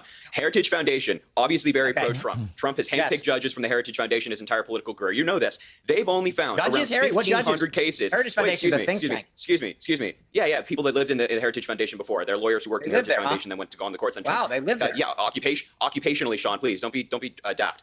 The Heritage Foundation. Oh my God. For Sean to even reach for that is so fucking embarrassing. Trying to get him on they lived at the Heritage Foundation? Dude, give me a fucking break. So desperate for any gotcha to avoid contending with what he's saying. And has found only 1,500 cases of voter fraud involving people who shouldn't be voting as an undocumented Yeah, immigrant. he probably does mean the Federalist Society, not the Heritage Foundation. Since around the early 2000s. 1,500. That is from the Heritage Foundation. So you're trying to argue that this is something widespread, seemingly, that this is happening all over the country, and it's just not. And you have no evidence. Right now you're saying, wait, no. The Federalist Society is the one that helps appoint the SCOTUS judges. That's feeds them through there. But the Heritage Foundation actually the Center for American Prospect, or some, notorious Republican think tank commissioned a very comprehensive study as to how widespread, or, to the extent that it even exists, they thought it probably existed, voter fraud exists in this country. And it literally found that there's little to none. We have some of the safest elections in the whole world. New Jersey. I give you credit, Harry. I think they were registered to vote and they were caught. You give people a license, Sean. Then you make sure that they can't audit the voting rolls. Sean, I think Bigfoot is real because he hides so well. That's exactly what you're saying. That it's just, this conspiracy is so deep and so hidden so well that we just can't discover it. It just doesn't exist. So I'm just telling you, the voter rolls get audited in all these states. It doesn't exist. To be audited in blue states. Well, first of all, we're not going to give our voter rolls to the federal government and Donald Trump, who has made it clear that he doesn't want people to vote. However, these voter rolls in each individual state is audited by these states. And unless you think there's this large-scale fraud among Democrat states that they're all in coordination to keep their voter rolls hidden and keep fraud on the ballots, and man, you're alleging a really major criminal conspiracy here that we're going to need some evidence for. Yeah, did you graduate from a Learning Center? Yeah, I was going to say there's been so much evidence and people are now being indicted for, including in California. Okay, so she's actually making the claim that there's evidence, and I don't know what the hell she's sourcing. Fucking Project Veritas, InfoWars, who the fuck knows? Sean Spicer didn't even go so far. He at least, again, truly the less embarrassing answer is to maintain. I have vibes on account of, I have my intuition, I have common sense on my side. Less embarrassing than just fabricating a source or demonstrating that you misunderstood something. There is evidence. 1,500 cases from the Heritage Foundation. This is legitimately the dumbest conversation we could be possibly having. Hey, Harry, how many cases is acceptable to you? How many votes have to get canceled out? What's the threshold for you? Is it 2,000, 5,000? Unlike your party, zero crime. I'm going to tell you. I'm answering you. Unlike your party, crime in the Democratic Party, any amount is unacceptable. You have a felon in the Oval Office who pardons people who commit crimes and fraud and all this stuff. We don't want any voter fraud. We don't want any voting irregularities, but there's over 300. He's pardoned all these fraudsters. He pardoned the Chrisleys in Georgia who defrauded local land banks out of $20 million. I would love an explanation on. Dude, Hunter Biden's pardon pales in comparison to the fact that on day fucking one, Trump immediately pardoned 1,500 J6 insurrectors. All those J6s are you don't even have to memorize any of the fucking crooks or the former Al Qaeda leader that Trump pardoned. Whatever about those, you can literally just go straight to the fucking 1,500 J6ers every single time. Why he did that? Well, maybe we should start with Joe Biden pardoning half of his family who've been accused of running criminal enterprises. Why would we start with that, Piers? Why? Hello? Talk about that. I mean, I'm this is the happy to problem. talk isn't it? about that, but if All you sides- take all a sides are at problem with that, The Mad Hunter Biden is back. I mean, they're asked about that. He's packing in right now. He's making his rounds in Republican conservative circles. Candace Owens is like helping do more to boost his fucking profile. And I guess that wouldn't be happening were it not for the pardon or whatever, which was flagrantly corrupt, but it pales in comparison. It doesn't even hold a candle to Trump's corruption with respect to the abusing the pardon power. With Trump. All right, I want to switch gears. I want to talk about the Donald Trump visit to the Knicks game, where it looked like he got. Oh my God, I don't want to talk about that. How did they talk about this for so long? Hello, Warren Iran. Pain on being the guy who's not going to drag America into pointless, expensive Middle Eastern wars. You're going to focus on America first, getting the average American more money in their pocket, sorting out inflation, sorting out the cost of living. And in one fell swoop, by attacking Iran, he's abandoned the campaign pledge not to get involved in messy Middle Eastern wars with the biggest, messiest Middle Eastern war imaginable. Hey, this Trump guy's not exactly holding to his word that he was going to be a peaceful dove. He's sent energy prices through the roof. It's so funny that we're starting from the premise that he's breaking a campaign promise, and not that he's breaking the law, that he's in violation of the Constitution, that the power to declare war resides with Congress and Congress alone, and that by acting unilaterally, he's literally no different than a despot, a tyrant, a dictator, by allocating and spending our taxpayer money, committing American military personnel to this war of choice in Iran. He's sent now inflation surging back. Food prices will be next because, they're obviously part of this inflation report, but the fertilizer aspect of the Strait of Hormuz cannot be ignored, where a lot of the world's fertilizer has been held up, and that will have a delayed impact on the food chain. None of this makes any sense to me, Sean. I don't know why he did it. Let me ask you this, in all seriousness. Do you think that would ever have been a political upside to going to Iran? No. Right. What relevance is this? It does not matter whether it's a good idea or not. If it's such a great idea, why couldn't he get his own Congress, which is controlled by his party in both chambers, to declare war? Okay. I think I want to just level set that. I agree with you. There was never going to be a political upside going to Iran. Okay, but that's the point, is that when you're president, that you have to do things that are in the best interest of the country. Iran. And I guess you have to do things like violate the Constitution flagrantly. You just have to. It doesn't. You're not bound. You shouldn't have to be bound by any laws. You shouldn't have to actually follow through on any of your campaign promises. You should just do whatever the fuck you want. And if that includes, taking us to war extra illegally, if that includes, invading another sovereign country, getting us into this mess, if that has the side effect of gas prices rising 49% since the beginning of this year, so be it. A president has to make hard choices. It's really hard to break the law. Presented America as even a threat. Anna's calling bullshit. They were developing a nuclear weapon. They've threat to America. They've killed a service member on average every 3 days. You said a threat to America. Did Iran pose a threat to America? Hang on. Did Iran pose, before this war began, any direct threat to America? Absolutely. They killed an average of 1 service member every 3 days for the last 3 years, either directly or through an Iranian proxy. So if you don't think that that's a threat, I don't know what is. But when you start killing our service members, on average 1 every 3 days, that is something to be aware of. Harry is smirking because obviously he's never served this country. But I'm just telling you, that is a direct threat. Not smirking. And the president knew that there was not an upside. That's just his face, Sean.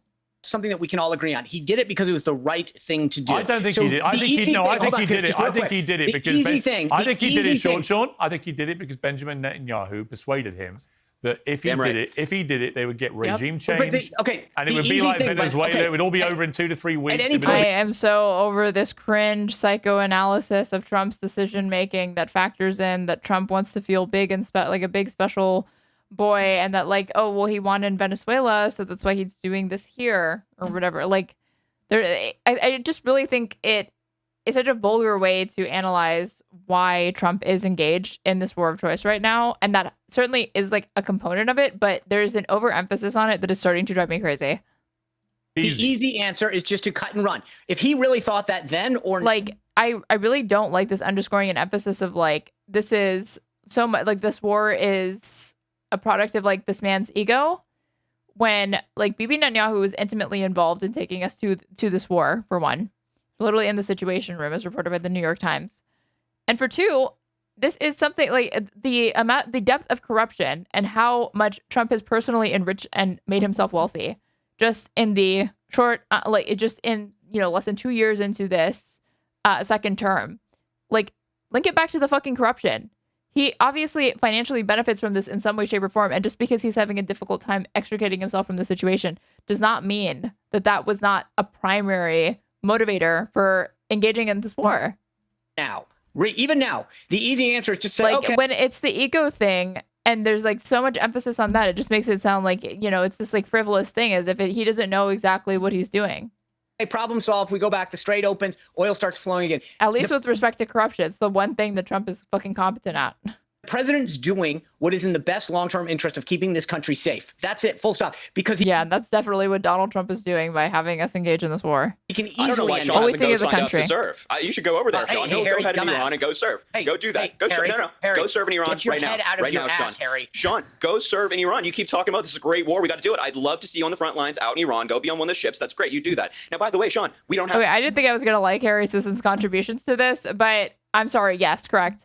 I do really, truly believe this does need to be the standard. If you think the war is that righteous and it's possible for you to serve, but you're unwilling to, tells me it's not really that, like, you're not, are you really that serious about thinking that this is a necessary war? If you wouldn't even serve yourself and you don't have some sort of disability or thing preventing you or you're aged, what position are you in to demand of the American public or military that, you ought to go off and fight this war? To be here. You know why we're here? Donald Trump put us in that position. He ripped up the JCPOA. Remember that Obama nuclear deal that had independent inspectors going in and looking around? The thing that prevented them from getting a nuclear weapon. Iran started enriching their uranium after 2018, after we ripped up that deal, that whole thing. Yeah, we can go back to that. That'd be great. But Donald Trump put us in this position. Yeah. Hey, Harry, Damn right. Do you have access to the internet? Sean, you're on here talking, other Americans should serve. Where's the fucking, the clip of him talking about Holocaust centers? Hold on. Sean Spicer, Holocaust centers. Oh no. Oh my God. Am I effing back? Am I back? Sorry, I don't know what happened. Back? Okay, cool. I can have, there we go. I can have YouTube. Are we good? Let's see if I lost the YouTube stream. No, I didn't. So weird. On my last stream, I had like lights flickering, but it didn't interfere with the stream. And then I don't have this, or I don't have that this time, but connection issues, but okay. Sean Spicer calls concentration camps Holocaust centers. Let's see. He compared the Syrian chemical attacks to the Holocaust. Let's see. New fallout over Press Secretary Sean Spicer's comments comparing the Syrian chemical attack to the Holocaust. Our senior White House correspondent Cecilia Vega has much more. She was there in that briefing. Good morning, Cecilia. Robin, good morning to you. This came as the White House was trying to talk tough about Syria, but now Sean Spicer finds himself at the center of a firestorm after suggesting that not only is Syria's Bashar al-Assad worse than Adolf Hitler, but that Hitler did not use chemical weapons during World War II.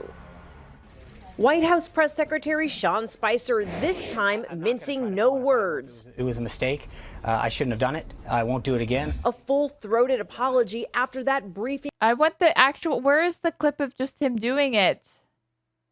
Not people fucking yapping about it. Why is this so hard?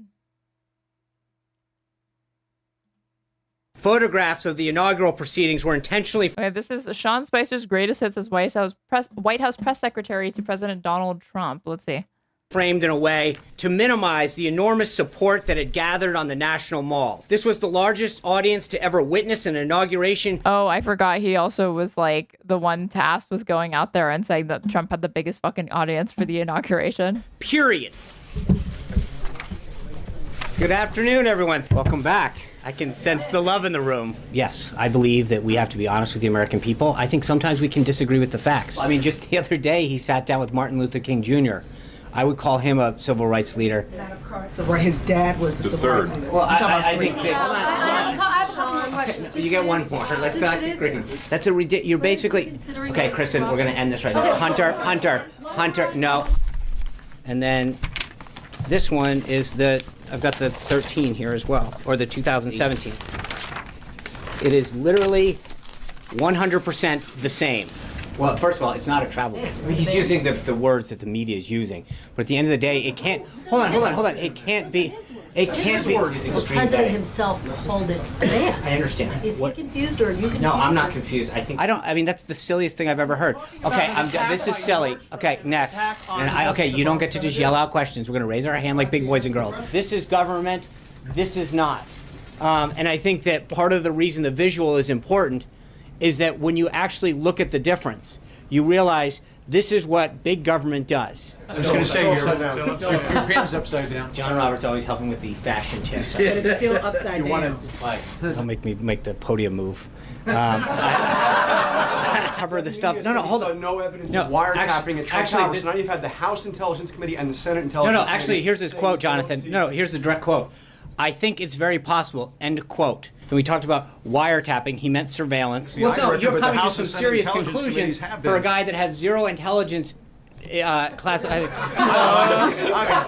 If you don't want to answer the question, I can call on somebody else. Thank you. Sean, does the president still have complete confidence in FBI Director Comey? There's no reason to believe he doesn't at this time. But even General Flynn was a volunteer of the campaign. And then obviously there's been this discussion of Paul Manafort, who played a very limited role. The White House aware of any contacts between Paul Manafort and Russian operatives or suspected Russian operatives? No. Wow, that aged well. I think your headlines are bad. I'm glad to rewrite. I'd be glad to if you guys are looking for some help. I'm for a job. Does the president stand by his statement that President Obama is a bad or sick guy? I think the president's tweets stand for themselves. I think there's a huge appetite for tax. This is cute. And Trump in term one, following the birtherism allegations that launched Trump's, prominence in American politics a decade earlier to begin with, like putting that aside, he was calling him like sick and stuff like this. In this term, he had Tulsi Gabbard go out and do an embarrassing press conference where, to distract from the Epstein Files, they accused President Obama of being complicit in treason against this country and colluding with Russia, but to interfere in an election that nonetheless they abstained from actually bringing forth charges against former President Obama. And they also, Trump has also tweeted out a video that he later deleted but did not apologize for, where Obama and Michelle were depicted as monkeys. Great stuff. Tax reform. No, we don't have that. You've got Russia. If the president puts Russian salad dressing on his salad tonight, somehow that's a Russian connection. I'm sorry that disgusts you. You're shaking your head. You just know he rehearsed that one in the fucking mirror. You just know that he was like, yeah, that's funny. I appreciate it, but understand this, that at some point the facts are what they are, and every single person who has been briefed on the situation with respect to the situation with Russia, Republican, Democrat, Obama appointee, career, have all come to the same conclusion. At some point, April, you're going to have to take no for an answer with respect to whether or not there was collusion. April. Well, thank you, Sean. How are you today? I'm fine, and how are you? Fantastic. The answer is that if you gas a baby, if you put a barrel bomb in to innocent people, I think you will see a response from this president. That is unacceptable. Someone as despicable as Hitler, who didn't even sink to using chemical weapons. There's an opportunity. Can I just? He was like ushered out. I think I got this, but thank you. Maybe. All right, thanks, man. I'll see you in a minute. He must have resigned not long after this. I mean, the compilation, ends pretty quickly. But okay, I think I found this is they still didn't show the whole thing, but I found it. The CNN clip of it. We didn't use chemical weapons. Yeah, Spicer. Not even Hitler used chemical weapons, which is obviously historically illiterate, not true. It's in World War II. And even if it were, why are you doing like Holocaust, not like downplaying in Hitler apologia effectively by trying to say that Assad is worse than Hitler? You had someone as despicable as Hitler, who didn't even sink to using chemical weapons. So you have to, if you're Russia, ask yourself: is this a country that you and a regime that you want to align yourself with? Thanks. I just want to give you the opportunity to clarify something you said that seems to be Thank gaining you. some traction right now. Quote, Hitler didn't even sink to the level of using chemical weapons. What did you mean by that? I think when you come to sarin gas, he was not using the gas on his own people the same way that Assad is doing. I mean, there was clearly. I understand your point. Thank you. Thank you. I appreciate that. There was not in the. He brought him into to the Holocaust Center. I understand the that. Holocaust but I'm saying centers. in the way that Assad used them, where he went into towns, dropped them down to innocent into the middle of towns. It was brought to it. So the use of it. And I appreciate the clarification there. That was not the intent. Yeah, thank you so much for allowing me to dig myself deeper. Love it. Should put these young men and women on the front lines. They should die. We already have 13 Americans dead, hundreds injured. You keep advocating from your wealthy home wherever you live and say, hey, these people should go serve. People my age should go serve. Gen Z should go serve. But you're sitting here on Piers Morgan talking about other people serving. Go serve again. Go to Iran. Why aren't you signing up right now? Why aren't you in uniform? Why aren't you in uniform? Harry, you may have why a problem aren't with the you, English language. Sean, time out. Why aren't you in uniform right now? Do you know? I know you don't know how this works, but I'm in the reserves. Sean, answer the question. Why are you in uniform right now? Hey. Okay, then great. Go suggest yourself to go serve. Sean, understand go how this suggest works? to serve. I Sean, am go in the suggest to military, serve. you can dumbass. Go. Great. Call him up and say, I want to go to Iran. I just want to note that going to war against Iran actually makes us less safe. Dude, okay, Harry's like fucking clearing him. Anybody who can get under Sean Spicer's skin this much, fucking like, I'm gonna have some respect for them, okay? Sean, cry more. You're one of these wealthy Republicans who sits in your wealthy home and you tell other people to go serve while you're sitting there making a bunch of money, advocating for Donald Trump, shilling for whatever you're shilling these days. Go serve. It's disgusting. It pisses me off that people like you, these wealthy Republicans. He's in the United States Navy Reserve as a public affairs officer. Oh my God. Okay, this is why this snaky motherfucker was like, go read my Wikipedia page, and he wouldn't just identify himself as that because he knew that he served in an admin capacity and that he wasn't going to be able to flex on fucking Harry Sisson when that's his fucking status. He's trying to suggest that at one point he actually saw combat. Really people stupid my age to go serve. Language. I don't know which. Maybe Sean, it's both. I don't know why you're not answering the question. Just go suggest for yourself to go serve in Iran. You can do that. Okay, great, go. Hey, Harry, Sean, go. Harry, shut up. The way it works is you don't tell the military how to either. Oh, keep crying, Sean. Why don't you? Are you advocating for your other Republican commentators to go as well, or are you just what's the word there? Are you just telling other Americans, the sons and daughters of Americans to go serve? Luckily, more and more people are signing up under Donald Trump. Should all the Republican commentators who are advocating for this war do that as well?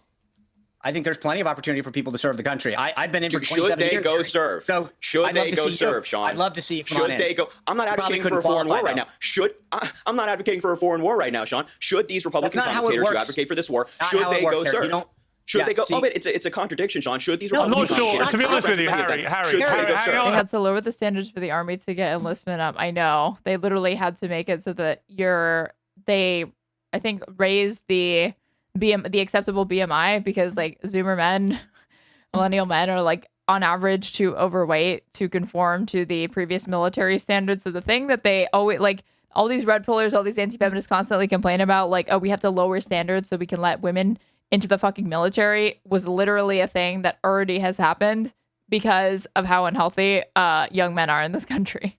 Hang on. Harry, I'm not entirely convinced that sending Mark Levin, for example, to fight the Iranians is going to help anybody. So I do think it's a bit of a facile argument, to be honest with you. You know, there are Gen Z Republican commentators, Piers, who are on social media all day, and I see them all day. Yeah. They advocate for this war. They want other people to go serve while they're making a bunch of money. And I'm just curious why they aren't signing up. Why aren't they? Why don't they voluntarily go? I think the IDF should fight this war. This is Israel's war. The IDF should fight this war. Well, If you they know want what? the nuclear dust, they should go in and get it. It may well be that sooner rather than later, it is the IDF that's only the one fighting this war, because I think Trump is going to. I actually do think if he's sensible. Oh my God, yeah. If you count using, again, they fight everything from the fucking air. Okay, if you count that as they're fighting the war, yeah, they're fighting the war. Very brave. He will cut and run and get out of this because it's clearly turning into a total disaster for him. And I don't think there's going to be any. Literally, it's never stopped Trump. Semblance of a real victory. I don't think you're going to see the Iranians give up their enriched uranium. I don't think you're going to see them give up control of the Strait of Hormuz. I don't think the IRGC are going to give up their tight grip on the country. And I think the Ayatollah's son will turn out to be nastier and more radical than his father because half his family got killed at the start of the war. Why wouldn't he be? So I think the whole thing was an ill-fated escapade, which has just turned into an absolute quagmire of the worst kind that Donald Trump always said he didn't want to get involved with. That's just my view. Maybe we'll wake up next week. There's literally footage of this man in the 90s saying that he would bomb Iran. This is not something that Trump never wanted to be involved in or whatever. It's a big, cozy deal, and he'll have proven me wrong. I don't think so. Let's turn to the UFC at the White House. Charlie, you're our resident panel UFC expert. Is Is it a good idea? This it's UFC Freedom 250. Obviously, as a Brit, I have mixed feelings about you celebrating this appalling day in your history. But is it a good idea to have the UFC on the lawn outside the White House? Some people think it trivializes the sport. It shouldn't be happening. What do you think? I think if you're a sports fan, this event should excite you, regardless of your political leanings. Anybody else a big old sports fan? Anybody else a sports enjoyer? We love sports ball here. I think if you're a sports fan, you're gonna like this. Yeah. I think it's a one-of-a-kind event. It will go down in history, and I highly doubt we're ever going to see anything like it ever again because of its grandioseness. I think it's super cool what we are showing off. You know, the UFC. This isn't just an ability to have your run-of-the-mill fight night. I mean, this is really a representation of an incredible journey. I mean, you go back to the year 2000, 36 states would not allow the UFC, and it was completely banned.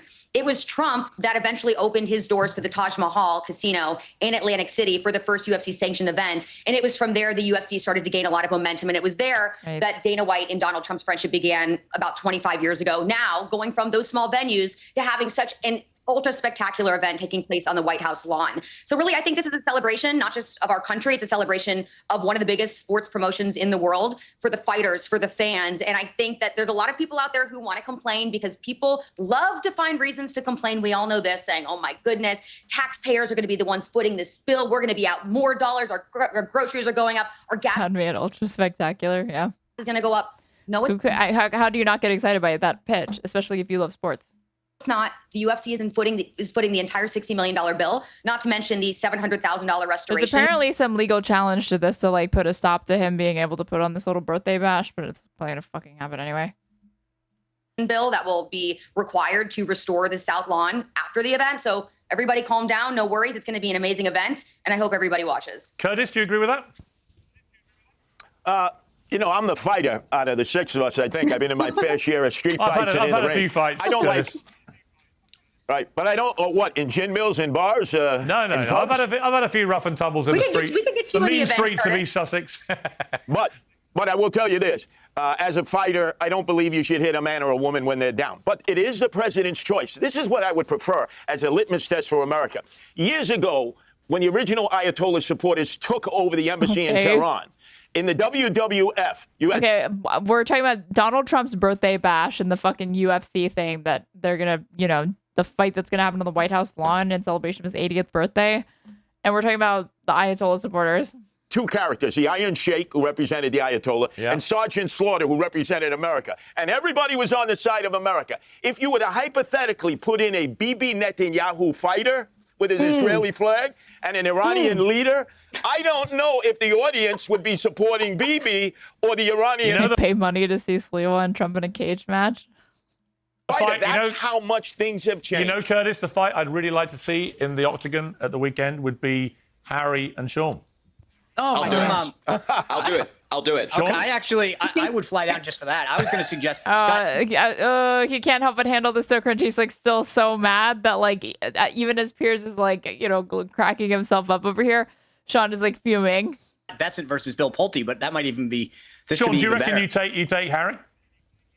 I don't think that would even be a fair fight, to be honest with you. I think he'd probably come with a bunch of lawyers and. Would you go for a quick? Would you go for a quick win, or would you want to just torture him over a few rounds? No, that's a really. Why are we talking about Sean Spicer as if he can fight, right? Why are we talking about him torturing? Well, he's the military guy. I'm not saying you look like a weed, Harry, but you're not the biggest of units, are you? Well, excuse me, Piers. Excuse me.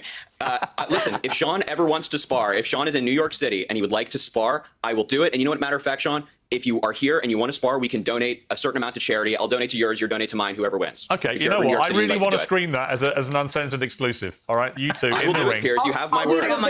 Charlie can commentate, and Anna can just come along for the laughs. Yeah.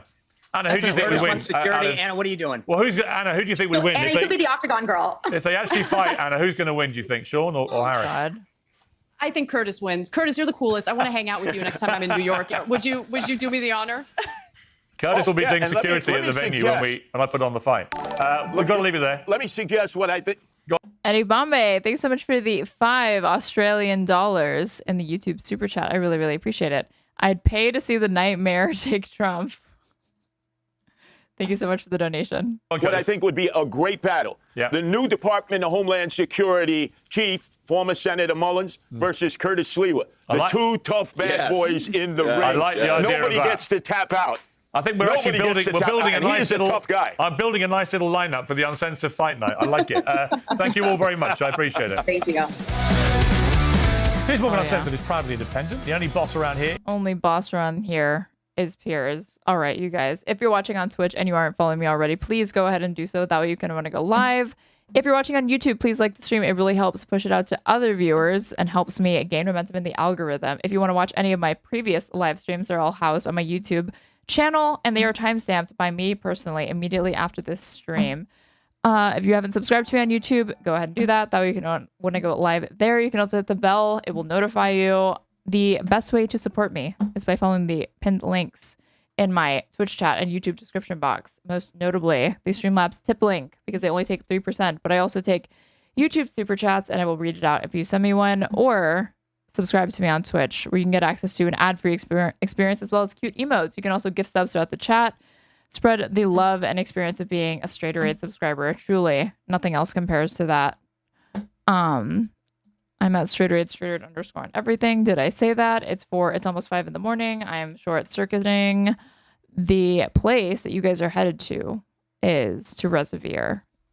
And he is covering Ethan Klein drama or something. All right, you guys. Thank you so much for spending tonight with me.